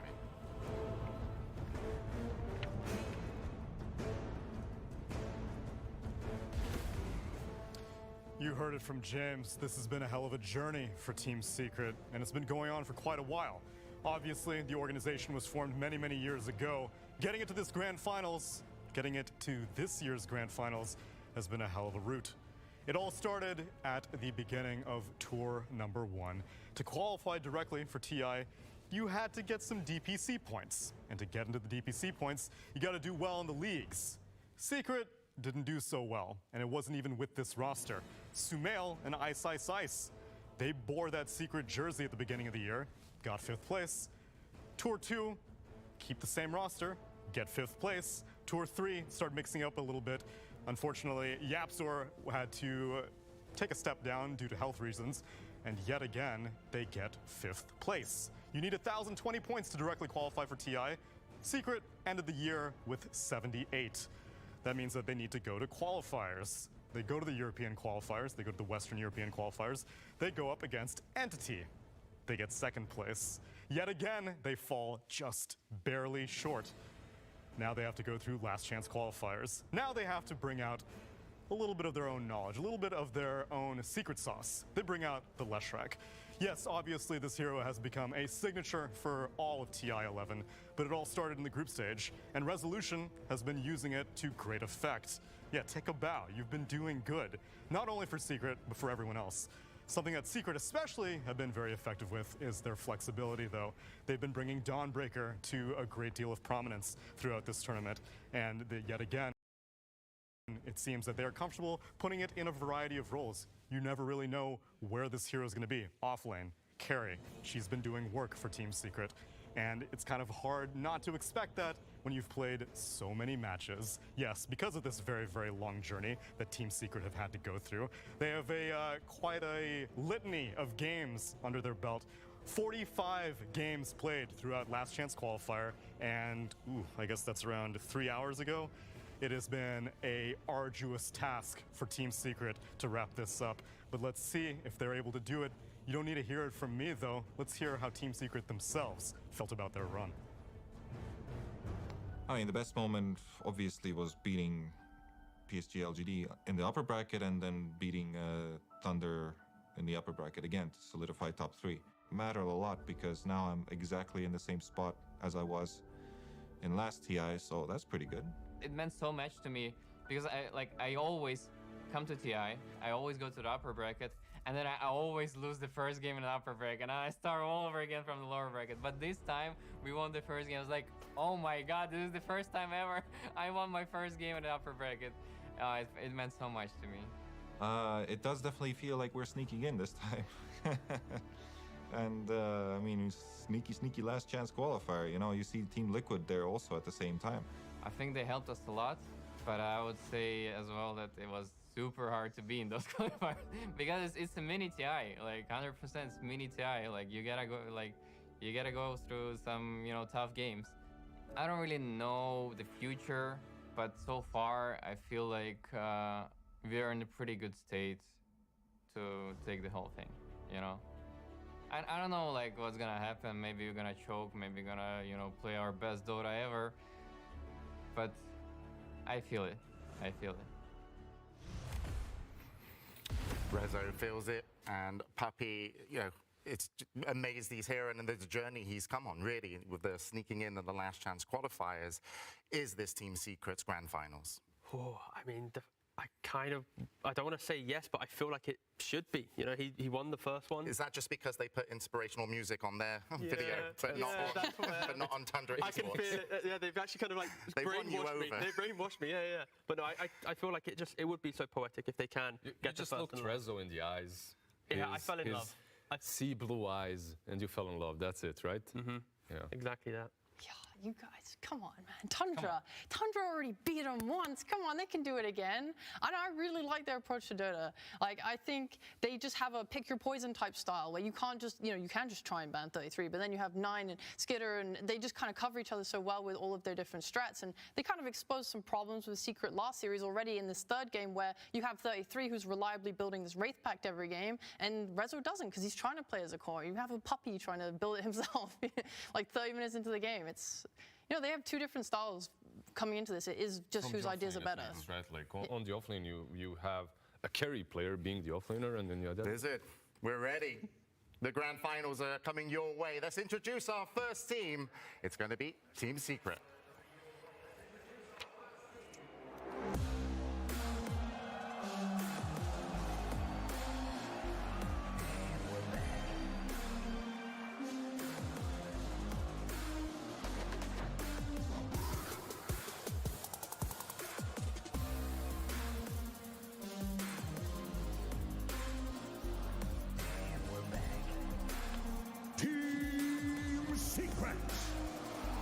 Led by Puppy, finally making it to the grand finals, joined by Chrysalis, Nisha, Resolution, and Zayats, getting ready to sit down to play their best of 5 and their opponents, Tundra Esports.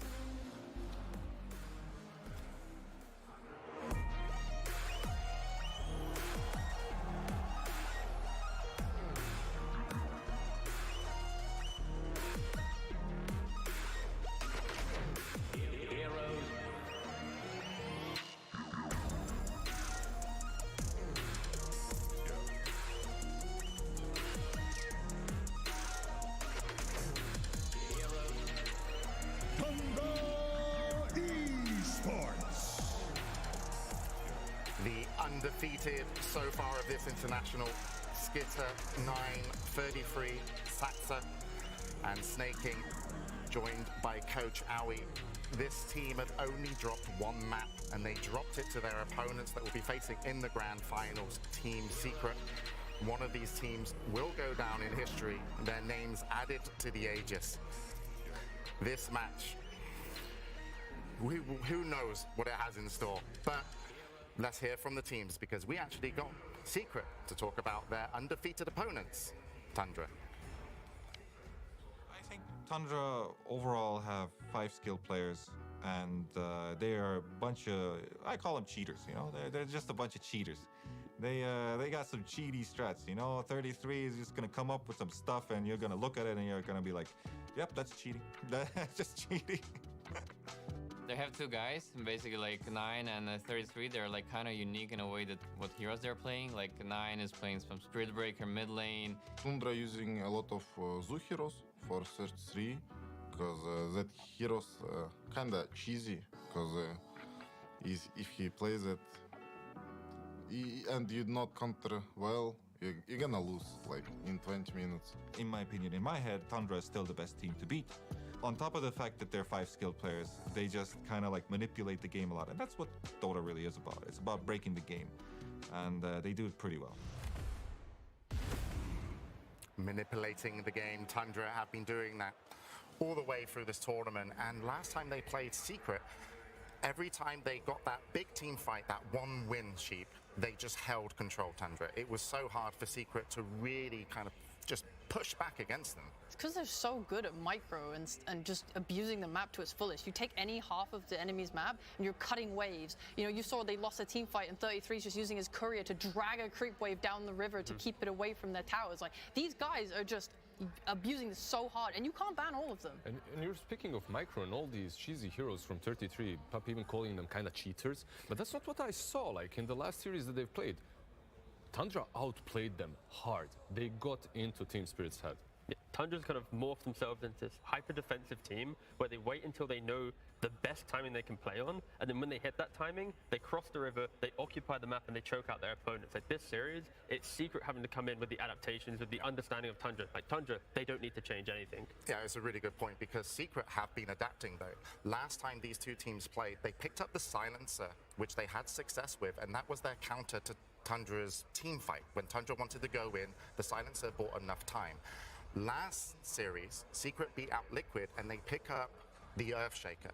This is a great counter initiator, also with the Beastmaster that had Raw, and they really allowed their carries to shine. Admittedly, we saw Puppy on the crazy the carry Ench, but that felt like it was an evolved Secret. It felt like I feel like this time they've got more in their arsenal to come up against Definitely. It did look like they prepared for Liquid. What were Liquid good at? They were good at kind of losing the mid game, but then clutching it at the end. Like the way Secret drafted as well, Morph and Sniper, they went late. They got that Shaker that you were speaking of.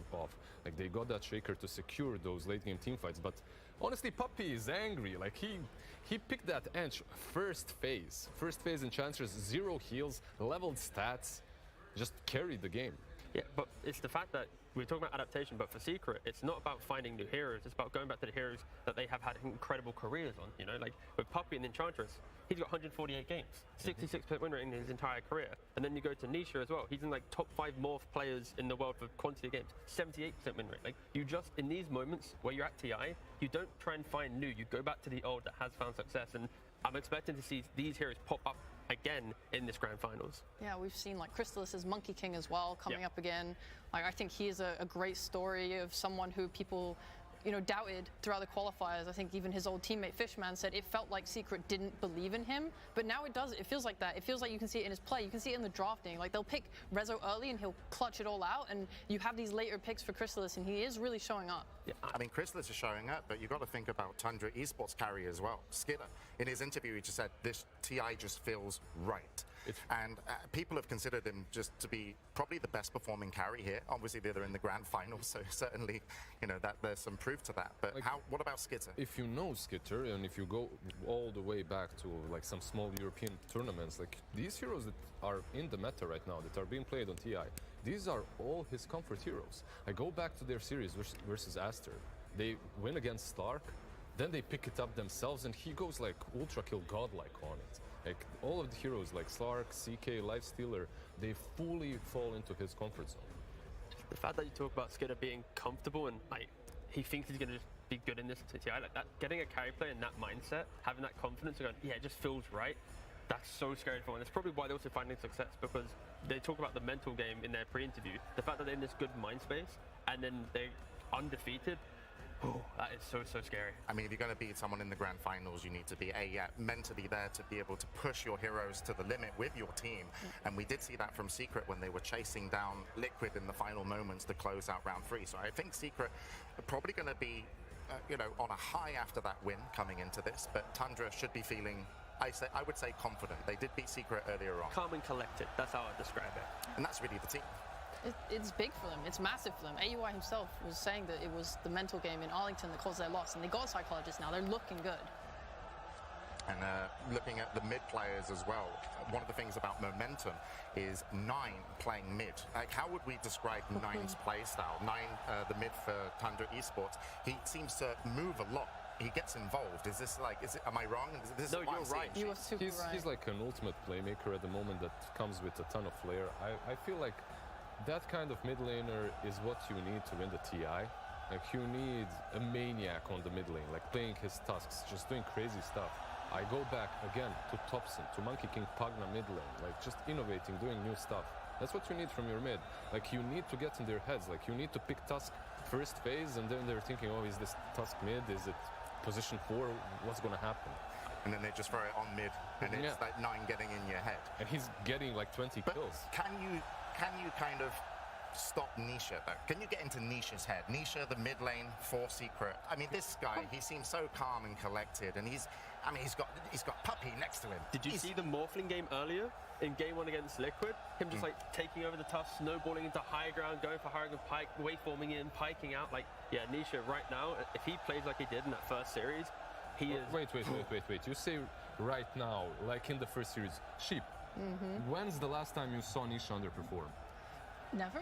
Go back through your calendar, yeah. I mean, Nisha is amazing, and so is Nine. I really respect Nine's thoughts on Dota. Like, he loves mid because he loves controlling the pace. He loves controlling the map. He likes having access to side lanes and making stuff happen. Like, Skidder was saying that him and Snaking are just like, Nine talks about his teammates and say how they're biggest nerds, and they all just love talking about Dota. Like, they just all brings so much to the table, like 33 bringing a lot of micro information, helping with item skill builds. It feels like everyone has something that helps each other, and you bring that to Nine on his mid, and he's just able to like make everyone's like strengths shine. The thorn in the side of some of these players, though, were often the soft support. Zayats was killing it in his last game on the Earthshaker. But he's also bringing the energy. And that's the key thing. When we see these little player shots going right now, Secret, they're the ones like Resolution. Zayats right there on camera. Like Rezo, he's joining in with the crowd. He's like doing the wave. Zayats during the game, he's standing up. He's hitting a fissure. He's like air punching to the enemy team. Like, this team is energy. Tundra, on the other hand, calm. Like, they win a fight, you hear the team cons of the true sight thing. Nice. Just like Aoi said it would go. Yeah, exactly. Yes, Master Aoi, thank you. We shall win this for you. Like, they are just, it's polar opposites in energy between these two teams right now. Yeah, if you're Tundra, though, you don't need energy. You're winning every single game. Hey, they lost the map. Stay cool, stay calm. Exactly. All according to plan. Yeah. Of course, this will be a best of 5, and this will push them to their limits. Do you think they can have the stamina? Because they've played a lot less games than Secret. Come on. You know what? Go on. I don't want to know. Oh. You know what I want? I want the match 1 to start here. The grand finals. Let's get into the game. Team Secret versus Tundra Esports. Grand Finals, Game 1.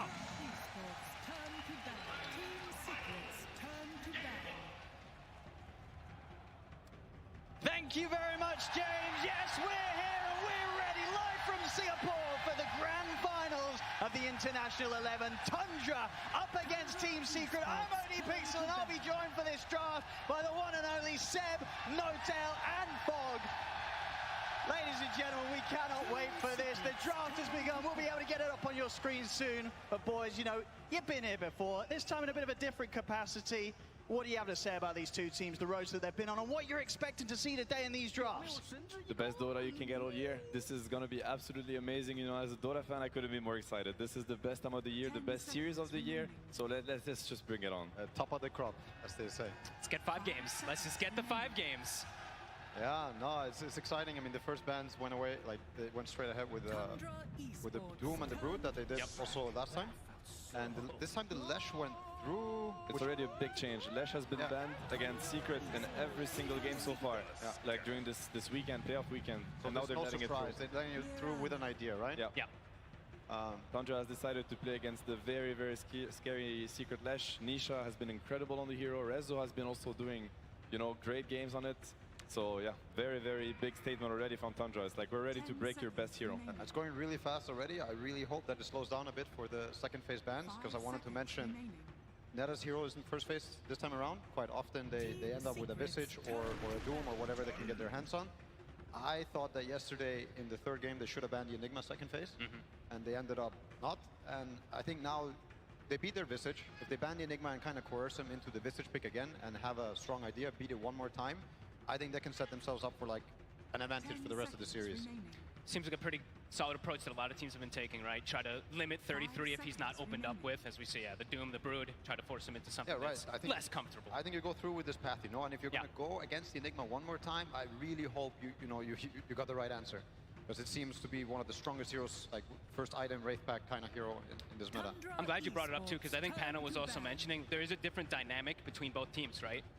Rezo never really buys the Wraith Pact for the most part for this team, while for Tundra, 33 tends to be like taking a step back more, being that support offlaner. So it's a really interesting dynamic they do have between both teams. Also, yeah, they have two very different styles, these two teams. Like, these are really two different styles of Dota that are going to be clashing. Secret is very much about, you know, the lanes and the momentum. They also enjoy to scale, whereas Tundra, I would say, is a style that utilizes the map much more. Yeah. And the early game. Like, Tundra has almost been winning every single early game that they go into. I mean, statistically, they just seem to have this snowbally effect, also related to the Wraith Pact. But yeah, they get a lead early on, the map starts closing in. There's a few, I guess, cases where it hasn't happened, but I think right now I'm quite happy for what Secret got and what the position that they're in. There are a few things to mention. Obviously, in the grand finals and in the best of 5, you know, side and pick priority matters a lot. Second pick has been king so far. Every team, I think, left in this tournament, like the top 4 were favoring second pick. Tundra and Secret are both also favoring second pick. Tundra got priority for this game, and they went ahead and picked second pick. It's very classic when you're in a second pick situation to try to pick open heroes. And in Tundra's case, it is. Saxa can play the Mirana, so does Snake King. I think 9 even played it one game. The Tuskar can obviously be put on support position as well as mid, so they're keeping it open and they're looking to really try to counterpick Secret as much as they can in the second phase. I think they're looking to, you know, match the Tusk with the Leshrac mid in case they get the notion, but we've seen Resolution also play a very mean Leshrac this tournament. Mid players have investigated the Mirana versus Leshrac also matchups, so I don't know if it's something we could see. Probably something, We could see that too. We haven't seen this one too much, but it's a Saxa specialty, right? That has to be a Saxa hero. So yeah, I mean, everything is pretty still flex for Tundra, minus the Hoodwink. Quite like the concept, at least, versus Lesh, because the biggest problem about this hero is just knocking him down, right? Not letting him use that Bloodstone to effect to just heal up. Hoodwink with the Shard and everything too, you amplify damage that everyone else is doing, you have the high burst from Sharpshooter. It's an interesting concept that could And they also have this very long range high nuke. Oh, there we go, Secret go for the Enigma. I'm actually very happy to see that. I think this could also be a support Enigma. I've seen Poppy play that Enigma himself. I mean, he's been very famous for his Enigma over the years, but he actually brought it back to his own kind of playbook very recently. Obviously, it could very well be an offlane hero and Rezo's hero. That's probably the most likely, but we'll see what Secret goes with that. Yeah, really interesting. Because that also could probably be the Wraith Pact carrier as well, too, for Secret. So maybe now they're starting to switch their dynamic a little bit to match Tundra. Definitely. And yeah, I think this is one of the few drafts where 33 has been really set up for success. Usually they kind of throw him under the bus. I mean, you know, when it's 33, it's not really throwing him under the bus. He strives under, you know, with any hero in any situation. But right now he's gonna get a late pick, you know, either 18 pick, like after this sequence from Secret, or actually the ultimate last pick maybe for Tundra. So, you know, we're looking to see 33 in a in a very favorable situation, which is always scary to play against. Yeah, it's been 7 out of 9 games where his hero got first phase. Yeah. The last 9. So here he gets a delicious second phase. I'm curious to see what is going to be. Beast is out, Brood is out. Visage is still in, but last time he picked Visage, they lost. He's played a lot of Tide also with a lot of success. It could be a hero he looks at. 10 seconds remaining. We'll see. I mean, he could also be quite innovative and, you know, do something we haven't seen him do yet. 5 seconds remaining. But yeah, we see the Lich, so most likely the heroes are starting to get locked. Like Nisha's most likely the Lesh, Resolution's going to be the Enigma. So one of the trends we've seen this tournament, obviously this Leshrac has been dominating, and one of the answers to this Leshrac has been a heavy amount of physical damage. It's something that punishes the Bloodstone, you know, when he kind of dies through the tag team or the Slaughter. We've seen the Snipers, the Linas. And then we've also seen, as an answer to that, the Liches and the Sven with the Shard or Lich Frost Shield, kind of helping the Leshrac fight through. In that case, you know, Tusk counters Lesh, but Lesh helps Lesh play against us. Oh boy. And we're going for the Naga. Ooh. I think this is one of the stronger strats that I've seen come out of Tundra and also in the meta. They get the classic Naga Mirana, but it's also this very long range, kind of hard to get heroes together, so it can be a real pain to be an Enigma or to even be a Leshrac in these type of games. And it seems to be Tundra's style that you guys were mentioning also too, is opening up the map, right? That's what this hero always allows you. It lets you pick and choose your battles when you want to. When you're playing versus something like high cooldown like Enigma, can tend to thrive. If you want to visualize how this game might play out, you know, for Secret, think about Tundra, first of all, is one of the teams that utilizes nighttime the best, I think. You know, they respect very much the 2 sequences in Dota, that is daytime and the reduced nighttime vision. So they usually go on the offensive on nighttime, which is actually a key factor on how they dominate their games. Think about nighttime, playing versus Naga Illusions, scouting your heroes, Moonlight Shadow, you do not see heroes, and then you have this Tusk, Hoodwink, bottom kind of high bursty heroes that can just pop a Leshrac, pop an Enigma right away. That's the kind of pressure, in and out pressure that Tundra really excels at in team fights, and Naga fits that style perfectly. All their heroes are really designed to do so.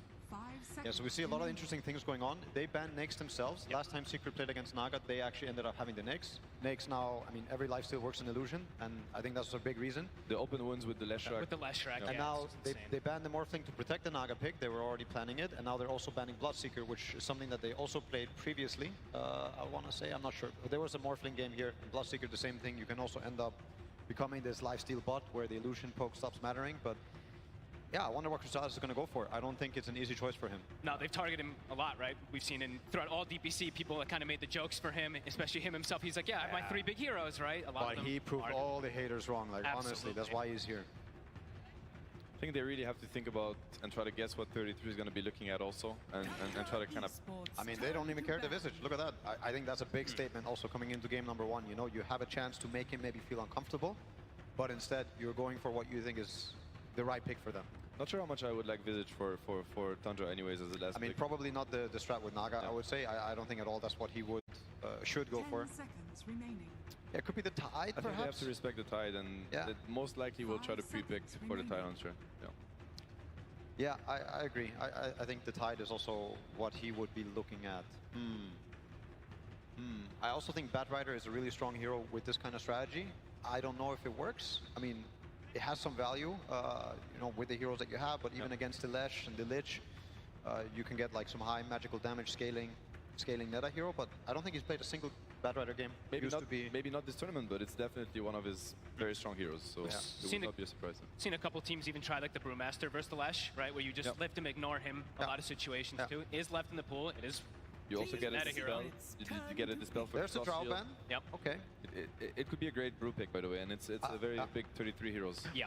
33 hero, by the way. I think it's a great suggestion. When I see like the Drow as well too, we saw, even though the game was kind of back and forth, you saw that long duration silence in a lot of fights just devastate him too, so. I do think it's a little anti-synergy with the Naga. Quite often, it doesn't really mesh super well. But of course, I mean, I respect, I'm the biggest Brew fan on this panel. I don't care what you guys say. Brew for life. Wow. I would pick Brew every day. It's a great Every hero. game. Same. But not really, because I can't play it. But if I could play it, then yeah. Let's see, I mean, they have very little time to work with. What's and left for a lot of Crystallis? heroes have been banned for Crystallis, yeah. I mean, he's played some Ursa and Ursa this game? No, probably not, right? But out of the heroes that he's been looking at, I mean... Yeah. I'm just... It's hard. It's hard for him to choose, Ursa, he's played Ursa and Dawnbreaker that I can think of this tournament. Dawn is still in? That aren't banned. The Dawn was nice when they played it. Oh, that is an illusion. That's an illusion killer too. Nice. Yeah, the Flesh Sheep now also working against small instances of damage. It's a good matchup. I mean, I think it scales pretty nicely into a Naga. It's also the hook versus the sleep. It has a lot of value. I mean, even now you can even hook through sleep. Yeah, you can. They changed that, so you can hook your allies out, you can hook the enemy. Yeah, and this Naga cannot sleep TP with the early levels of sleep. You need, I think it's level 3 sleep to get full max range. And this Pudge with Frost Shield, exactly, he's going to be really hard to take down. It's a nice frontliner, nice like distraction as well for the Leshrac to kind of do his own thing. The Pudge can kind of force spells onto him and then protect the Lesh. That's. Do you think this is Crystallis calling, or do you think this is like the team and he, you know, providing also good suggestions? Because I didn't even think of, you know, this Pudge coming in here. I had forgotten. I think a lot of people might. It has kind of started getting forgotten in a way, right? But because Lifestealer was so prominent, people have started to learn how to like play versus it. But They will go for it. Hey, isn't this Lich Pudge against the Tidehunter? But I think he looks at a lot of the Tide bottom, chain stun, you know, with the sleep. It's like they're going for their bread and butter strat. And obviously, I do feel like Secret covered very nice angles. Both teams really got drafts they must be super happy about. And that's the first game. So it's very exciting. Who would you rather be? Hard to say. I think Tundra, their strategy is very strong. You know, I'd put Secret on the back foot, even though I really like what they went for. So I believe that this is just too good of a Lesh game. I think Lesh is going to pace on them, and I think it's going to force them into these early fights. And with the early game that I see Secret having, I would have to go with Secret draft to draft, even though I'm also the biggest Naga lover on this panel. Like, I think Naga is an incredible hero. I think if it goes past a certain point, I think Naga is going to start being too much of an issue. But I think Secret's going to roll on them. And Fogger, yourself, I mean, that first pick sort of still standing strong as these two have sort of said. And Nisha, he's sort of been the one to stand out and kind of single-handedly carry Secret through some of the tougher games. Is this going to be another one of them, or do you think Tundra do have the methods to deal with this Lesh? I'm with my boy Johan, I think this time. I like the Lesh Pudge versus the Illusion strat. I think it's going to be pretty hard for Skeeter, but maybe 9, you know, his Tusk has been miraculous in some games, so eyes on him. I hope this game doesn't go on for Secret's case. If not, I think we're going to see another repeat of yesterday's game. Long game, Naga doing his thing. Slowly, people start getting picked off. You get forced into your base. Yeah, I mean, Secret, they're going to have to bring the same early game that they did yesterday and, you know, keep the ball rolling. Sure, and Seb, do you sort of also agree in sort of that timing sense that if this does go on, Tundra as a squad, and especially with the lineup that they have here, it's going to be tough for Secret as the minutes pass? I've seen Tundra's first map this tournament, and ever since I can't stop thinking about them. I've watched all their replays. I think the way they play Dota is absolutely wonderful, and in my opinion, steps ahead of other teams. So, you know, I can't not put them favorites, whatever they're gonna play actually. So I really want Secret to challenge them. Yeah, and sort of just in terms of overall feel as well. You know, you're coming into this game 1 of the grand finals on the main stage. Who's got the easier to execute lineup? Easier? I mean, I think it's Secret. Yeah. I would say it's Secret. Like, I think Tundra have to dodge bullets. Like, they have to dodge the Tide lane. They have to dodge, like, the snowball from the Lesh and, like, how they're going to get momentum. Yeah. I mean, my gut is telling me Clement wants to break the curse. He is not here for second place. He's here to win. Okay, well, thank you very much, boys. Looking forward to having you join us for Game 2 draft. But for now, just before the game, we're going to be able to head over to Slacks and hear from the coach. Thank you so much, OD Pixel. Hello, I am here, ladies and gentlemen, with Howie 2000 from Tundra. First time we're seeing him today. Give it up! Oh, there we go! The stadium is alive, my friend. So good to have you yet again. I got some bad news for you. Okay, Lesh, Enigma, Pudge, I hear these are pretty good heroes. You guys let these ones through, no bans. Are you prepared for this? Have you, you know, spent your time getting ready? Yeah, I mean, I think for the finals today, we decided we want to, it's a best of 5. We want to play versus the Leshrac, see how it goes. You know, it's a best 5. It is what it is. Okay, all right. Are you confident in that last pick of the Tidehunter? Big beefy boy going against that big beefy Pudge. What does he provide for the team, if you would give us any insight? I mean, we're in the finals, the patch, come on. Give me some real info here. I think he'll buy good aura items and give us some team fight versus them. I think Netta's Tidehunter is, like, by far one of his best heroes. He wins, like, every pub on the hero, so we're really confident on it. Okay. Sir, how far do you see this series going? You think we're going to Game 5? It'd be fun. It would be fun for you, and it'd be fun for us, but let's find out how at least Game 1 is going. We'll throw it back to the casters. Thank you very much, Slacks. And one more thing just before we get into the action. We've got a very little special video here from Resolution, a bit of a pep talk before this game begins. Let's hear what he had to say. I mean, honestly, like, this is what we play for, guys. We are playing for this moment. Let's enjoy every second of it. We're not gonna get many of these. Maybe 6 more, I mean 5 more. That's what I want, but, you know, still,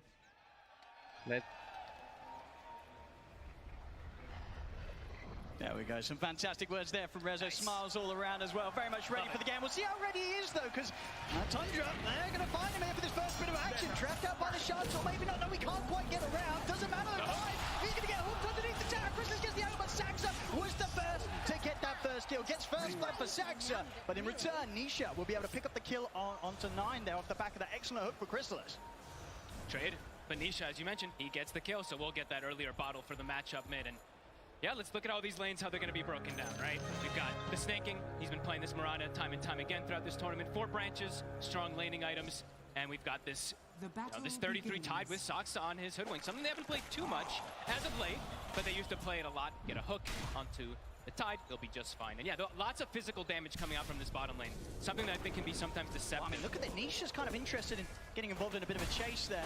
Ooh. But won't continue to take any more attention away from the middle lane, or just be left to Chrysalis and Puppey to chase 33 down a little bit. Chrysalis, of course, having to be careful himself. As we'll see them settle here into the laning stage. And, you know, we've got to sort of talk about as well comments there from Owie before the game. Do you sort of like that approach? Game 1 of the grand finals.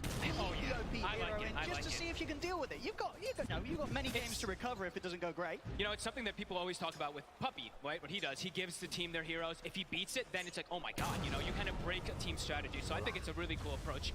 And just looking at these lanes now, we have the Lich Pudge versus the Tide versus Hoodwink. Both of the bottom heroes on Secret starting with bringing up protections to deal with that physical damage, to try to tank up, because sometimes, like we mentioned, it can be a bit deceptive. Let's have a look at some of these lanes. I mean, overall, who do you have the biggest concerns for? Anybody going to have a specifically tough time in these early minutes?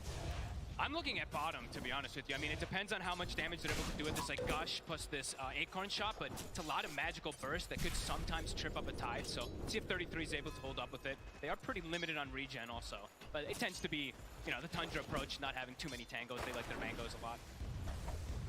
And this mid lane matchup in particular, you know, of course, 9, one of the fantastic mid players to just continue to bring these heroes in that nobody else will really consider playing mid.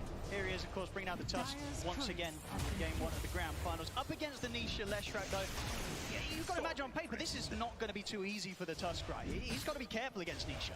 I think just because of that kill that Nisha gets, you know, the bottle coming out so early. Otherwise, I've seen this Tusk actually be pretty decent in a lot of these matchups versus range. But yeah, I think Nisha, he's going to have a blast. Chrysalis is going to be okay here. Both spells on cooldown from Saxa and 33, so no further chase, but fair bit of a harass, keeping Chrysalis pressured underneath the tower. Starts to get easier for Secret once they get the Frost Shield levels, which they now do have, so a lot of that physical damage resistance for Chrysalis.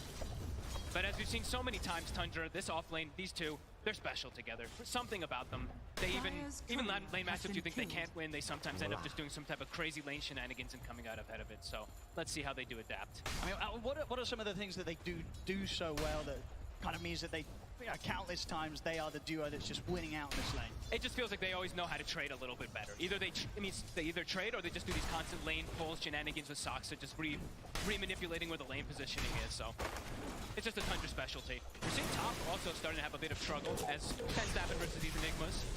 The Eidolon's building up. Chrysalis will be okay. I mean, that bottom lane really... It's the lane to watch. It's a case of, you know, how much do Tundra try and push for that kill on the Pudge? Yeah. Yeah, before Chrysalis is suddenly getting buffed up and able to turn around. You know, Saxa in particular has to be very, very careful how close he gets to the Pudge. Up on the top lane so far. Any sort of surprises here? No, not so much. I mean, the Eidolon spam, you know, it continues to happen whenever you are playing those carries. It's going to be affecting you a little bit. But Skeeter, he's holding his own, him snaking. They have kill threat constantly, too. The early point in net with that arrow combo. So something to look out for, especially on Zayat. But Rezo, he's always got those Eidolons, so they have a lot of ways to protect and block arrow combos and stuff like that with the summons. Yeah, and all in terms of the how good the game is for the Enigma, you know, how good is it for Rezo? Is it going to be easy for him to have impact with the black hole, or is this going to be one of those games where it's kind of everything else about the hero that's going to have its strengths? It feels like that tends to be the story for the Enigma a lot of times. But if you look at his items that he's got queued up, you know, we did mention the Wraith Pact comparison of the team. He's going to go for the black hole plays and just play around his Malefice and stuns from a distance. Absolutely, I think something that we're going to be very, very happy to see. Yeah. None of this sort of Wraith Pact rubbish. You know, we want the action, we want the black holes. Hey, if you look at the way the lineups can go, at some point there is going to be that lack of BKB disable, of course, for the Enigma. Sure, they're going to be able to sleep and reset and do these kind of fights that we see Tundra do a lot of times. We see a lot of teams do with Naga Siren, but could get to some points where you have to take these fights. Bottom lane. Oh, he lands it. Lovely little angle there. They've got the blast as well to slow Saxa down, but because the creeps are pushed in, tower hits will be tanked up by the wave, so Saxa are able to walk out. But Crystal's definitely showing so far. I don't think he's missed a hook, really. Every single one of them on point, so got to watch out for those down the road. But 33 is free farm. So that lane that we were taking a look at, they've actually been able to solidify for this Tidehunter pretty nicely with Saxa's harassment. And Crystal's just staying kind of low, which is a bit scary. He could constantly be getting on him. We'll have that ring of health coming out to him, so likely to be consistently in a position where his health's a bit higher. Saxa will find himself on top of Chrysalis. They're trying to get aggressive on towards the Pudge. Saxa has the stick charges at the ready. Chrysalis, he's going to get the kill before he goes down. So they push for the kill there on the carry. I imagine something that Tundra's going to be pretty happy with. Saxa goes down, but all according to plan, I'd imagine there for Tundra, taking down Chrysalis. Yeah, they just have, like we said, there's just such an interesting approach to the way they do it. Even the blades of attack being picked up early on 33, not going for any tanky items. This is a fighting build. Phase boots right away, trying to benefit off that Blightstone, any type of minus armor they can put onto this Pudge. And it worked. Yep, and this is sort of the classic def you see at this sort of moment from supports in that bottom lane. Me and Saxa can get over the mid, get the vault top back up. Voila. Definitely the sort of trades that, if you're secret, you're not going to want to allow Tundra to get against you anymore in this laning stage. Be a bit more careful on when they make the calls to commit for kills. Up top. Not enough to chase. Catch on bottom, though. Constant aggression on these side lanes.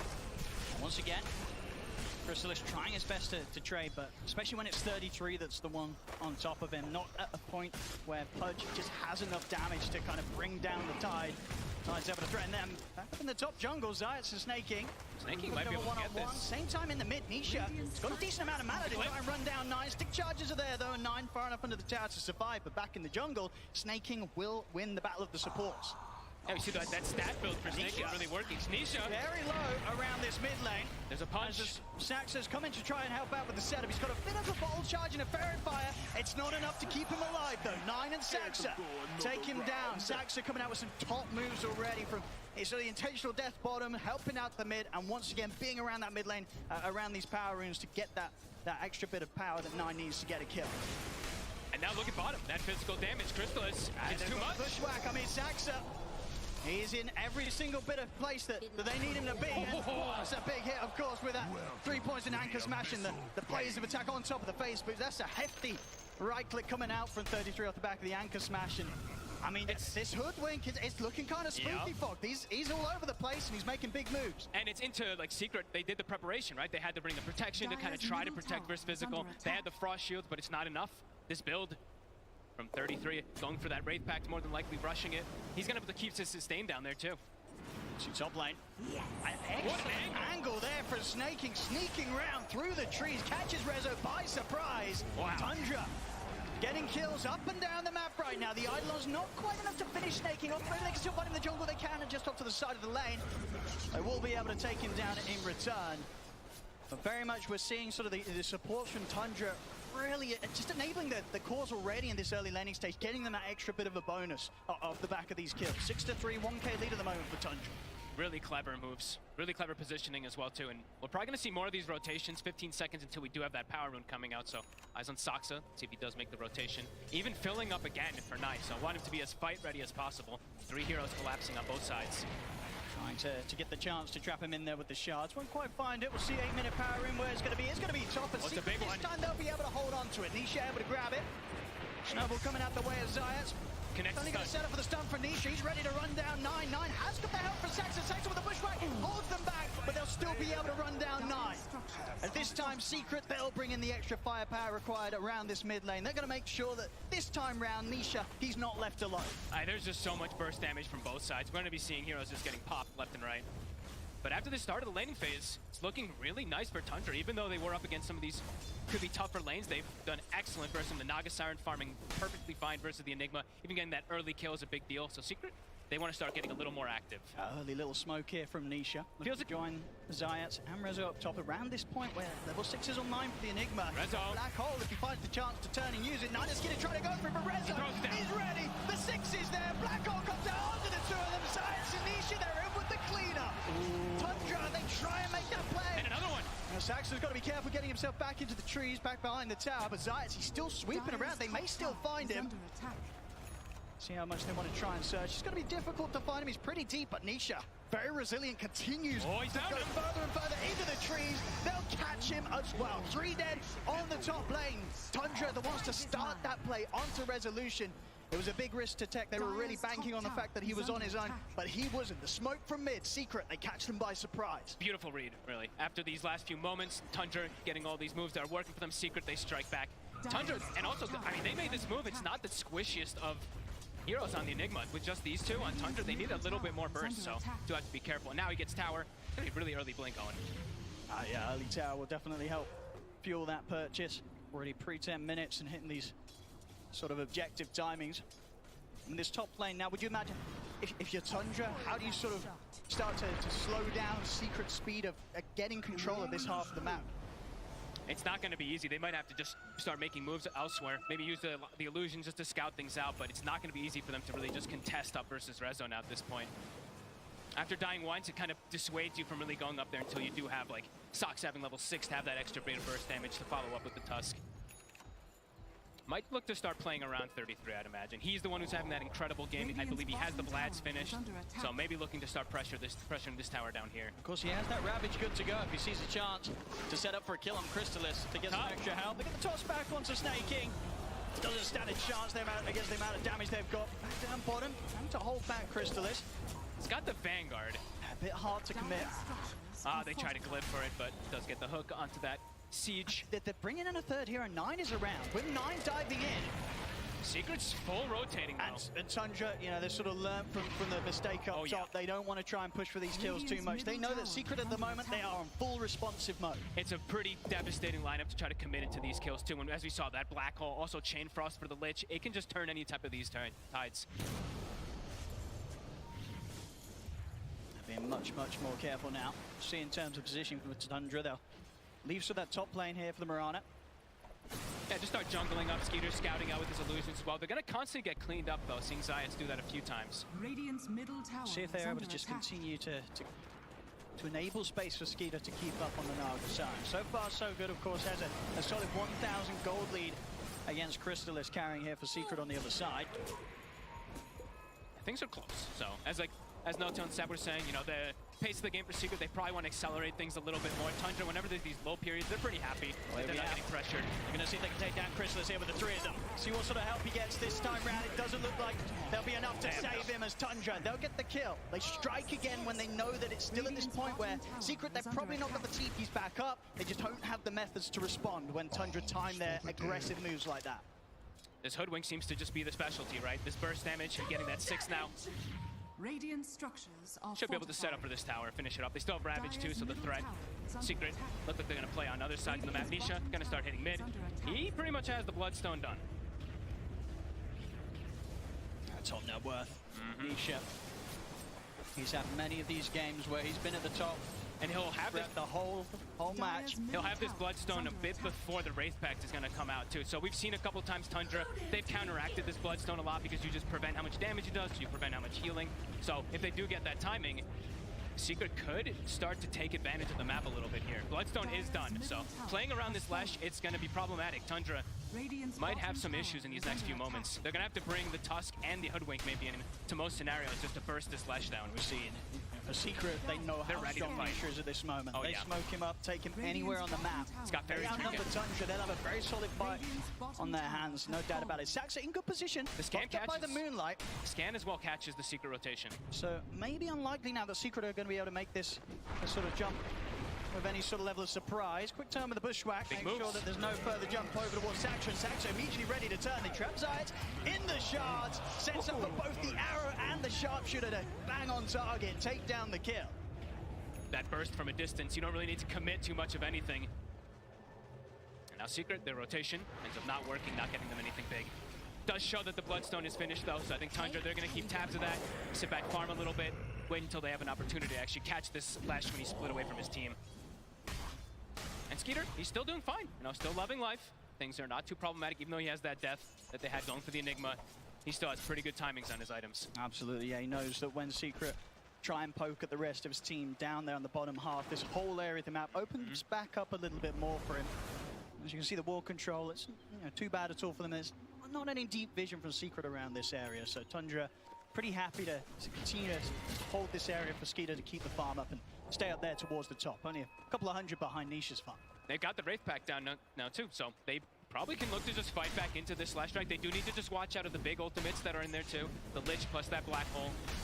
Just need to be careful how far they overcommit versus Secret's pretty tanky lineup.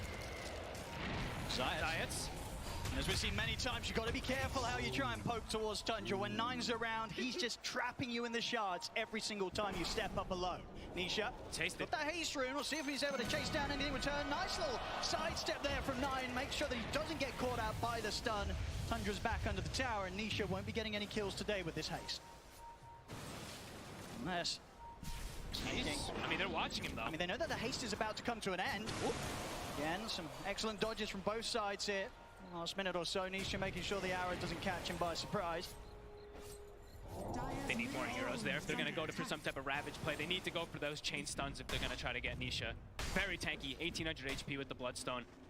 And as you say, that is the thing as well, though, for Tundra. If they try and play with their ult Secret, they'll very much be ready to respond with their own ultimates. Both teams having huge team fight ultimates to drop. We'll see in the middle, Nisha, just a time again, he's on his own.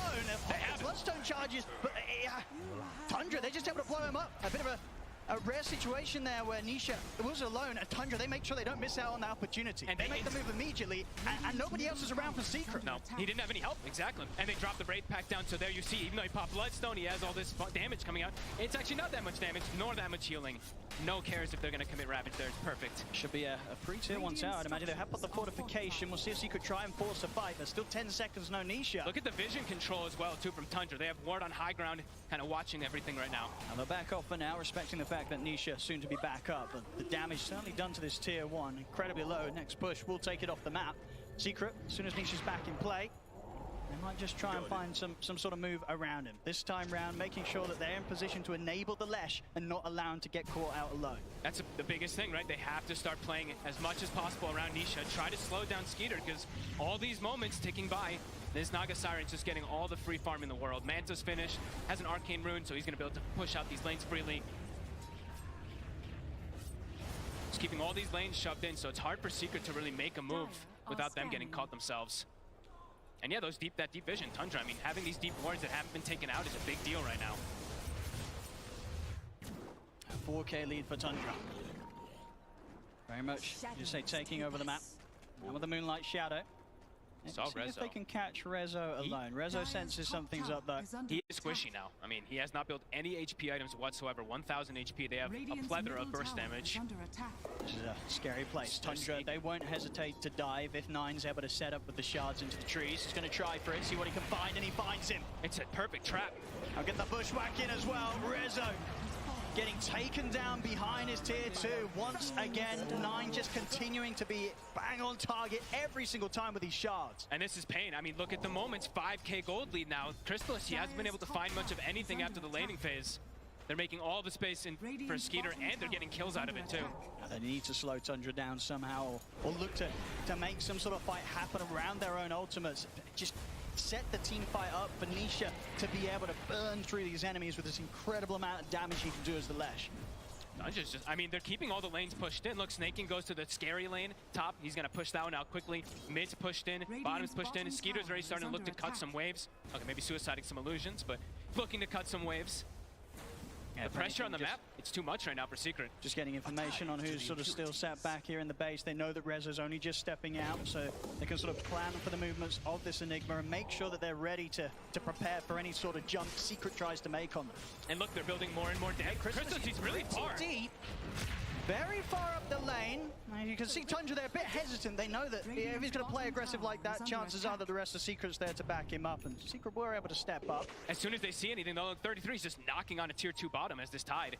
Getting close to his pipe as well, so all this damage mitigation for the Lesh. I mean, it's starting to get online. Yeah, the amount of pressure that Tundra can apply. Something that we've seen them always had the power to do with the drafts they normally enter in with. 33's Tide just being able to sit down here, Skeeter able to split the map up with his illusions. It's just a whole lot of everything that Secret's having to deal with right now. Tower's just continuing to get hit. 33, he just knows he's free down here because he also has that ward backup. He has Skeeter near him too.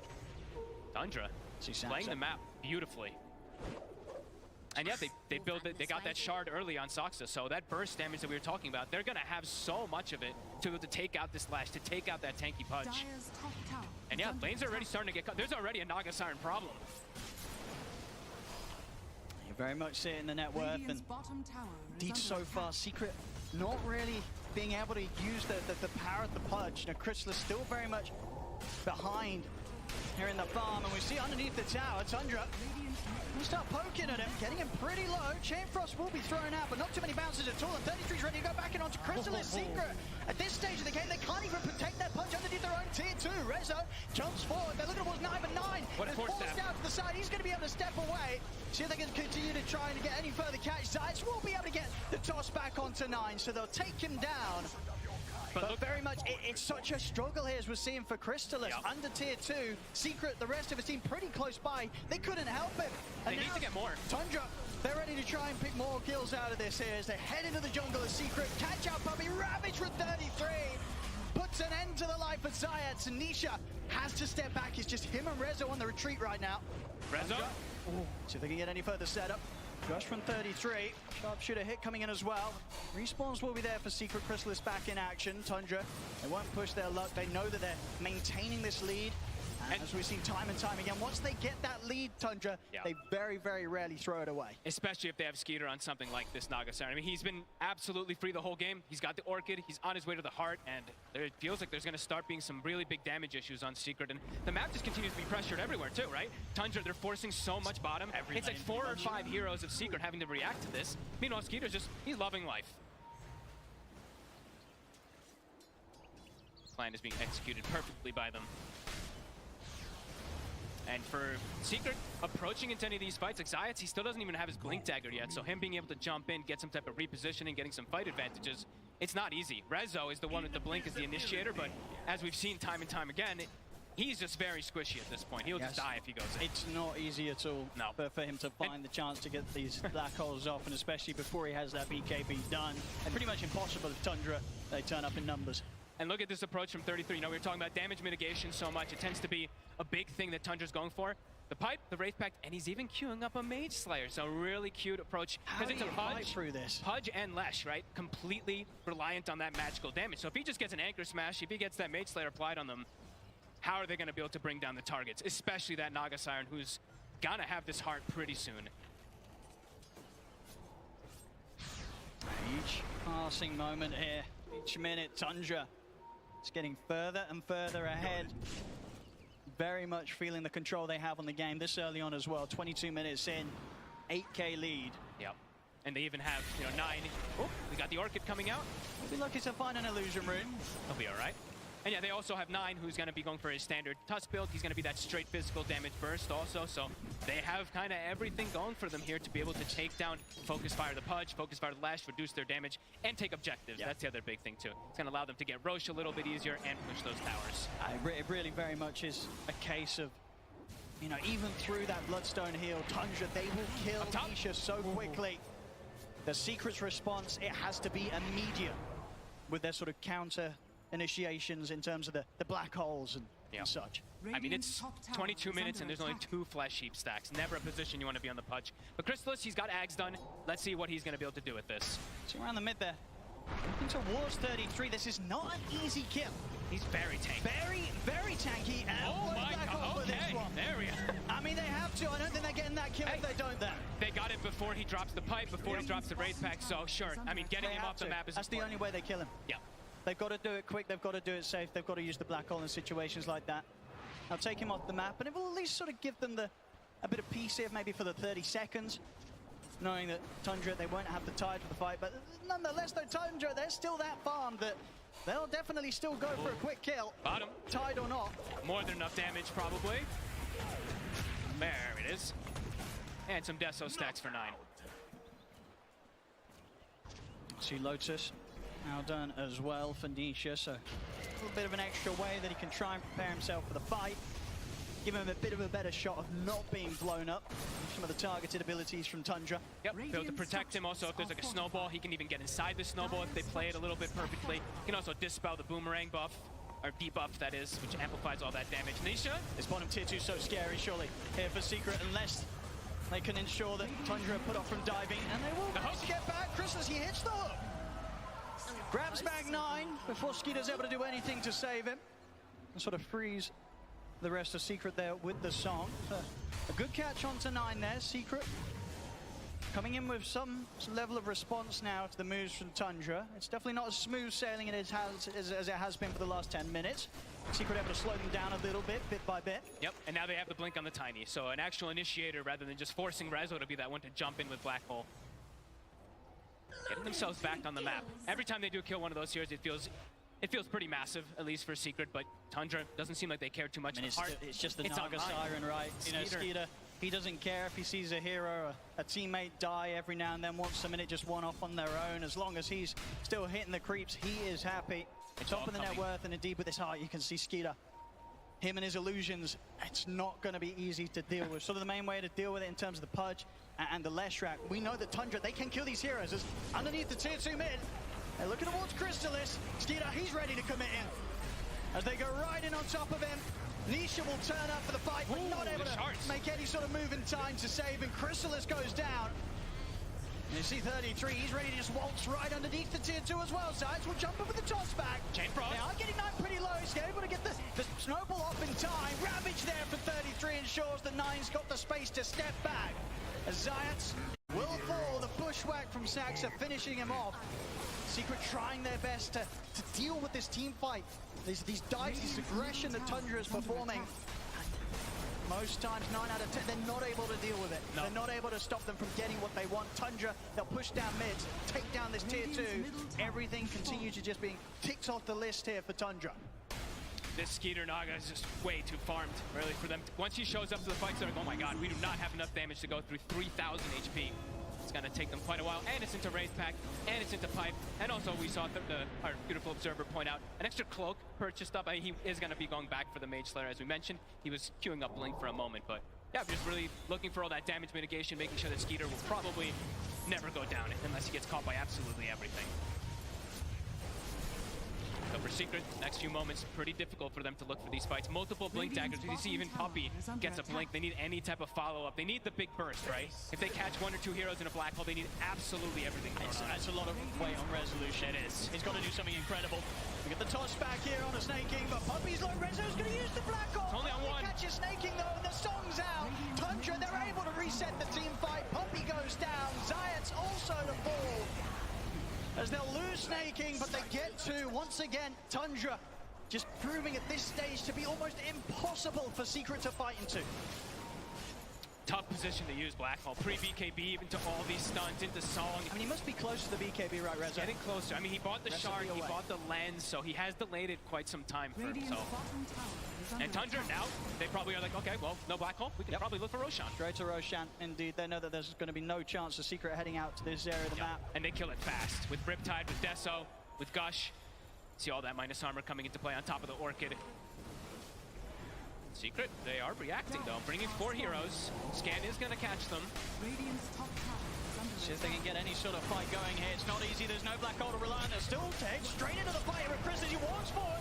Snowball's going to be there for now. Gets them over towards Nisha. They're trying to step back though. Nisha getting off a good amount of damage this time. See how this sharpshooter comes in, takes down Zayats. Chris is trying to stand his ground with the dismember. They force 9 back to safety. Roshan falling low. Chrysalis also having to back away as 33. He's trying to finish off the Roche. Puppey and Nisha, they're stepping into the pit as well, but 9 heads in Snowball. They get the Ravage off the same time. Rezo tries to jump in to steal the Aegis, but 9 already picks it up. 3 dead on Secret. They'll take the Aegis quickly out the hands of 9. But Secret, they're getting chased back away from the pit. Very much felt like a bit of a last-ditch attempt there from Secret to try and stop Tundra, but they couldn't take the fight around the Roche pit. It's 4 dead, 9 continuing to chase. We'll see Puppey able to blink out just in time. It's a good fortune that he has that item there. I mean, it's wild how much damage is reduced there. In most situations, if there's not a pipe, if there's not a Wraith Pack, clumped up and they just still didn't die. Look how much they only. I'm saying only because when we've seen these Pudges on these Leshes, when they're able to stick on targets, 3 heroes inside that, you would probably see some 10,000 worth of damage or something. But look at this, the damage mitigation completely protecting everybody there. Secret, they really had to go all in to make a move like this, and they certainly do. They go straight into the pit, and of course, having to try and fight. Rezo doesn't have his Black Hole back up. Look at the micro too. too, right? The Wraith Pact. Look, he pops it and sends it up north to kind of hide it away from everybody. So Secret, they're panicking to try to kill this thing, and meanwhile, they're all just dropping lower and lower. Yeah. Great plays from Nine. The Snowball initially to dodge the Chain Frost with his team, and then Snowball to kind of guarantee that they can get up that Roshan. Beautiful plays from Tundra. Masters of the team fight. They are seeming unstoppable here so far in this game. 18k lead. And it's also, you know, Ravage, it wasn't up until that exact moment Nisha as well, too. Stepping up in the mid, they've got the arrow connection.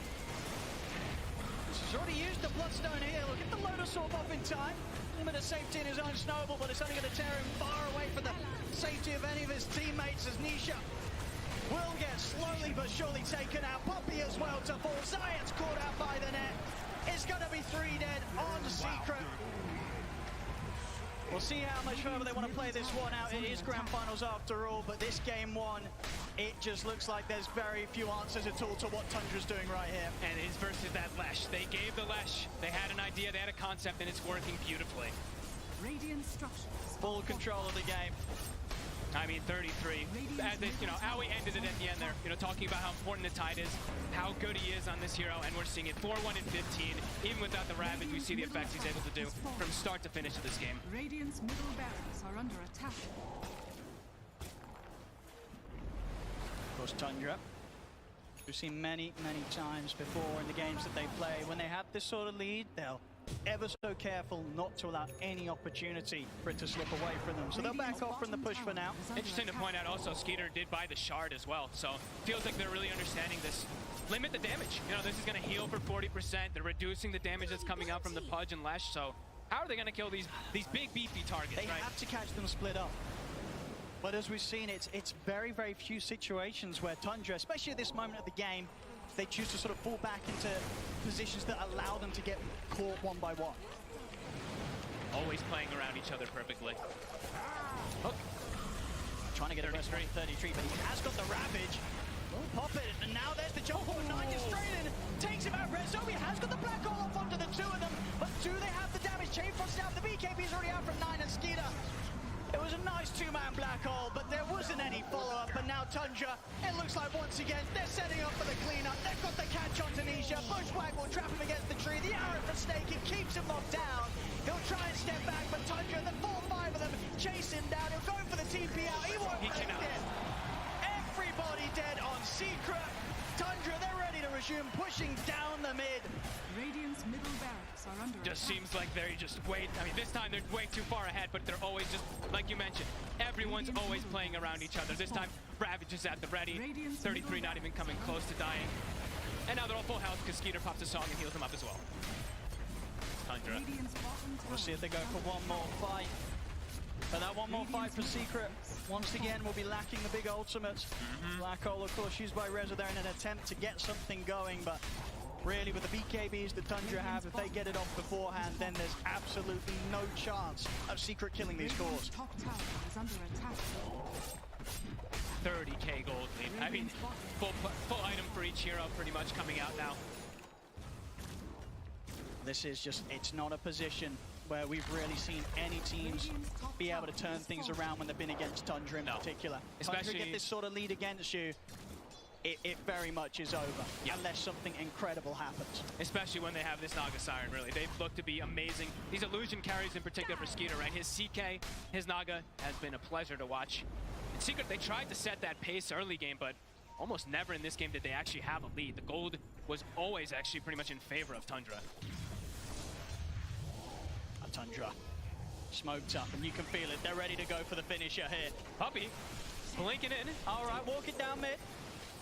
Trying to catch the creep wave or something. Trying to get some sort of a distraction, you know, take Tundra away from the push. But the buying waves. some time. The waves are all in, though. See bottom there, Nisha. Might be in a bit of trouble once again. We'll see Puppy coming with the buyback, but that sharp shot there from Zax and nearly finishing him off. They'll go with the snowball over towards Crystallis. Chain Frost comes out from Puppy. Crystallis commits him with the BKB onto 33, but 33 is just so There's no damage. He barely cares at all that this Pudge is on top of him. Another hook from Crystallis will catch on, but 33... Oopsie. It wasn't the cleanest combo, but at this point, Tundra, they don't even need to hit these combos. They'll just back off and reset. Not the Ravage into Song that you know, a sort of blow away secret, but they can afford to mess that up sometimes. They got a 32k lead. Yeah, look, we don't need it. It's fine, you know? Do have to watch out, though, as we see Black Hole back up in 10 seconds. It's going to have to be a 5-man. Even then, I don't know. Doesn't even feel like they'll have the damage anyway. It's got to be a 5-man, and it's got to catch them before they press BKB. Yeah. And before Wraith Pact or Piper down. We'll find 9 in the trees. He gets the BKB off before the dismembers there. Sanctuary able to poke in from the side. He's fighting. Bushwhack. Chrysalis, he's getting low. 9 tries to chase him out. Chrysalis gets taken down. 9 caught by the fear. See at the side though, they're focusing down Nisha. Nisha goes down, 4-star to the side, 9 caught by the avalanche, will go down. Secret able to find some sort of semblance of a trade there. They'll take out 9 immediately. Nisha does commit in with the buyback. I'll see if there's anything Secret can do here with this minute where Tundra are without their mid laner. Nisha can never walk up. He just walks in, gets fully focused from everyone on Tundra. And another item coming up for Skeeter in a moment. My goodness. More heal prevention, more damage reduction, etc. Scotty's going to be coming out also for this Naga. Extra illusion as well with the level 20. Yeah. And illusion rune found us on top of that also. I expect us to continue to just see all 3 lanes push right up to the base of Secret. If Secret are going to try and find that, what needs to be an immaculate team fight, 5-man black hole, it's just going to be so hard for them to do it anywhere outside of the base. Leaving this area of the map, leaving the, you know, the some sort of safety of the high ground, it's just so tough against what Tundra's doing on the map right now. Tundra's on cruise control. Look, Snaking's even got boots to travel on the 5 Marana. Nice. They don't know what to do, bro. Come on, relax, bro. Okay, keep holding. Guys, I got big oh. Well, there we go, very much. Okay, You can see Secret, I think they know that this is a spot game 1 that's tough, but there's a long series ahead of them, so they're making sure to keep things light, keep things positive, and very much still continuing it to give it their all. Smokes up here, Zayat some resolution. I think most people find it, you know, you hear Puppy like kind of laughing in these type of games, and you're like, oh, okay, whew. A heart now for 33. This is a scary place of resolution and Zayat. Close by to Tundra. In the trees. Everyone on Tundra is just so farmed at this point. Pretty much every single hero in core. Snaking. So hard to get any. I'll get over it. Any grab, any toss back. Oh yeah, Snaking's got bots, Lotus, 4-staff, Drum. I mean, it is a 5-position Marana, by the way. We've seen some farm supports today. This one's certainly up there from Snaking. Tundra just tend to do this a lot of times too, right? Distribute their wealth nicely, especially, I mean, at this point in this game, of course, when they have all the space in the world, but... Can they see 33, but he's got 4,000 health. They're going to try. Get the toss back. It's just, it feels so rough to try and commit onto this tide. He just Mage Slayer hits them and they do nothing. They've got to back off. 33's toying with the idea of a Ravage as well. Nisha really getting caught out by the Bushwhack. Will get jumped by 9. He's in with the Walrus Punch. A Secret just scrambling back up towards the high ground. And I tell you what, I think they're quite lucky to get out of there with nobody going down. They can't even, I mean, they tickle the tide. This build really from 33 is working perfectly. I mean, it's unkillable. The Pipe Wraith Pack we've seen so many times, but just throwing in this Mage Slayer because he sees that both cores are this magic damage emphasis. 6-1 and 21, exactly what you hope to see from your off lane. 4-1-15 on Skeeter. Should be another one here for Tundra. Again, these illusions from Skeeter making sure that Secret, they cannot even dream of getting anywhere close to the Roshan. Every lane pushed in. Puppy? Up for a journey, trying to maybe collect some bounty runes. Blinks will be okay. Snaking won't find him. But the Roche acquired 40k gold lead. Back to business. Absolutely just passing by the sort of 1k gold a minute, something that you very rarely see in terms of a lead in at this stage of the game. Pretty much a full nullifier done as well from 9. Even tougher to try and protect that core that gets jumped upon by 9. They're looking to go to. They're smoked. So many of these heroes just get immediately burst down, especially Puppy. With that Aegis, Tundra know that they can look to get into the base of Secret. 33's taking the tower by himself. He's just anchor smashing it. Yeah. He's got the talent. Chrysalis trying for some sort of a hook. They can't stop him. I mean, we'll see Zayat. He's looking for a toss back. A 9 in response immediately on top of it. That's Zayat's gone. No buyback for him. Crystallis. He'll pop the BKB. He's got to use it to step back, get some sort of distance between him and the rest of the team. He's going to try and stand his ground on 33 on 9. Jumps in with a Warrior's Punch into the snowball. Over Nisha Rezo. He's going to go for the black hole. The song is there. It's healing him. I mean, the black hole and damage alone, not enough to take him out through the BKB. Rezo's out. Does have a buyback, but even if he opts to do so, won't have a black hole to use. Tundra, they'll continue this push up towards the top lane. Taking down this set of barracks. A secret, we'll see if they go for one last move. Maybe hope that Tundra gets a bit close to the fountain, but Tundra, they don't mess around. They're not making any mistake. 33 pops the Ravage, catches out Nisha and Crystallis. Crystallis getting low. He might just be able to reset this time as he is over towards the fountain, actually able to lift Nisha. Also able to keep himself alive for now with the Lotus. Reflects the net, but 33 is getting in on top of him. No one else able to get Nisha away from Tundra as he's out for 100 seconds. The tier 4s are gone. They're on to the Ancient. GG is called. And Tundra, they take this game one, and my goodness, they take this game one. This was not close. Tundra in full, complete control. I mean, it felt like after 10 minutes, Secret, they didn't have a chance at all in this one, Fog. It felt like, even from lanes, right? The rotations from Saksa kind of putting on this pressure onto Nisha. This was a miraculous game, really, from Tundra, kind of setting the tempo super early on with the Naga Siren draft. When you're able to kind of get this type of lead early on, and you have a Naga, and you start realizing, hey, we're versus only magic damage, my Tide can just completely counteract it, you know? Absolutely. It's an excellent approach. And I think what's going to feel really good for them is indeed it paid off. You know, as Aoi said, they wanted to try this game one, let the Lesh go through. They dealt with it, and they dealt with it phenomenally. There was no question about it. It was never going to be any sort of issue after a certain point, as Tundra looked terrifyingly good here in this game one of the Grand Finals. Back over to you guys on the panel. Thank you very much, Odie, Pixel, and Fox. Yes, Tundra executing psychological warfare here in game one. They let the Lesh through, and they destroy it, and you saw Secret just walking off. That felt a little bit heads low. This is probably one of the most devastating first matches we've had at the Grand Finals at International.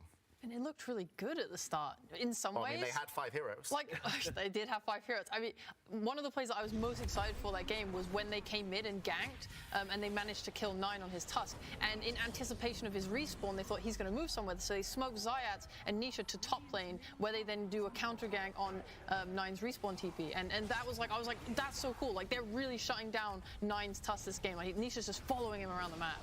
I don't know, I feel like, James, you're completely on point. This game is just devastating. Bro, come on. You're picking... like,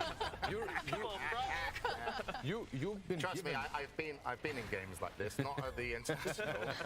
but this is similar. A lot of what my MMR matches look like, and yeah, but you know, I still play more. Cheap, Tigab, they've been given Lesh, they've been given Pudge, and this Naga is still not counterable.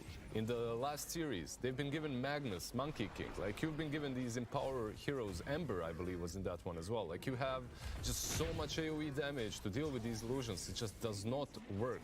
Lesh, however, they proved it here, right, T? It can be countered. It can be countered, and I think right now for Secret, after this first game, it's identifying the fact that Tundra, they are this team that when they get into an aggressive position, they're going to hold it against you. Like this lineup from Secret, if you get out ahead in the laning phase, sure, you have the AoE damage from a Pudge and a Lesh, right? You can deal with the Naga Siren. But when you lose your early game, and Tundra is the best team in the world at just choking out, playing aggressive, not allowing you to cross the river, make any plays, and on top of that, 33, I know we kind of touched on it lightly, his itemization, he's identified the fact that if he gets a pipe, a Wraith Pack, even a Mage Slayer, I think Knoxville tweeted that is like the 5th time a Tidehunter has ever picked up Mage Slayer on this hero, like he can just stand up front. So now it's Secret, if they ever find the Tide, you can't kill him. If you then find anyone else, you're going to get a Naga song. Like, it was just exceptional gameplay from them. But yeah, I think the Leshrac is the key story right now for this one. Well, I think we need to know more about the Shrek, T. Oh, yay. Because will we see it again? Oh, I mean, tell us more. Oh, tell us more. Well, of course. So Team Secret coming into this tournament, or at least into the playoffs, they'd beaten PSG, twice in a row with the Leshrac. They had beaten Thunder Awaken twice in a row with the Leshrac. They were one of the best Leshrac teams in the tournament, but this game here is the first loss for Nisha on Leshrac, going now 4-1. Don't forget Tundra, they've not played any Leshrac at TI so far. They've not even touched it. They played it 6 months ago. So for Tundra to come into this Grand Finals, to give Secret one of their best heroes, beat them with it. Potentially, Tundra, it could slip into their hero pool throughout this grand finals. Isn't there another team at TI? There's quite a few. That didn't play Lash? Yeah, Back in the day. Back in the day, CDEC, they did not play Leshrac, and it cost them a TI win. It was pretty devastating, but looks like it's going to be the complete opposite story here. It was also a very broken hero back in the day. Yeah. And it still is quite a broken hero. And luckily, Nine has played some Leshrac this week. He played 3 pub games on it. So this strategy from Tundra, give Secret Leshrac, beat them with the Leshrac, never play it at all. It could set up for some mind games going into game 2, maybe game 3, that Tundra surprises Secret with a, haha, we actually do play it type strategy. But maybe I'm kind of getting carried away there. Well, it didn't work out in game 1. But do you think, Tundra, we talked about their map control. They had really good vision. They strangle at the map. But one of the other things is this a counter to Leshrac as well, the fact that every single person you want to kill is just so hard and they have backup. Because you don't want to be chasing a Mirana. Hoodwink, gets into the tree line. You don't want to open up on the tide. So it seems like they're not only masters of the map, they're really masters of control. And Leshrac needs to go deep into the fights. And so what do? Get a blink? Yeah, like Lich. Lich got himself a blink. Why not Lash as well? Like blink on Leshrac is actually not that bad. It can happen later on in the game. They had different problems though. Like the initiation needed to happen after Ravage, post Ravage. That puts a lot of pressure on Rezo. Like you could see so many black holes that are targeted. Well, he catches a couple of heroes, but those heroes already pop the BKBs because he cannot wait. He knows that if he waits, the Ravage is there, his teammates are already dying. Leshrac, so many times he goes in, and he's the sole hero that's hitting the raid pact. Tough. But of course, Team Secret will take a moment backstage. They're going to have a little bit of time to kind of regroup and pick up their heads. But we did hear from Team Secret earlier as Avo sat down with them before the grand finals. Welcome, Team Secret, to the round table. Are you guys ready for the grand final? I'm ready. Nisha was the first one that answered. It's good, why everybody looking at me for? Let's get started with the actual questions. A lot of teams, they talk about how losing makes them stronger because they get to learn about their weaknesses, when a team figures them out. Are you guys worried that they can just figure you out at the right moment and then it'll be too late to learn from it? Nish. Yes. I'm worried. I'm actually worried. I mean, in Secret, if you lose with one hero, you're not picking it again. That's the law. So it might be off. Come on. Don't ruin the hero. Removed from the pool. Do you feel like the underdog to a degree? We are underdogs. Okay. There's no question about it. Okay. Let's talk about the addition of Rezo to the team. You guys have been playing together as a duo for a while, haven't you? Since the VP times, yeah. We were together in VP, we were together in Hellraisers, now here. Raise some hell. Is it true that you guys were marketing yourself as a duo when you guys were both looking for a team? Like you were looking to lane together? Yeah, I literally made that tweet that the best duo offlane was looking for a team. And it worked? Not a single request was from that tweet. Nobody reached out. They're like, yeah, whatever. Who are these guys? I mean, I think it's both the view on the game that we're sharing and outside of the game. Like we share a lot of life understanding, some certain things, and it's very easy to talk to. So it's just kind of was a very obvious way for us to go from that point on. Is it true that you guys speak Russian to each other in the lane during the game? Yes, it is true. So the half the team speaks English to each other and the other half speaks Russian? Yeah, it's just the laning. Yeah. Oh, just the laning. But sometimes we are switching lanes, so I'm laning with a Clement and we kind of break the rules, And I'm playing with Remco and speaking English also. Yeah. So. When you do things, you do what's comfortable, right? It doesn't bother us that they're speaking Russian. To be fair, it's even a benefit because we can zone out of it. Yeah. Not me, I actually hear it. But for Remco's sake and stuff like that, he doesn't even hear anything what's going on. Yeah. I mean, he also has problems. Well. He also understands what's going on, kind of. He's not hearing anybody. So to be fair, only Remco doesn't understand what's going on. We're all here, and we kind of get it. Let's talk about Chrysalis as well. Remco, yeah? Remco, yeah. Yeah. You guys have previously stated how he's a wild stallion, and you had to break him a little bit in the beginning. Wild stallion, what? I think I had no idea. Okay, not that kind of wild stallion. He's his own person, Puppy. You talked about that. okay, wow. Yes. Sorry, maybe I went a little bit too poetic. At Riyadh or? Yeah, it was a Riyadh. That one. Yeah, it was funny. Yeah, how's the relationship evolved going towards TI? No, I mean it's still the same. I don't think much has changed at all. It's just still a bit of goofing. We click. It just kind of works. Yeah. I'm usually a bit more of a clown, I guess, at times. Well, you know, whatever. I mean, I could tell you a billion Remco stories. I could tell you a billion Remco stories. What does it mean to you to be able to play in the grand finals? I get a chance to fulfill my dreams and my goals. To me, TI is always like a celebration. Like I just completely enjoy all my days here, like including the finals or not. You know, I'm just happy to be playing the high level of Dota. Puppy, you've been to 3 TI grand finals. What advice would you give your fellow teammates?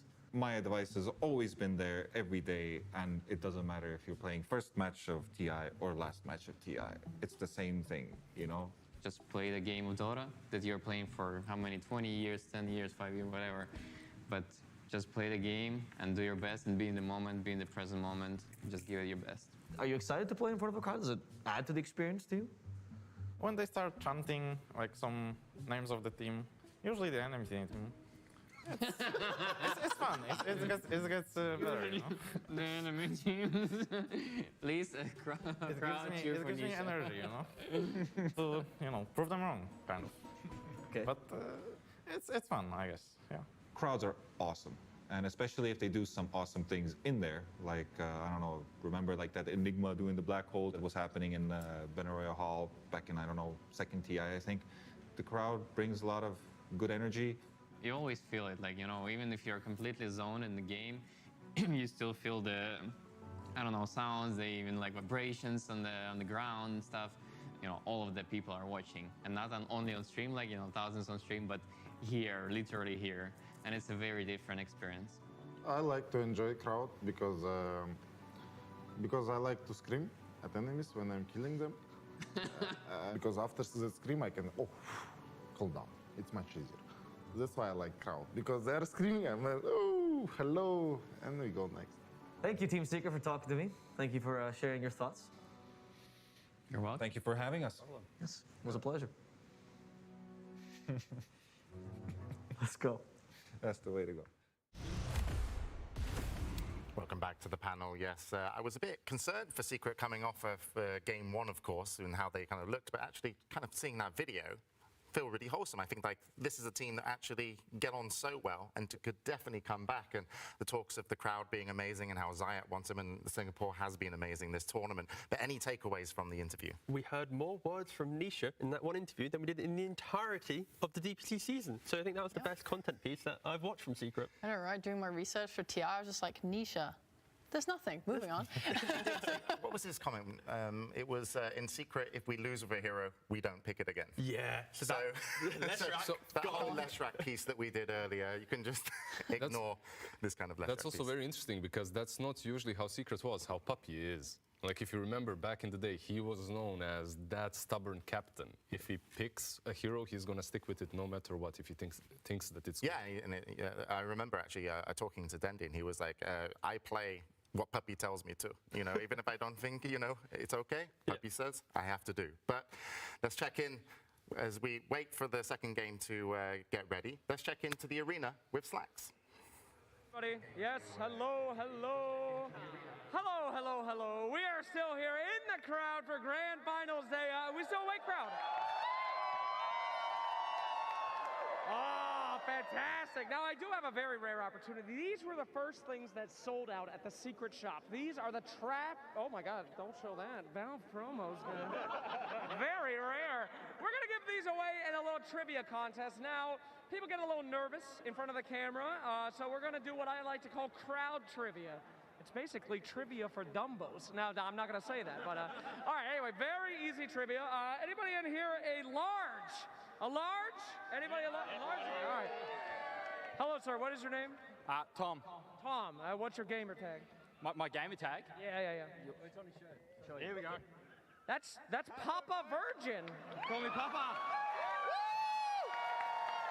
All right, well, that ain't changing anytime soon.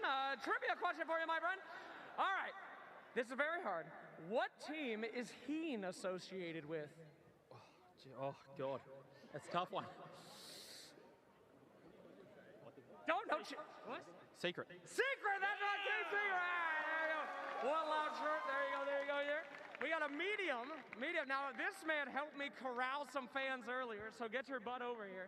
This is practice content. All right, this is tough. How do you spell Leshrac? Leshrac. I actually don't know how to spell Leshrac, so here you go. Enjoy. Thank you. All right, Small. Hello, sir. You look trustworthy. How are you doing? I'm doing very good. Fantastic. All right, sorry. I haven't really thought of a question. Okay. Who's your favorite caster, OD or Fog? Now, there is a correct answer. They're right there next to us. OD or Fog? There's only one, sir. Fog.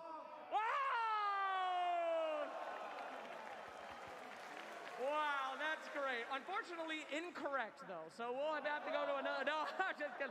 There you go, ladies and gentlemen. And everybody here, by the way, these are the primo seats, right behind the casters, right when everybody walks out. These were the guys that came in first. So give it up! And yes, we're still quite awake over here, so we'll pass it back to you guys. Keep doing your panel thing, all right? You guys give it up. Thank you, Slacks, as he rejoins the crowd to cause more carnage. Have you seen OD Pixel Cast, by the way? It's one of the best things, because those are the primo seats, as Slacks called it, but he is so animated, and Fog just kind of stands there. It's all the hand movements. It's really feeling and like part of the game. It's really good that they're standing behind OD. If it was Cap, someone might get wet as well, you know. That's true. This could happen. Yes, so we're going to be getting the players out for game number 2, Secret versus Tundra. And still, the storyline is Tundra dominating game 1. And Sheeps to kind of talk about, really how they put down the, not only just their opponents, but put down the lock on the map. What were they doing, Tundra? Oh, wow. Yeah, I really liked how they utilized their Fat Tide. They brought him away from the bot lane when around 14 minutes when he finished his Wraith Pact and used his Ravage to kill the Leshrac, and this opened up the mid tower for them. And they were able to get a deep ward in the enemy's triangle during this move, which is it's very valuable, because then they move into the bot side of the map, and they know how much they can poke and dive this tier 2 tower given the information they're getting from their vision. And by combining this with having 2 high damage supports in the Mirana and Hoodwink, it meant that they were able to assassinate and kill people without even the help of their cores. So they're just constantly applying pressure and kill threat to Secret all the time. That pressure is constantly enabled by the Naga as well. Those pesky illusions like Rezo, that wasn't a game for him. Why? Because there's always one pesky illusion following him around, breaking his blink dagger, hitting him. Like, by the time he gets rid of the illusion, the team fight is already kinda over. And Mirana plus Naga, like this combo, it needs to be dealt with. Yeah, the position 5 Mirana, it's only Tundra doing it, and it's the fact that in all of their drafts as well, they've got the Brood or a Spirit Breaker, the Enigma, like they've always got an element of just map pressure that other teams haven't been able to kind of replicate in their games. And yeah, this is why Secret in this gap, or this break at least from game 1, they need to identify how do we want to prevent Tundra having that map pressure. Well, we'll have to see as we're going to be getting ready for game 2. As you can see, the teams have now joined us on stage. And of course, we talked a little bit about Tundra, just how they're locking down the map. It really seems like they figured their opponent out, at least in terms of game 1. And actually, we're going to hear from Tundra about their opponents, Team Secret. I think Team Secret is a very formidable opponent because I think they've defined their roles for each other very well, and they know exactly what to expect from each other. I mean, obviously, they have Puppy. So, like, it kind of goes without saying, honestly. It doesn't need to be explained.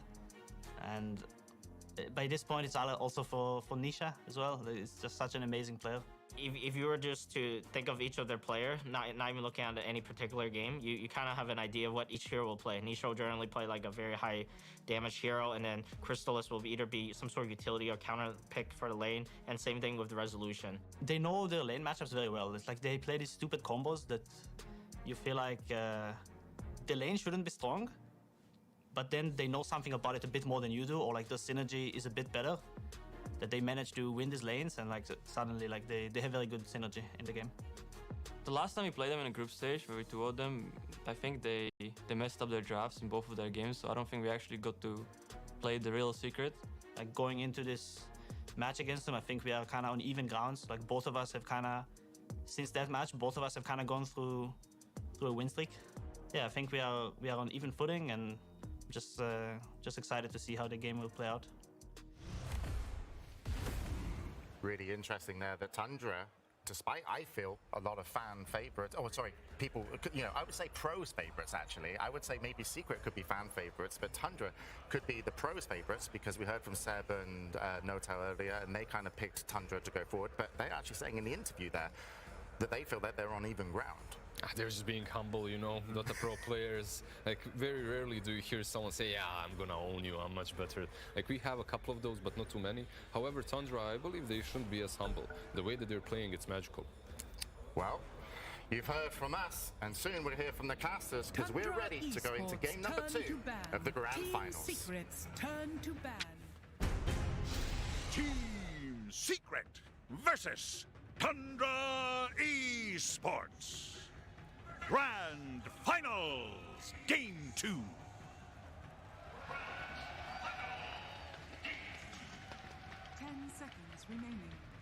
Thank you very much, James. And yes, we're absolutely ready here in Singapore for Game 2 between Secret and Tundra. Once again, joined by Seb, Notel, and Fox here for the draft.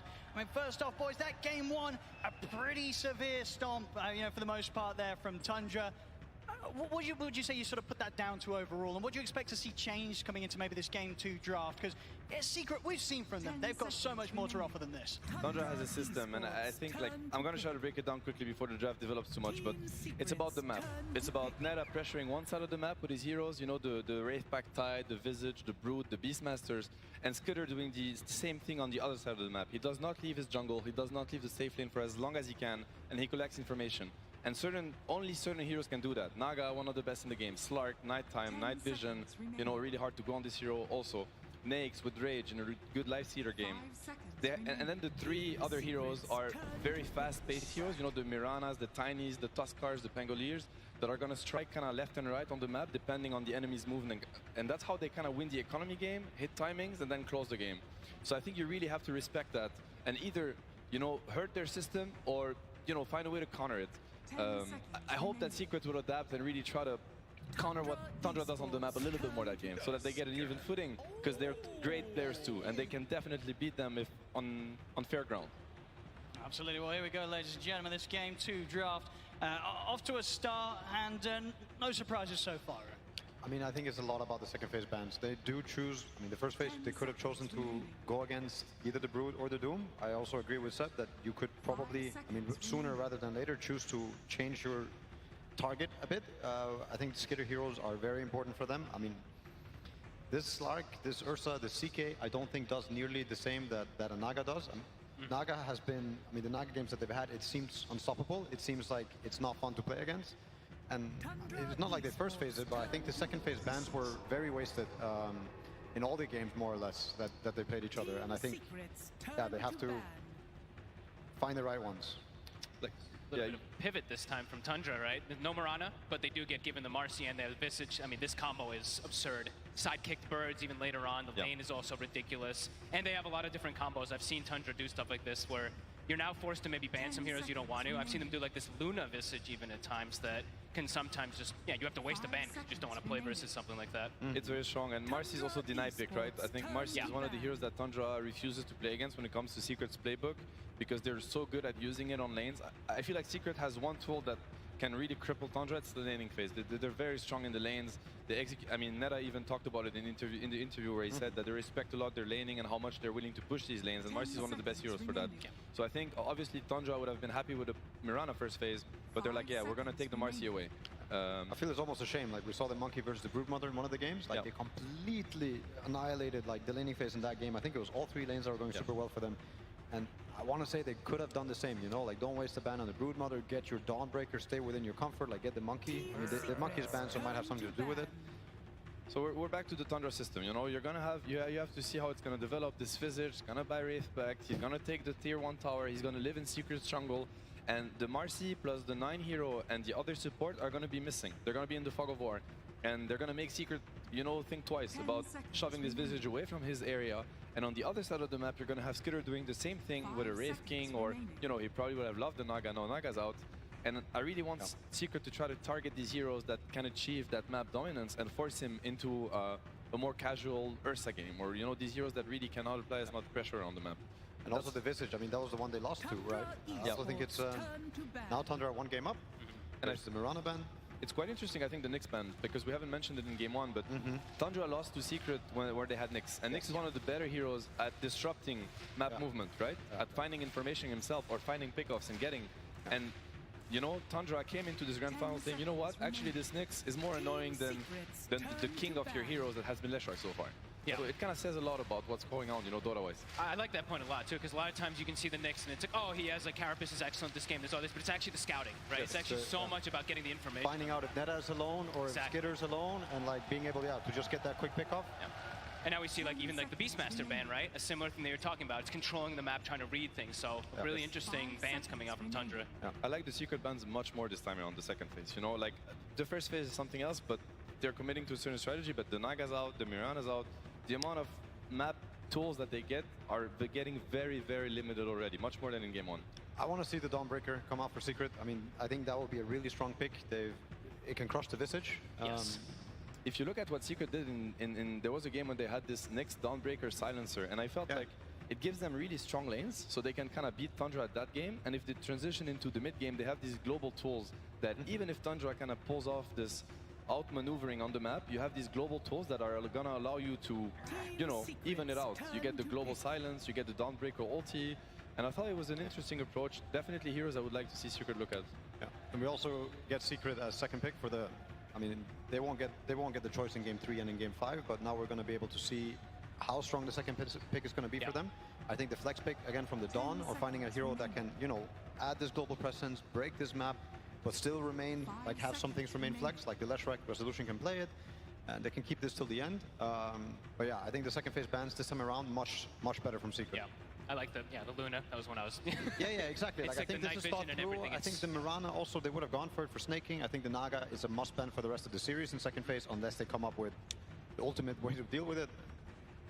Yeah, Luna Visage, very strong combo. I mean, we've played Tundra in TI-10 qualifiers, and they were doing this Luna Manta Night Vision abuse. So it's definitely a hero that they can use a little bit like a Naga. You know, constantly sending the Manta illusions, shoving the waves, sending them also to scout, because Skitter is one of the players that not only farms with Manta, he actually uses it as a scouting tool to increase his map presence. And as we were talking about with the Naga, like how he was using the illusions instead of just going camp to camp to camp. He's cutting the wave, even though it's not efficient. He's getting a little bit more info, especially during nighttime. I mean, they had full vision the whole night.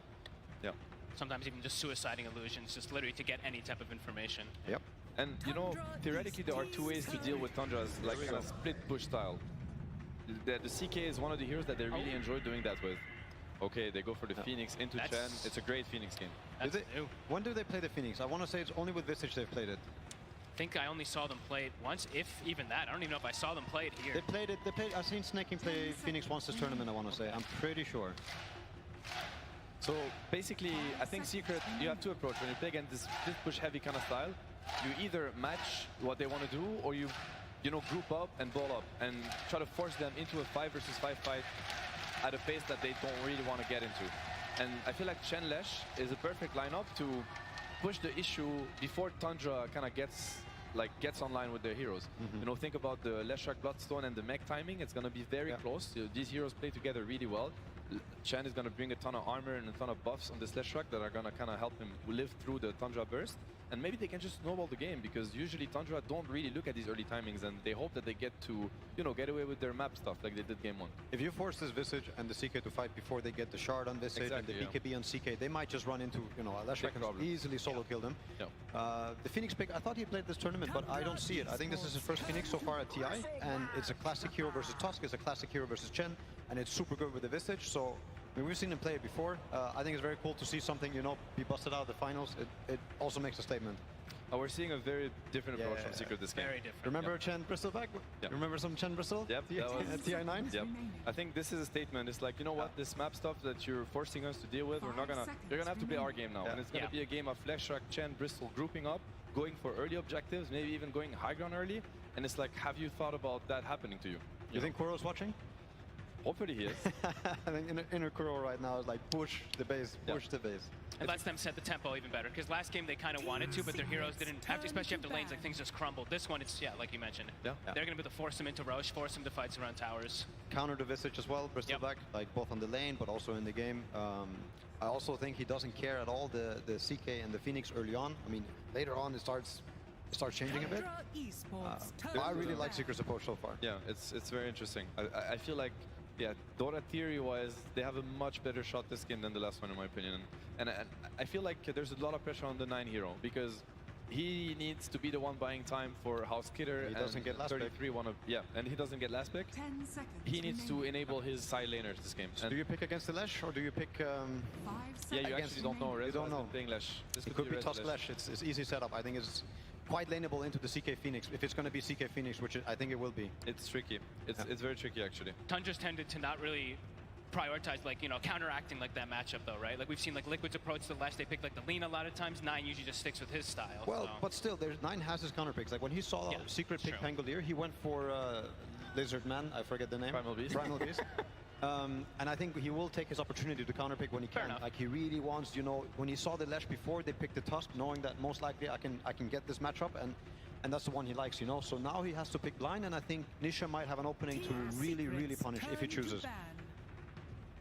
Let's see what he's going to look at. I mean, we are getting a Puppy Chen in TI finals, which I think is very exciting, by the way. Like, I love it when both teams are getting their bread and butter, you know, because this is where you're going to get kind of the finest Dota out there. Played Dota for 20 years, and you just pick your favorite hero, you know, the one you want to play. Puppy Chen in TI finals. What else do you want to watch, you know? That's what he also picked the Chen out. How many times versus Alliance? Probably many times, yeah. I mean, there was, I'm trying to remember the drafts for all 5 games. 10 years later, back at it. And what do they go for? Arc Warden. Okay, that is very interesting. That's quite the pick. Yeah. Quite different. But look, I think Nisha's going to find something, don't you? I don't think he's going to accept the left track mid versus this. I think he's going to choose a hero versus the Arc Warden. What's left? I mean, Pangolier is out. Batrider got banned, so they were already setting up for it. Is this 9's first Arc? Arc Warden is very nice with the Tundra's heroes. It's very nice with their playstyle. It plays a lot like a Naga. It's a hero that's hard to deal with, that can open areas safely, get information. You know, it's an amazing pick for Tundra's lineup. It's good against Lash, but I feel like Secret's lineup is one of the lineup that can make an Arc very scary, right? Like very scared, I mean. But this is not a typical 9 hero, like whatsoever. Like maybe it's similar a bit to the OD, who doesn't rotate very much, but almost every 9 hero likes to rotate. Like there's Zeus and there's some other ones. Okay, Morphling. Morphling. Yeah, here we go. Morphling mid most likely into the Arc. Probably expected it to be a pretty good matchup. There it is, and it's going to be a Rezo Leshrac. And they're just kind of sacking this Leshrac a little bit. And because, yeah, it's a rough matchup. Leshrac mid against Arc is not fun by any means. But last time he played it, he ended up with Blink, Bloodstone, Hex very early on in the game. And I think if he gets the same type of snowball or same type of game, I think it's going to look incredible. You close the gap versus the Arc. You don't care about the Visage. Like, you can also blow him up. I don't know. I like Secret's approach here. I really like it. And I think 9 might regret, you know, not having stayed for a more active hero. But let's see. I don't think anybody's going to help the Visage this game. No, it's I mean, I feel Tundra's Dota. I think it's extremely powerful, but this is probably the first game, where I feel the most that they can be very challenged. Yeah, and they can be crippled. Yeah. What's your sort of record, Fox? You know, Nisha Morph, it's popped off before. Is this a game where we can expect to see Nisha get to a level where he's going to be having the potential to 1v5 in these team fights? He's got good scaling. They got good ways to force team fights. It looks pretty strong. I mean, I've said it before, also in the last game, I think they do want to keep the ball rolling, Secret, and if they don't, I mean, Tundra's going to run away with it again, and they're going to get to play the map, and it's going to be a very painful slow death for Secret. Yeah, I mean, I think the ball is in Secret's court. They really have to score. Nisha Morph is incredible. Like, he's one of the best Morphs out there. He hasn't gotten to play it as much lately, but I think everybody that ever got to face his Morph still remembers. He is an incredible Morph player. He can make wonders in this game. Let's have a look. We'll find out soon. Surely we'll be able to pop over to Coach. But before we lose your kind of final word, Seb, Secret, how do they bring us back from that loss in game 1? Tempo. Play their heroes to their strength. You know, it's a Bristleback, a Leshrac, a Chen. Thank you very much, Seb. Over to Slacks now. Hello, thank you so much, Owen. I am here with Heen from Team Secret. Heen, rough game one, as we saw, but what's the strategy here? Just give it to me straight. You know, when in doubt, chin it out, or what are you guys going for? No, it's just we want to be able to force objectives because it's been very hard to force fights or like catch them. So we're figuring with Chen, our ball is stronger and faster, and we won't get as frustrated trying to catch them or anything. All right, well, thank you. Very informative. Appreciate it. Do you remember what Arc Warden does? It's been a while. Do you feel like you got enough counters to that, and you're going to be okay with that last pick Morphling? I mean, we played against Arc Warden a few times in scrims and maybe even matches. But so, yeah, it was not a complete surprise pick. Hopefully you're ready. I mean, game one didn't quite go as we envisioned, so. All right, well, you know what? We are ready to see this thing go all the way. So, ladies and gentlemen, can you please give it up for this man? Give us some energy. And please give it up to our wonderful casters who will bring us in to game number 2. Thank you very much, Slax. Yes, we're ready to go here with game 2, Secret versus Tundra. Let's see if Secret are able to fare a little bit better, because that game 1, it was a rough one. Tundra coming out all guns blazing and being able to take that first map against Secret. I mean, overall, we did hear, of course, towards the end of the game, you know, Secret, they were able to keep spirits high. We had a lot of positivity from the cons. Sure. Exactly what you need right after, towards the end of a very rough start to the grand finals. Yeah, and I like the big pivot that they made this game. Rather than looking to chase heroes around, looking to try to catch Tundra, which seemed to be one of the biggest problems for most teams this tournament. They're the ones who is going to be forcing the issue and forcing Tundra to kind of react to them. So let's see if that works. We see right away, Tundra, they go for this level 1 smoke play. Incredibly strong level 1 with the Marcy, with the CK stun to chase heroes. But we see the Secret prepared. They had this early ward placed on top of their outpost to see immediately when smoke broke. So prepared for that early game. And we'll see how well, you know, Secret can deal with some of the more different heroes that Tundra are bringing into the fray this time. You know, eyes are going to be on 9, see how much he can do. Oh, that is annoying. He's going to be able to get a bit of damage down to Chrysalis as he tries to get towards his lane. He knows he has no risk. He's playing versus Chen in the lane, so you can easily go for these type of pressure plays, give 33 that first few creeps advantage. I mean, so this mid matchup as well. You know, we're seeing two sort of greedy heroes here that have potential to really become the carriers for both teams. The Morphling versus the Arc Warden. Anything exciting to come out of the laning stage? Is just going to be a trade and farm, or do one of these heroes have to be more careful than the other in this matchup? Probably a trade and farm, maybe 9 slightly ahead if anything, but no, I'd say mostly just a trade. We've seen Nisha and just Morphlings in general. With the new skill build that you can go, you know, you only have to put 2 points in attribute shift. You're able to prioritize having more points in adaptive and waveform. You're able to secure CS constantly, so I'd imagine Nisha does do just fine. Looking at top, this is probably the more exciting lane, I would imagine, to look at. The shards, the stun, Lesh, constant kill threats onto the Phoenix, maybe even onto CK. Bottom lane. Those sprays are stacking up, but damage from Saction 33. It's enough to burst through Chrysalis and take him out. She's going to even give a bit of a chase down onto Puppy. He might go down too. Finish him off as well. Saxon will be ready to dive in under the tower. It's the lane starting off with a double kill for 33. That's not something you want to see if you're Secret. This is just the Tundra offlane special, right? I mean, this is always what they do. Somehow they're able to just always know how to apply so much pressure. And with this death, Soxa comes back, 6 tangos, a salve, 33. You see the items. They do this almost every time on the Visage. Tries to start with no regen, just tries to get mangoes and stats. So they can just keep doing this. I think Chrysalis. So much damage. He comes back into the lane and he's pretty much immediately down to a third of his HP. Top lane as well, we're seeing Resolution. He's getting zoned back, Snaking able to take down Zayas' courier. The shards down, but dives at the ready. The first few levels are incredibly impressive from this Marcian Visage. This is one of their bread and butters. Puppy start to attempt some stabilization with the lane, get the pullback. See what creeps he's able to get to kind of dissuade this damage that's going to be coming out. He gets a pretty good one. It's a good one to at least harass them back, kind of stop their aggression. See how soon they're able to get to a point where Chrysalis is, I feel, a bit more confident to step up the creep waves. It's not easy. Off to the side, Saxa. He'll get the creep. Gonna go to look to take down the creep. They know how strong that creep can be. Good choice to kind of go for it there. And this is a great lane for the Visage, where it's like, yeah, the Bristle, you know, as the panel, as Seven Noto were talking about, you know, you do counter this hero in a way as the game progresses, and even in lane sometimes, but also you have infinite mana, right? Visage is just always able to just bash out those spells constantly onto a Chrysalis' Bristle. nicely there. Of course, Puppey quite able to take the small camp back before the respawn. Saxa ensure that ever more tougher and tougher for Secret to gain momentum and control of the creep waves down in this bottom lane. 33 is able to hold it in a fantastic position. Good position and tons of regen, so they can always go for this harassment. Crystallis, I believe he's got his ring. Yeah, he's got it on the courier, so we'll have some sustain. But his stats overall will be a bit low because it's going to take a very long time for that to come out. So could still look to apply pressure onto him there. Has got both his spells on cooldown at the moment, so Secret will look to choose this time to strike. Skidder drags back Zayas though. Will ensure that that last right click required to take Snaking down won't be allowed to be there. Still holding the Fairy Fire as well, too. He's just kind of baiting them a little bit if they did try to commit. So far, looking at the mid lane, yeah, Nisha, he's doing just fine. He's actually gone 3-1-1 skill build. Okay. Not really feeling like he needs to go for any attribute shift at all versus an Arc Warden, only at 1 point. And on this bottom lane,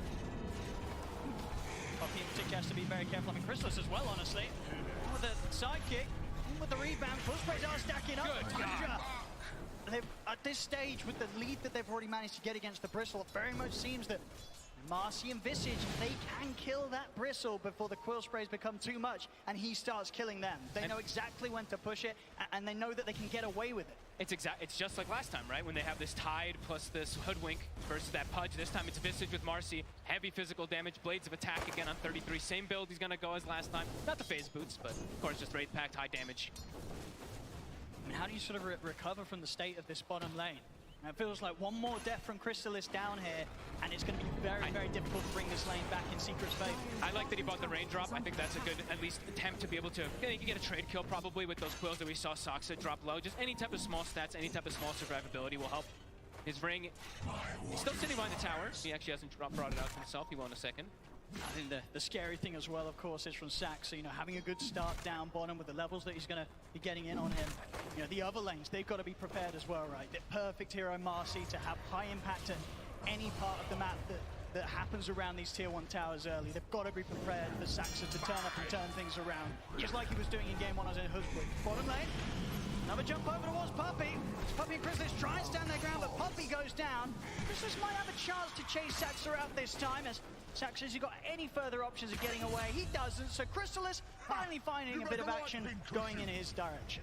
Honestly, maybe that's the way you have to do it. Just Puppey has to sacrifice himself. He has to be the one to just soak those soul assumptions for Bristleback to just get this type of trade. Otherwise, yeah, definitely seeing a bit of problems. But Crystallis, once he has Vanguard, he'll be able to at least stay down here a lot easier, and he's getting pretty close to it.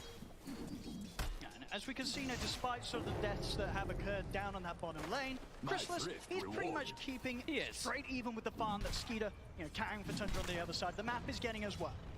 Yeah, pretty much Vanguard is going to be done, so should be a lot safer. And Puppey, he's going to start getting some levels, so he's going to be able to actually protect Crystallis. We see him grab some magic resistance and also just a little bit of extra damage. So that actually would help a lot. That little bit of cloak aura that's going to come out could protect Crystallis enough. Let's see. See if Saxa 33 can get away with this, but now with the levels, indeed, at this stage, it very much feels like it's not going to be nearly as easy as it was for Tundra in the early minutes of this lane to take down the Bristle. Crystallis, whilst there's been a few deaths here and there, he's got through the rough bit of the lane. But Visage level 6 already. That is pretty massive for 33, having it this early on. The flag is going to be at 2. Snaking. Caught him in the shards. Nisha, he'll look to step over and finish off the kill. He'll get it. Zayas should go down into the spark rate. So both mids able to take a kill out of this one. 33's here. He's turned up with the familiars, ready to chase out Nisha. Nisha's got a fair few one charges. Only a level 1 shift. Put back up, he can't. The burst is there from 9. It ends up being a double kill for the mid-Arc Warden. And they do punish him for having level 1 attribute shift, right? Maxing a waveform, having 2 points in the adaptive. You do see that they're actually able to get that damage come out. And all that is because 33 hits the 6 so fast down bottom. He's able to come in, and of course the timings that are enabled off the back of that is pretty huge already. The completed Midas out onto 9. Wow. He's able to get this, you know, started very, very early on.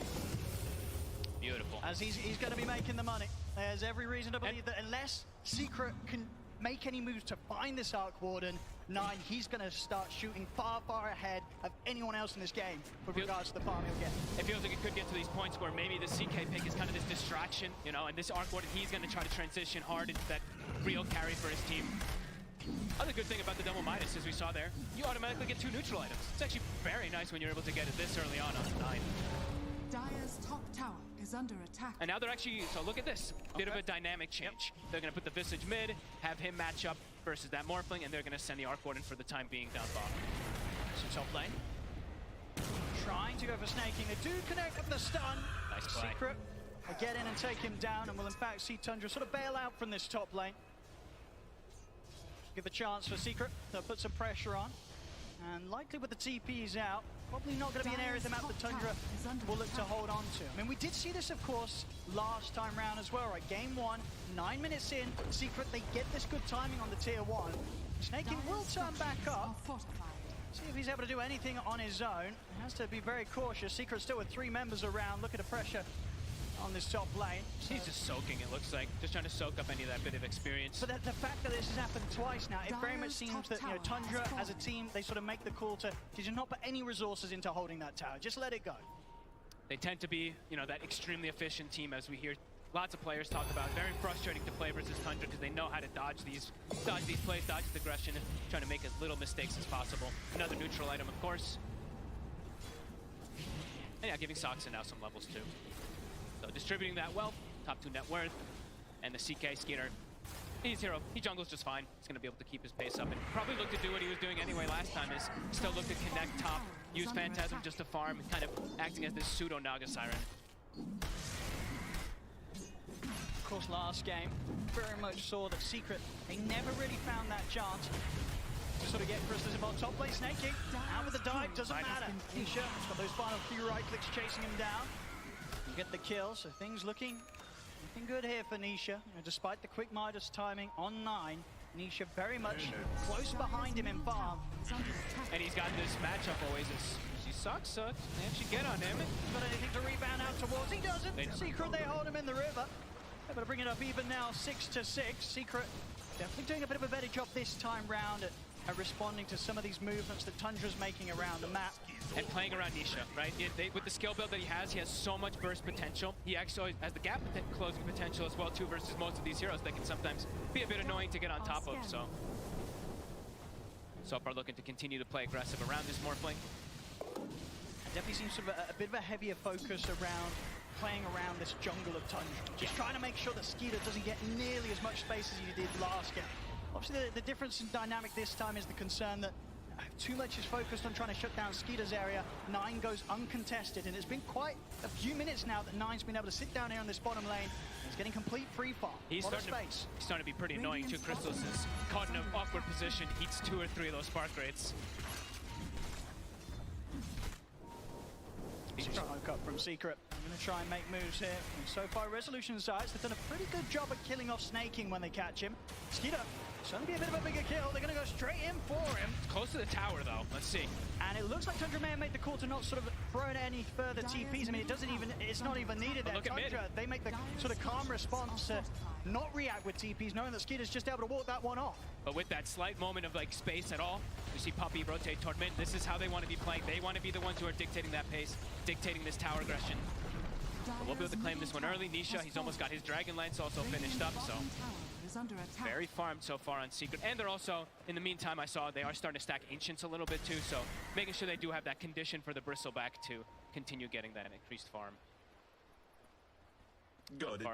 Secret, though, infinitely better than that last game. It's certainly feeling a bit more solid, but I imagine to a sort of a point with regards to the drafts, this is sort of expected, right? This time around, Secret, they gave themselves a bit of a better shot of having this sort of earlier hold, earlier pressure that they're able to apply, and at the same time, you know, the change with 9 playing an Arc Warden instead of like a carry. He's going to react to sort of these moves a little less. So I don't think, you know, Tundra, they're not going to feel too under pressure despite losing some of these early towers. They've gone for a bit of a different approach this time round.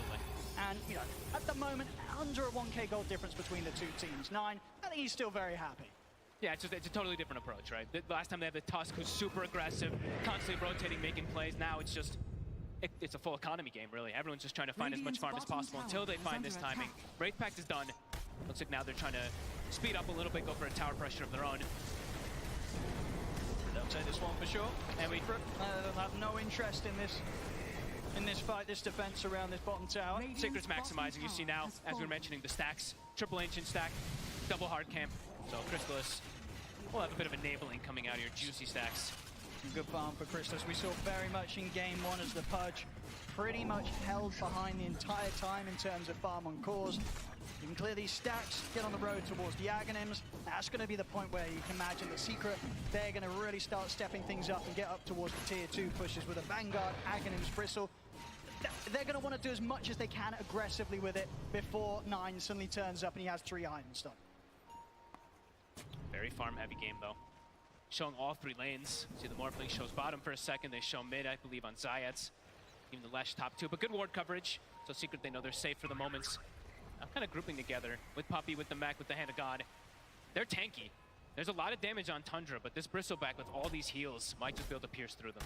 Let's see if they can get on top of any of Tundra. Ooh, I mean, Tundra's staying pretty hidden outside of the vision of Secret. I mean, Secret, they know that Tundra do have a few up here in the jungle. If they get any big kills, Secret could even look for Roche potentially. They're going to settle for Saxa. Zayats catches wind of the Marcy off to the side. They'll go for Saxa. For Tundra, definitely not the biggest of losses there. They had a few cores farming in that area. In the Secret, they weren't able to find them. They're going to do it. They're going to go for this. Roche. They have more than enough damage. They have the goo. Do they do anything about this, Tundra? Are they going to expect the Secret back up as quickly as they did into the pit?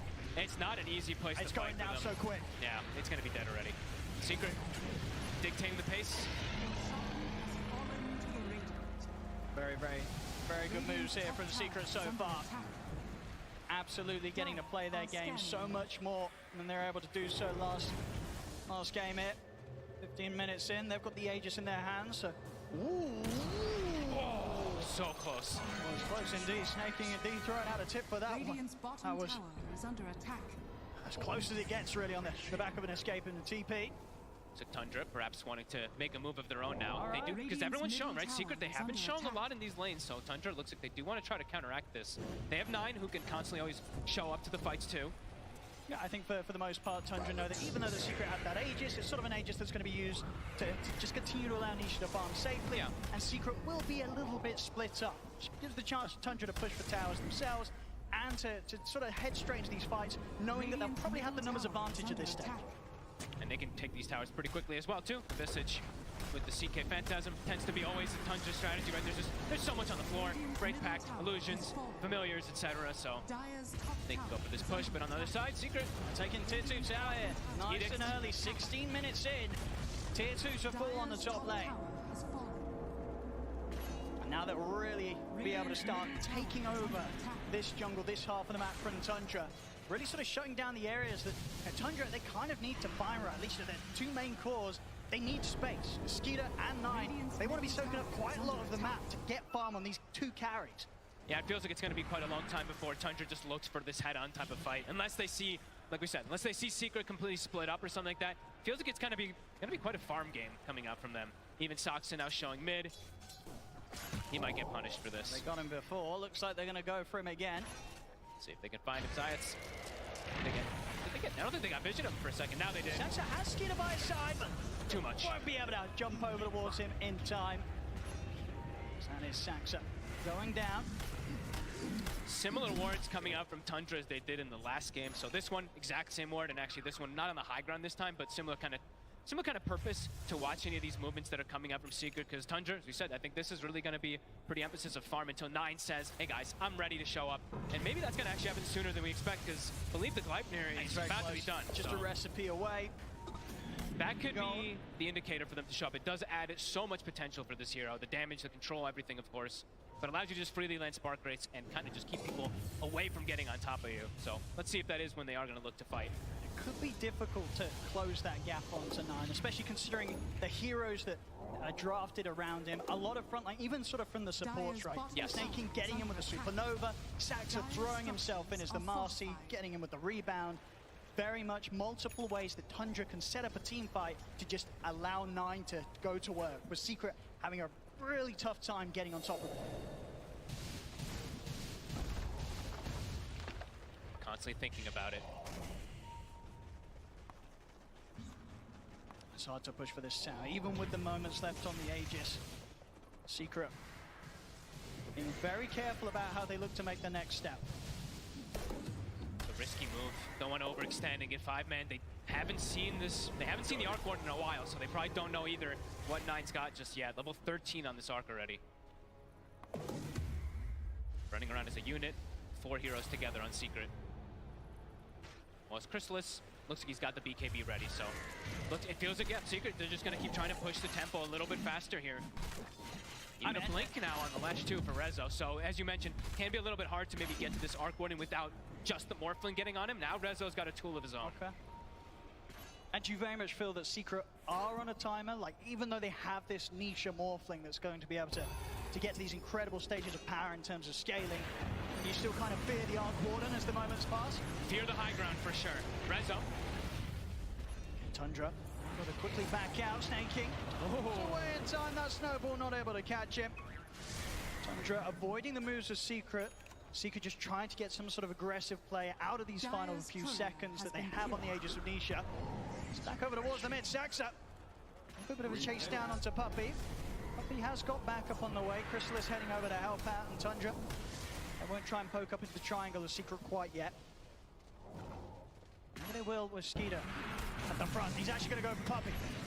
See Chrysalis now as Chrysalis starts to try and push back Tundra. Nisha coming. It's coming in from the side there, with the snowball over towards Skeeter, but Saxon's in with the rebound, stone up to Nisha. Nisha starting to try and shift, but that's his spot. He's got Aegis though. He's going to be back for round 2. Chrysalis charging with the BKB over towards the Phoenix, but Snake. He's able to get the Supernova off. Secret, they've got to back away from the ultimate for now. As Nine turns up with the Tempest double. No longer an easy fight for Secret to charge into. Zayas, he's trying to find some sort of angle from the side. But Tundra, here's a full fight, man. They're looking towards Snakey, but the dives back up. They get the stun. Control out onto Skeeter. Skeeter turns with the stun himself, but he's life stealing back up. It's not enough, though. Skeeter goes down. Secret able to get 1 kill out of this, maybe more. Chrysalis trying to lead the charge. Secret, they want to get something else out of this. Tundra, Saxa in the trees. Put Duke off to the side, back under the tier 2. He'll be fine. But Secret, they force a fight there around the expiring Aegis of Nisha. They get Skeeter, and with that in mind, they'll be able to get themselves straight onto Tundra's half of the map and continue to grow this lead. Perfectly rallied, right? Rallied on Puppey. That's got to be the name of the game. He's got the flats, he's got the mech, he's got all these auras. We see the ice armor coming into play. Chrysalis had no fear. He pops BKB and he just starts charging right through everybody. And then they nicely kite and play around that supernova beautifully. Tundra maybe going a little bit too hard going into this Secret lineup when there still is that Aegis. So 10 seconds until it was going to go down. Yeah, it was a very clean reset as well there for the Secret. As soon as the supernova comes out, they're able to sort of back off. And you can see, from Tundra, they still commit into this. They very much feel that they've got the strength to do so with the 5 of them. It wasn't quite the case. Losing Skeeter here to what was a very patient Zayas, just keeping himself held to the side, looking for that opportunity to open things up onto Tundra from maybe an angle that they weren't quite ready to sort of expect that entrance from the toss from. Back in action, talking about the toss, Zayas, in with a jump, they lock down Snaking, Skeeter looks to turn, they've got the gliding control out, but Skeeter's trapped. Trapped on the low ground, he'll stand his ground, the Tundra was ready, the crits come out, take out the 2 of them. It's a double kill for 9. Oh my, Saxa gets the 2-man rebound and they get the chain stun from the birds. I mean, man. This time round, very much a case of Secret kind of making the move into committing for the fight, but not having what it took there to sort of take Skeeter down at the same speed they're able to do back mid. Tundra able to turn. And immediately off the back of taking down those 2 cores, they'll take the tier 1 tower. And closing that lead that Secret were building. It's back down to sort of straight even here on the goal. It's so much sustain that comes out really from Tundra's draft too. Their Vlads, their sidekick, everything coming to play. I mean, look at Skeeter. I mean, watch his HP. I think a couple of nice armlet toggles there as well for Skeeter, very much keeping him fully in action. Between that and the heals, there's just too much. They couldn't kill the CK this time round. Not rallied around Puppey. You know, they have to be a little bit careful when they don't have all these auras that are making them that much tankier. Tundra's damage is pretty insane. And when they go for those plays and Nine's just able to sort of sit back at a distance, it's concerning. You know, he's loving 2 life. kills for 9. And now they also have an AC, so starting to build up these auras to even counteract and play against this Chen, but also protect versus this big damage that comes out from the Bristle and that Morph. 33 is quite large. Yeah, and we see with 9 next time queued up is going to be the Blink Dagger, so it'll be even harder for Secret to get that jump onto him. We see any sort of snowball or hero running up at this Arc Warden. 9, he's going to be able to blink back, reposition, and allow the rest of his team to sort of be there in between him and Secret. I love this type of build. eventually you can always build into like these overwhelming blinks and whatnot on Arc Ward, and then you have these double blinks and all this aggression you can do too. It's very oppressive as Tundra now starting to find their footing completely. They'll look for tier 2 themselves. Sidekick bird, look how quick the tower drops, see you later. Gone in a matter of seconds, even if that. And off the back of that immediate smoke from Tundra, they know that Secret's playing over on Tundra's half of the map around their jungle. They're feeling incredibly strong with this newfound AC on 33. This is a tough time for Secret to take a fight. They also disassembled, so the BKB is ready. 9 with the Tempest doubling, start things off with the Glide, they grab back Zayat. Secret, they've got to run. Hey, that's also really cool that he can do it with the blink too. Right now, he has an initiator. They don't need to actually rely on the Marcy being the one to jump in. He just blinks in and gets a Gleipnir initiation. Yeah, BKB, Skeeter had just finished that one up, so they felt strong to be able to go for this play. And now he's got Mage Slayer as well too, so items started to be picked up on the side of Tundra, not only just to do lots of damage, but of course, damage mitigation, as we've seen so much from them. AC, Mage Slayer, it's going to start to reduce a lot of Secret's potential. It's so hard for them to burst through Skeeter like they were able to do that one time when he was caught on their half of the map. It's a really good item this game, just like last time, versus that Lash versus the Bristle, reduce the damage of the Quills, even the burst that comes out from Morphling. So, it's starting to come together for them. It's a very common build, of course, too, for Skeeter. I think for Secret, Nisha, almost certainly making the call for them to just sort of hold off on any further engagements until he gets his BKB done. Yeah. About half the gold away from the recipe, and it will be there, but going to be a little later than the timing that Roshan is going to be back in the game here. Roshan respawning. They're walking up. They are up on the high ground. They definitely want to try and do their best to push Tundra away from going for the Roche. See if they can hold them off from it. That's Tundra. They won't feel the need to be too scared of Secret. You know how strong they are. Secret, they'll look for the smoke up. Trying to catch Tundra from an angle they won't expect is not going to be easy when Secret currently hold the position they are. They're going to try and swing around from the west. Lanes are starting to kind of get pushed out, though. We see Tundra cutting a wave mid. Got this ward on 9. At 9, he's already out of this area. This is the Tundra special, right? They start shoving those side lanes in to try to put you into this awkward position of a fight. Everyone rallied around each other. How do you make the call of Secret? How do you make the jump? Tundra with their own smoke. They don't want to overextend for these type of jumps either. Like we were saying before, they need to stay kind of rallied around Puppey. Make sure that they can utilize these auras at a maximum. Tundra just rotating sort of all the way around where Secret's tried to step out for. They found Puppey. They're going to be able to get on the easy kill first. Straight on over the chair. Puppey caught by the Hex, taken down. Science tries to roll in, but there's no place for him here. Puppey pig-poled himself. Doesn't even get any heals off or anything. No Wraith Pack, no mech. Caught by the stun anyway, so likely dies. But now, it's an option for them to go for Roche. And with both supports down, I don't think the cause of Secret are going to want to turn up for this. Oh boy. This should be a free and easy Roshan for Tundra. Free shard as well. Skeeter's going to be loving that. Actually passes it away. Looks like he's going to give it to 9. Okay, so more ways for him to protect himself and also magic resistance. So they can actually hold it. So we're talking so much about damage mitigation, of course, but this is another element that I feel like we don't really get to see too often. You fight inside the bubble. Yep. Your Lash, this Bristle, the damage might not be there. It's going to be a fair bit of protection. Indeed, able to be kept consistently up and out on the field.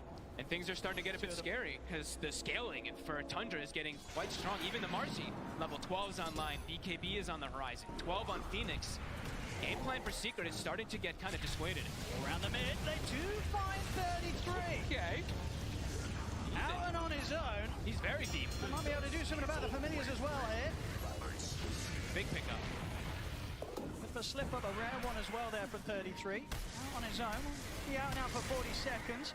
Can they turn it into more? Is there something they can do with this one? Yeah, they have to push out this bottom lane. Top is being dealt with Puppey, but do they have an opportunity to go for anything here? Sax is very close to his BKB. Already, once again, Tundra support. So many games where their supports just turn into additional cores. Courses of Marcy.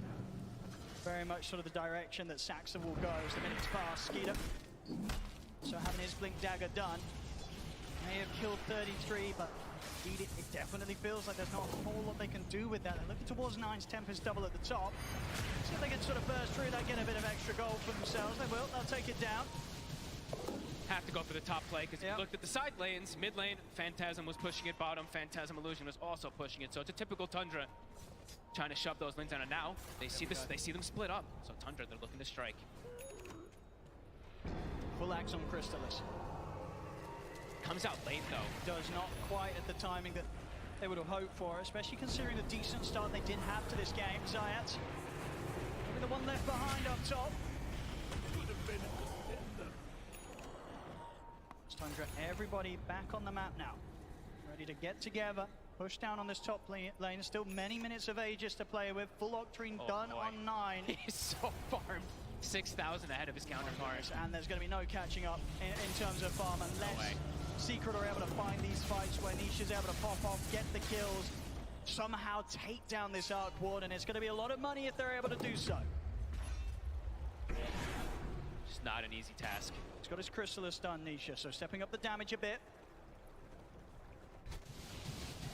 We'll see how explosive he will be if he's able to get in the center of the fight with the waveform, stand his ground between the BKB and the Manta that he has. He's going to need as much. I feel like it's really appropriate that he's going this. I feel like they're really just going to need all the physical damage as possible, because as we were saying, you know, they just have so many different ways to mitigate that magic damage that they always tend to do, especially with that arc warded bubble as well too. So yeah, straight physical damage, go waveform attack target, and with that, with the goo as well too, he could be dealing a lot of damage. But so far, Tundra, they've started to really just take over this map. Is under attack.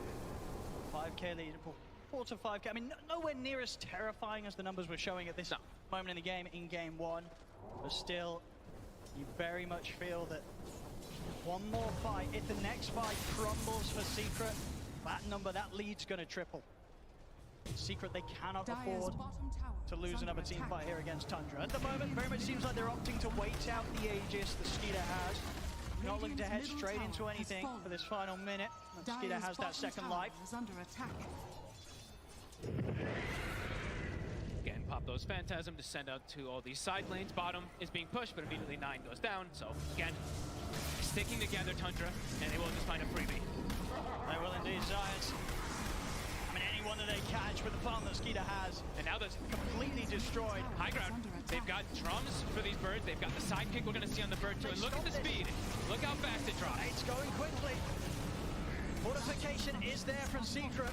They've got the Rezo. They've got Shard on Rezo, so he's going to be able to slow it down a little bit with these chain stuns. We'll see if Nisha can do anything here. He's ready to TP over, help out with the defense. Oh, this is dirty. Look at these birds. Birds with magnetic field magic resistance. The attack. I mean, they're so strong. They are huge annoyance to deal with here for Secret. We'll go for the resummon. Stun, Skeeter. He's low, but he's still got 20 seconds or so left on the Aegis. He's going to back off. We'll see them catch out the two of them with the root. Skeeter focuses in. That'll be him going down. Those final few seconds of the Aegis. He's ready for round 2. Saxa, he'll charge him with the Unleash of the BKB. Quickly turning towards him with his right clicks. They'll put an end to the Marcy's life. Saxa to fall. Grab now on the Crystallis. Skeeter 33. They get back in on top of the bridge, so they take him down. Nisha popping the BKB. Have to use it to retreat back to the high ground. Skeeter, he's in straight away, pulling something to the high ground. They've got the lockdown over towards Nisha. Waveform back up in time. Nisha gets away. Double buyback from Secret. They're putting everything into this defense. But Skeeter's in with a chaos ball over towards Resolution. It doesn't matter though. Skeeter goes down. Secret with the 2 buybacks. They'll be able to hold and push Tundra back. Nisha able to stand his ground there. Look at the damage done. 9,000 damage from the Morphling. The buybacks coming perfectly. A defense for sure here from Secret, but they'll want more. They got to push forward for sure. Crystallis spending up for that one. See up to the side, Zayat. He's going to catch the gap control onto Snaking. Snaking popped the supernova, but Crystallis is going to die. And he's ready to help take the egg down. Secret, they'll find another down bottom. Rezo, he's got his eyes on 9 stun. That's already been used, and he's out in time. 9 able to get away before these able to put a stop to him. They'll still clean up the Tempest double. As Secret, with this sort of pushback, they're able to bring in the mid lane, bring in the bottom lane, able to get the creep waves back under sort of their momentum, and they may just be able to take some tier 2s away from Tundra here, close the gap, close the lead that Tundra's had for sort of the last 15 minutes. Yeah, this time it's Tundra feeling themselves a little bit too much in that fight, just get counteracted from those buybacks. The damage, this time Rezo's able to hold his ground. I mean, we're very much seeing it. You know, you get given sort of any window from Tundra, you have to take full opportunity of it. Immediate smoke. Exactly what Secret's doing. Yep, they got to smoke, sweep the map. They still have some heroes dead. Ult's on cooldown. Try to get as much as you can out of all They've this. got to keep their foot slammed down on the pedal. Here's the shot, Rezo. The fight 33 off the shot. Protect himself for now, but they're surround him, and he's got nobody else in the area. So 33, he'll go down. Secret, they continue to play it hard and fast, fighting back. Big at plays. Tundra. A huge place, really. Those buybacks are really coming into play. 33, even he accepts that. He had the Aeon disc locked. He's like, no. No one's coming to help me. As Secret find their way back into this game. Nisha, he's massive now. Level 20 about to be taken. Also, Daedalus is finished. Big damage to come out from this morph. He's going to be able to focus fire these targets a little bit better. I mean, it was seen, as I say, so many times before. Nisha on the morphling. This is the hero. You want to have him in this sort of position. He can absolutely carry any sort of game to the later stages when he's on his morphling. So top lane. So of course now done. Rezo, he's very deep. There's a Hex. Look at the opening Hex.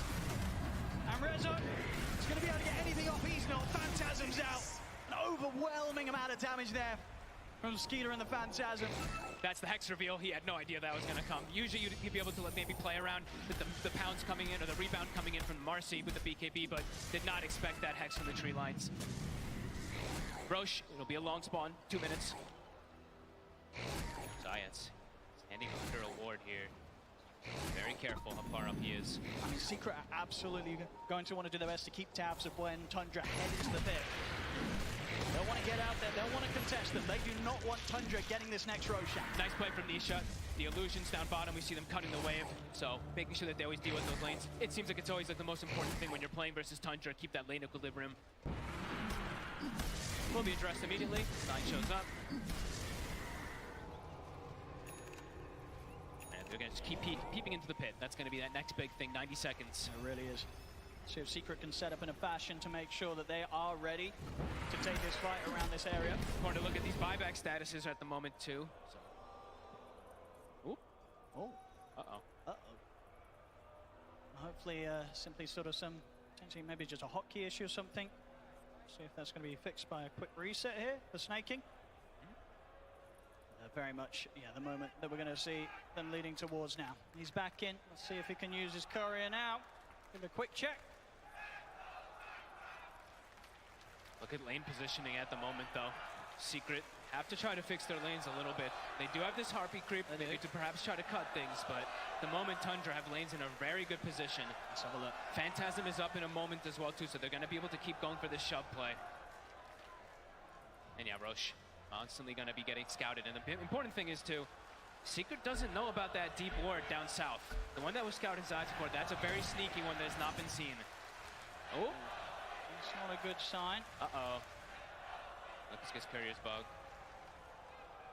Let's see if there's going to be a hopefully simple solution to this. A standard unlucky. You can say so. Yeah, unlucky. And that Nisha smile.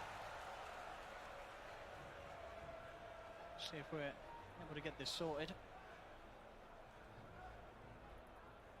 A little bit of a, you know, not really something you can play on with. Maybe it's locked, he says. Let's see if they can fix it. So a big thing really to look at is, I mean, this Hex is going to be a big one, really.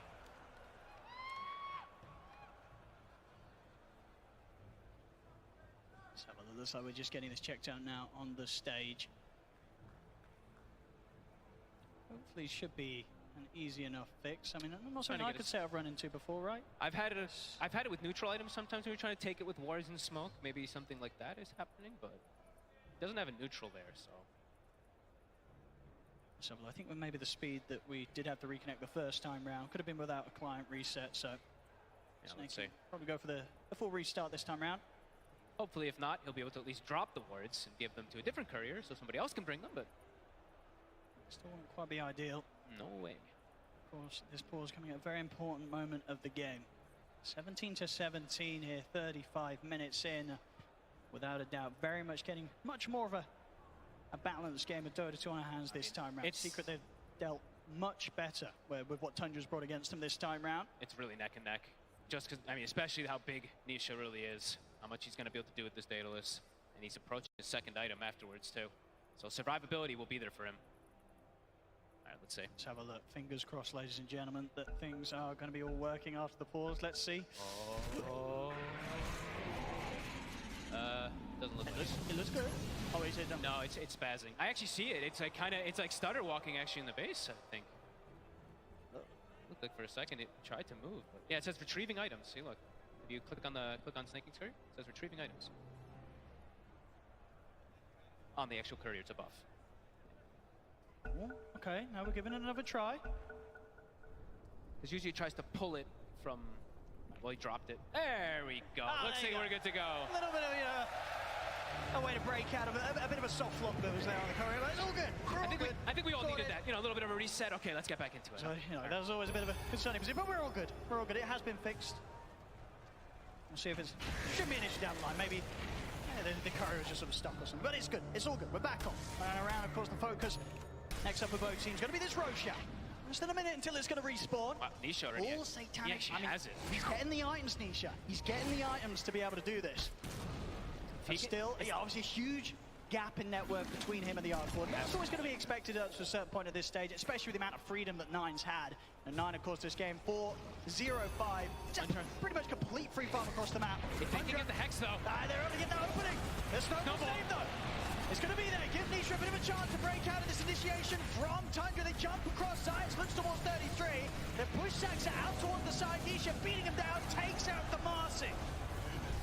They look towards the Tempest double next. Tundra losing that Marcy, losing Saxa like this. They're very careful about how they commit to the fight further. Beautiful play, really, from Zayats. Just immediately, that's the big thing they have to watch out for. It's just the chain control. If they can chain stun, chain hex the Morphling, that's the way that Tundra kills. I mean, all eyes on Zayats to go for those things. Oh, there's again the hex. So Zayats by his side. He's got to be there every single time. Zayats making sure that there's a chance for Nisha to fight back. They catch him with the furthest. No, Nisha's in so much trouble. They've taken him down. He bought out. Out for 80 seconds. He didn't have BKB still available, and they just commit for him. I don't think Secret saw that. All he had was a Satanic to rely on, but even if he gets that off, he's getting caught in the stuns. Oh, boy. Almost certainly. And, I mean, Roche now is for the taking. It certainly is. It's a big one. Perfect time for it to be back up here for Tundra. They head over to the pit. And with no Nisha, no Zayats, nothing that Secret can do about this. This is going to be a free Roshan here for Tundra. And Zayats is there. He's there perfectly to try to go for the save. Young BKB, Mantha still on cooldown. The double Brutes, you see the Gleipnir coming in. He's able to cover. So much control. And yeah, Aegis Cheese, Refresher Shard.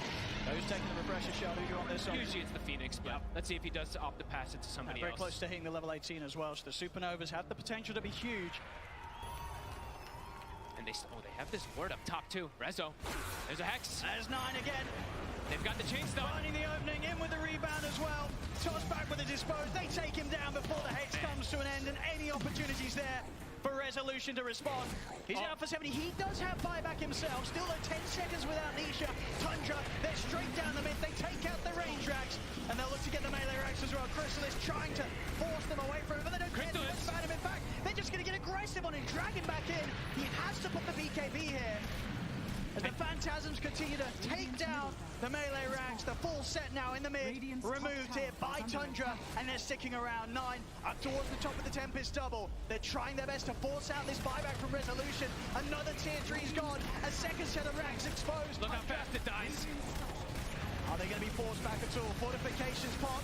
See Nisha on top of the Tempest double. It's soon to come to an end. Nisha's been caught with this other snowball. It's there. Zayats able to bait all the issue out. That initiation there from Tundra. Nisha wants the BKB. Looks towards Saxa, but Saxa wants the BKB. Turns towards Crystallis. Disposes there. Crystallis is down. No buyback for him. There's 100 seconds now without their Bristol. Rezo, his own BKB to come to an end. He has to back off. Nisha's also going to be so careful. They'll lose Puppey. 2 heroes dead, no buyback on them. Tundra, they take a full second set of barracks. They're just so good at just resetting and poking, forcing BKBs, forcing mistakes, waiting for the perfect opportunity. They're not going back anywhere. No way, Snaking still has the Refresher Shard. They couldn't even touch the egg in that last fight. I mean, we've seen with the purchases from Crystallis, he did spend up. He would have had buyback back in 3 seconds, but he's 700 gold short of it. It's all gone. I mean, the way they kill those buildings is way too fast. I mean, the terrifying thing as well is indeed, yeah, Skidder still with that Aegis, Snaking still with the Refresher Shard. There's no reason, no need for Tundra to back off. They're looking to close this game 2 out. And the tier 4s fall. Secret, they'll look to smoke up. One final attempt to stop this push from Tundra, but the Ancients falling so fast. Rezo looks to jump in. Skino will drag back Resolution. Resolution trying to get the heal off with the Bloodstone. They'll keep him alive. The handoff off from Puppy will protect him for now. But the Ancients still dying here to the familiar. Secret, they're trying to push them back, but it's not going to be possible. GG is going to be called. Wow. As game 2 also going to Tundra, who now lead the series 2-0 against Team Secret. I mean, I feel like the whole game kind of flips the script, everything looking kind of even. 9 gets this Hex, immediately the game just becomes fully in their favor. A couple pickoffs here and there, the way they can poke and prod, force BKBs, reinitiate, re-go.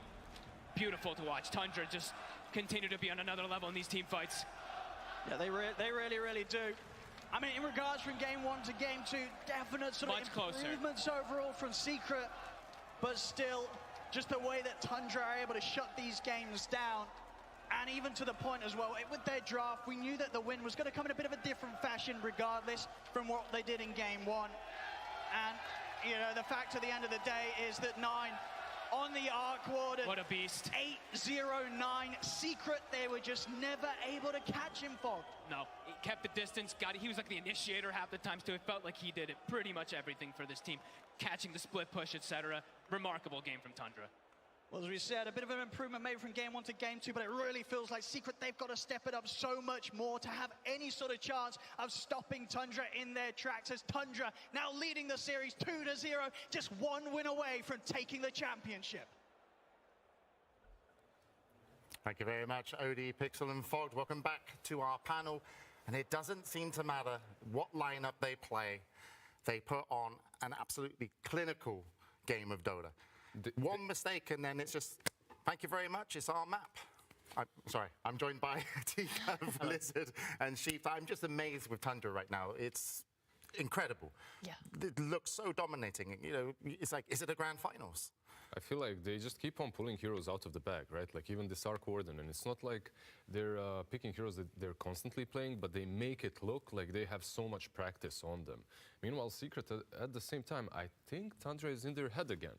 Like you can't play against an Arc Warden and let it be all alone on the bottom lane for like 4 or 5 minutes. Yep. Just using that double Midas off cooldown. Yeah, and this was the big turning point in this highlight here. Secret, after quite a dominating early game, moving from tower to tower, they just kind of fall victim to that kind of choke point fight. And unfortunately, even if you are taking some of these earlier towers, feeling that you're taking the map away from Tundra, like Lizard just mentioned, you're not stopping the Arc from farming. So at some point, you are going to hit that boiling point where Tundra hits a team timing and then gets to set the pace of the game themselves. How many ways they have to initiate, Chico? I mean, they kept gaining ways to initiate throughout the game. That was like what I found the most impressive. When they finished this Gleipnir and stuff, they're starting with that and going into the Marcy Dispose. You know, before that they're using Marcy. Later they get the Hex. They're creating their own ways of initiation. They're sitting with 4 heroes in the trees waiting for Resolution the Strike to just come up the lane and then pick him off like that. They are bleeding Secret dry. And again, they're just getting multiple ways of gaining info, gaining vision. Like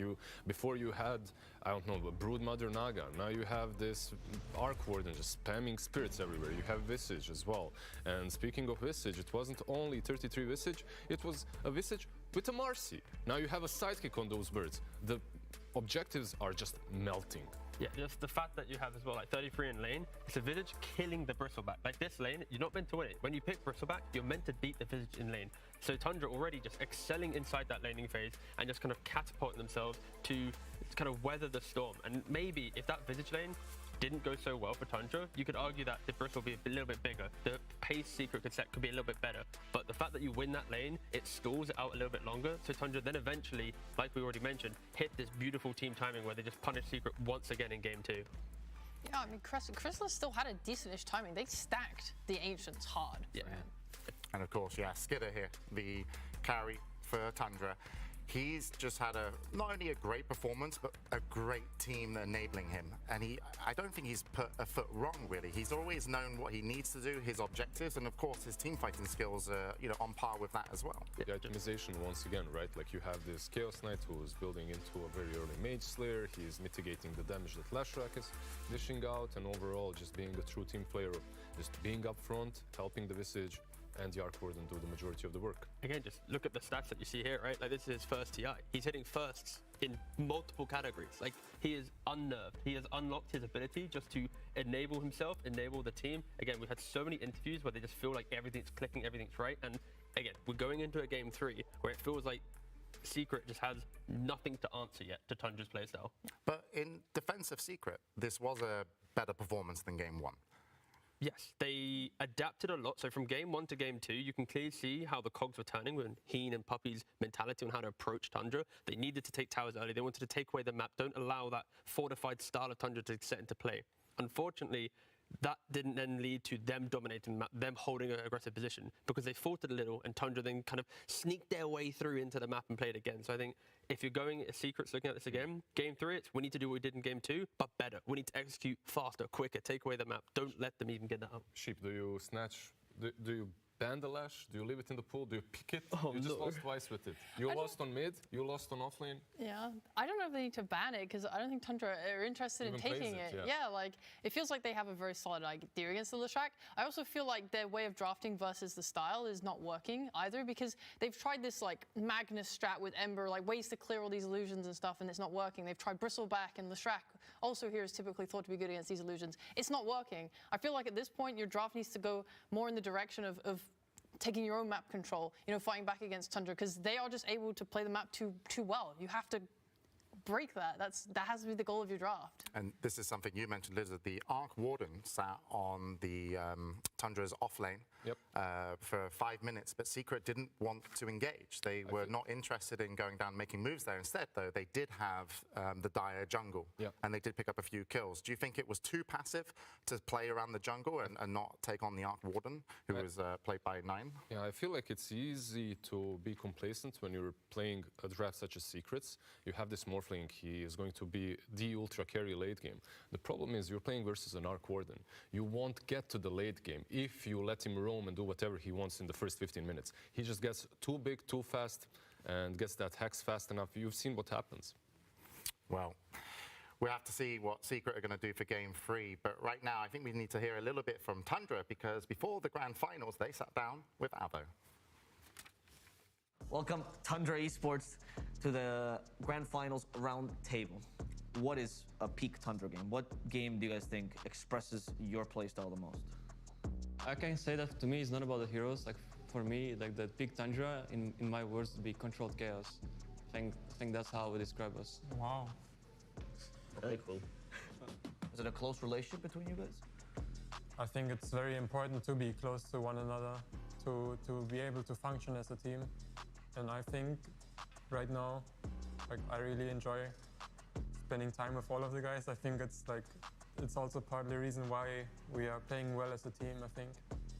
It's your first TI, Skitter. First time you get to play in front of such a big crowd at a TI. Correct. Well, how does it feel? I mean, it feels great. It's all I ever dreamed it to be. And, you know, I always wanted this to be a reality, so I'm just happy to live it. You've had your experience at TI, particularly that second place with DC.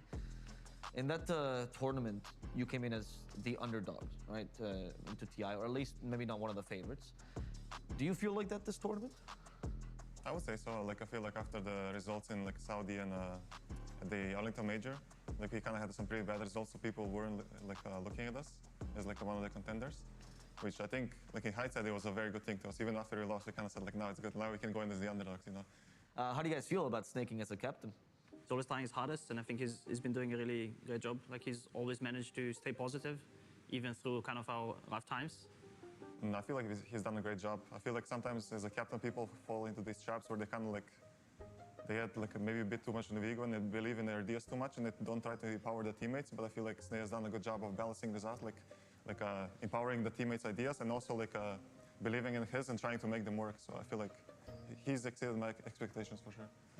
Yeah, I agree 100%. I think he's very great at enabling players and their ideas. We don't need like a strong leader in terms of someone that makes all the decisions. I'm really happy that we kind of have a captain in him, but he still listens to everyone. We still make decisions together and everything. But you guys seem to all have your own ideas of Dota, and you get to put them in your gameplay, right? Yeah, everyone has like, especially when it comes to the different lanes, I'm happy that everyone gets to play the lane they want to.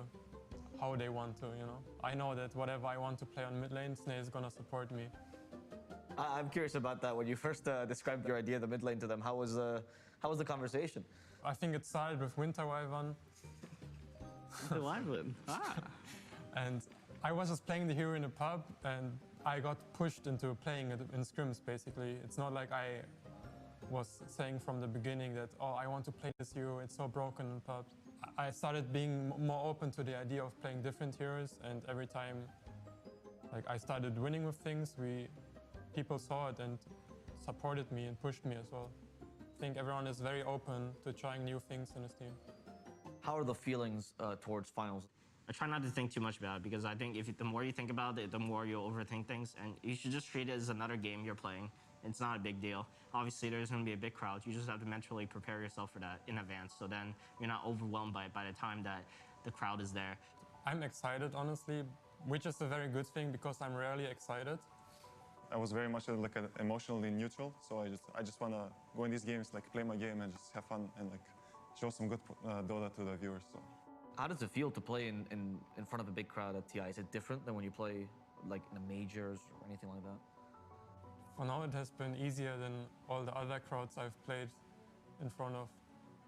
I really feel like all the things come together this TI. So many moments, so many losses in the past year that taught me specific things. I use them now to win. I'm just excited that I've been playing this game for 15 years now, or Dota 1 and Dota 2 combined, and I finally get the opportunity to play on this arena and get a grand finals. It's been a dream of mine for many years, and I'm just happy and grateful that I was able to accomplish it. Yes, this is kind of going to be the biggest game of my life, but I think something we've been working about with our psychologists to kind of try and lower the stress is that all our hard work has already been done. Now, all we have to do is just go and play. So what I would like to do is just try not to think about it too much, pretend this is just a regular game, and just go and play. It was always my goal to come to TI and to win it. And since I've made it to the finals, I'm very happy for myself and for my teammates that I managed to do it. And now, it's the final step. I'm ready to take it. It's been very long and very stressful road even in some ways. And you even have this feeling of being burnt out a bit, but now it's finally here. I'm just super happy, and it's the only thing left to do is just play. So there we have it. Tundra sitting down with Avo, and I just got to congratulate whoever the psychologist is. Either you've just worked magic and they're doing meditation, or you've got them all on meds, because they are the most chill team. That's a grand final, pre-grand final sit-down interview. They were so calm. They're here and they just want to take it.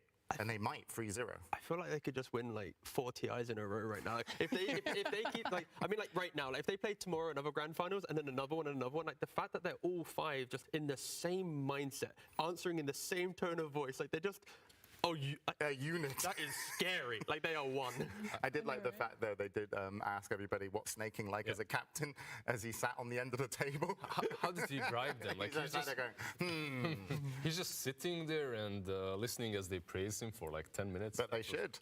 I mean, they made it to the grand finals, and he's very chill. And 15 years of Dota, from Dota 1 to Dota 2, and we can take a look here, some of the win rates versus Puppey, and there is snaking. He's positive. Exactly. This is the most important thing. So the other day I was looking at snaking win rate versus Puppey, and I saw Noxel starting to tweet about it. So I went on to Dota, looked a bit deeper, and it's basically, there's only 4 players who've ever got a 50% win rate positive against Puppey. Only 4 players. Everyone else is sub 50%. So snaking today, with his victory, yesterday, bumped him up to over 50, drawing with RK. Now he's winning the 2 games currently. He's now 51.8. If he wins the next game in this grand finals, he'll then leapfrog Bulldog and be 2nd place. Again, it is insane. But with what number? With a 52.6% win rate. Oh, I love it when you talk numbers. There we go. Oh, you like that? But yeah, everyone, all the Tundra fans, they love snaking right now, because he clearly is the secret source, maybe, for understanding that Puppey mentality. When's the last time you've been to NA? Tell the truth. Last time? Tell the truth. What's this NA copium over here? What? They're literally insane. Again, to be clear, secret, they have to do some mad work in this interim. They need to properly break down Tundra, understand everything that's happened in TI in a single 15-minute break, because Tundra is looking flawless. I don't know how you're meant to do it in time. I actually genuinely, they've tried 3-4 different strats and like this was meant to be their idea. We're bringing in the Chen. We need something to take objectives. We need towers. They took that Roche in 14 minutes. Like they were doing everything right, and they still crumbled. Their strats were just not like up to par with Tundra. And it's not just the heroes, right? Like if you look at the players, it's in the first 2 games, they literally switched up the roles. Like you had Crystallis playing a carry, then he was literally the offlane Bristleback. It wasn't some Midas Aghanim's rushing Bristleback. No, that was Vanguard BKB. He's just going to stand in front. Nisha was the Leshrac, the mid laner, the classic playmaker. Then he was the Morphling, the ultimate win condition. They're switching everything up, and nothing seemingly works. If they have to focus on one particular thing to improve, you know, draft, map control, team fight, you know, in terms of draft or the team fight, because they can obviously team fight, but they just seem to be just outmastered a little bit. But what's the one thing that you would want Secret to kind of really have a conversation about in those 15 minutes between game 2 and where we're going in game 3? Would you like to take it? I think you just reset it, right? Oh, like, okay. But you've got to change something. You need a reset, but it's... I mean, maybe it is just draft. Like, I've seen a lot of success on the Rezo, Crystallis, Dawnbreaker. Like, that's not getting banned in first phase. Maybe that's something to explore as a strat. It's something that lets them fight globally and often, like, it covers a lot of your heroes. This heal might let them turn the fights around. I'd lean more on conviction. When you take an area of the map, they want to be able to play there. Don't allow Tundra to be able to sneak back out and then start skipping the waves that way. So if you have this early aggression, make sure you have extra catch to get there. Well, we'll see, because they're tying for Team Strat, talking over. Puppy with Team Secret will re-enter the arena. If they are to take this, it needs to be a reverse sweep. Sitting with a 2-0 lead, Tundra, calm, cool and collected. They are smart, but Snake King said in his interview, do not overthink it. Don't try and get too smart, and that's exactly what they've done. They've just been able to play their game, and it's Team Secret that need to break it. This could be a 3-0. Tundra scary right now, and it's, even though it might not be the, you know, if it was a 3-0, it's like, sure, as a fan for either of the teams, you want, you know, an absolute, you know, amazing game of Dota with all the back and forths, but really, if Tundra can take this 3-0, it's still so impressive. Now, let's be real. We want more games, right? We want more games than just the 3-0. But if you're Secret as well, you just need to focus on yourself. Like, you can't let Tundra get into your head like in the last best of 3. Focus on your drafts. Focus on what made you get this far. Because nothing works against Tundra if you're focusing on their heroes and banning them out. This is one of those grand finals where if Tundra win at 3-0, it's like the celebration, like the pro enthusiasts will be like, they just played such beautiful Dota. And this will now be like, how do we want to play Dota? The whole shift of DPC season will be, we'll look at Tundra. How do they skip waves? How do they always have the same element in every draft, even though heroes are different? Is there something you'd ban out, Sheep? Like, is there a big element of Tundra that needs to go? I don't know. There's too many heroes to ban for them. When I looked at last game, I think the biggest crack that I saw in their gameplay was when they were repelled from Secret's base and they were suddenly on the back foot of, we have to get out of here. And I think Secret took advantage of that really well for a short time. They were chasing them down lanes. They were getting pickoffs. They were forcing them to use their ults, and they kind of fell apart for a moment. Like, they didn't reset properly. Their resetting was usually really good, but when they kind of had to re-engage in the map, it felt like they were just kind of getting picked off, like, on their Visage top. Stuff like that, if they can just apply more pressure from the side of Secret, like maybe Morphling is too slow of a hero, maybe they do need to just go all in on that hard tempo, all 5 heroes, go, go, go. Full divide Dota. Yeah, pretty much. That's how LGD started getting taken down at Arlington, for example. Now, how dangerous are Tundra going to be with a 2-0 up? Because already their drafts are hard to ban out, but now they have options. They've got games in the bag to kind of, I'm sure they don't want to throw one. You're shaking your finger at me, T-Gov. No. You watch that interview, they are one. You know, they say draft, there's no need to change. We are winning. We shall win. We shall pick the same heroes. We have exactly. We have the second lowest hero pool in all of TI. We just continue winning. Like, they don't need to change. Imagine Aoi, right, staring at you with an expressionless face. He shrugs his shoulder. Why change it? Of course. When they can communicate, you know, telepathically, that's when it will get scary, but it almost seems like it at this point. But can Team Secret bring it back? That's what I want to know. I completely agree with what Sheepo said. Focus on their draft, not the enemy. Focus on their draft and their gameplay. If they could be a little bit more aggressive, if they could be a tiny little bit faster like they were once they defended their base, it looked like they had that game back in their control. But then a couple of mistakes here and there, they just need to be more focused. I know it sounds like such a generic thing to say, but the moment they got the game back, they fed a couple of kills, unnecessarily kills on the side lanes. Yeah, and on top of that, have something that can kill Wraith Pact. A hero that can just get in there and kill Wraith Pact, that's like one of the biggest problems. They're playing with so much damage reduction on the side of Tundra. If you're able to deal with that and their map control and like how they do it, those are just the two biggest things, I think. So who are those heroes? We look at like a Snapfire or? Snapfire is a little difficult because she has to really like walk in there, but yeah. We'll see what they do. Well, we're ready here, and I hope you are at home because we're going to go into Game 3 of the Grand Finals of the International. Team Secret versus Tundra Esports. Grand Finals Game 3.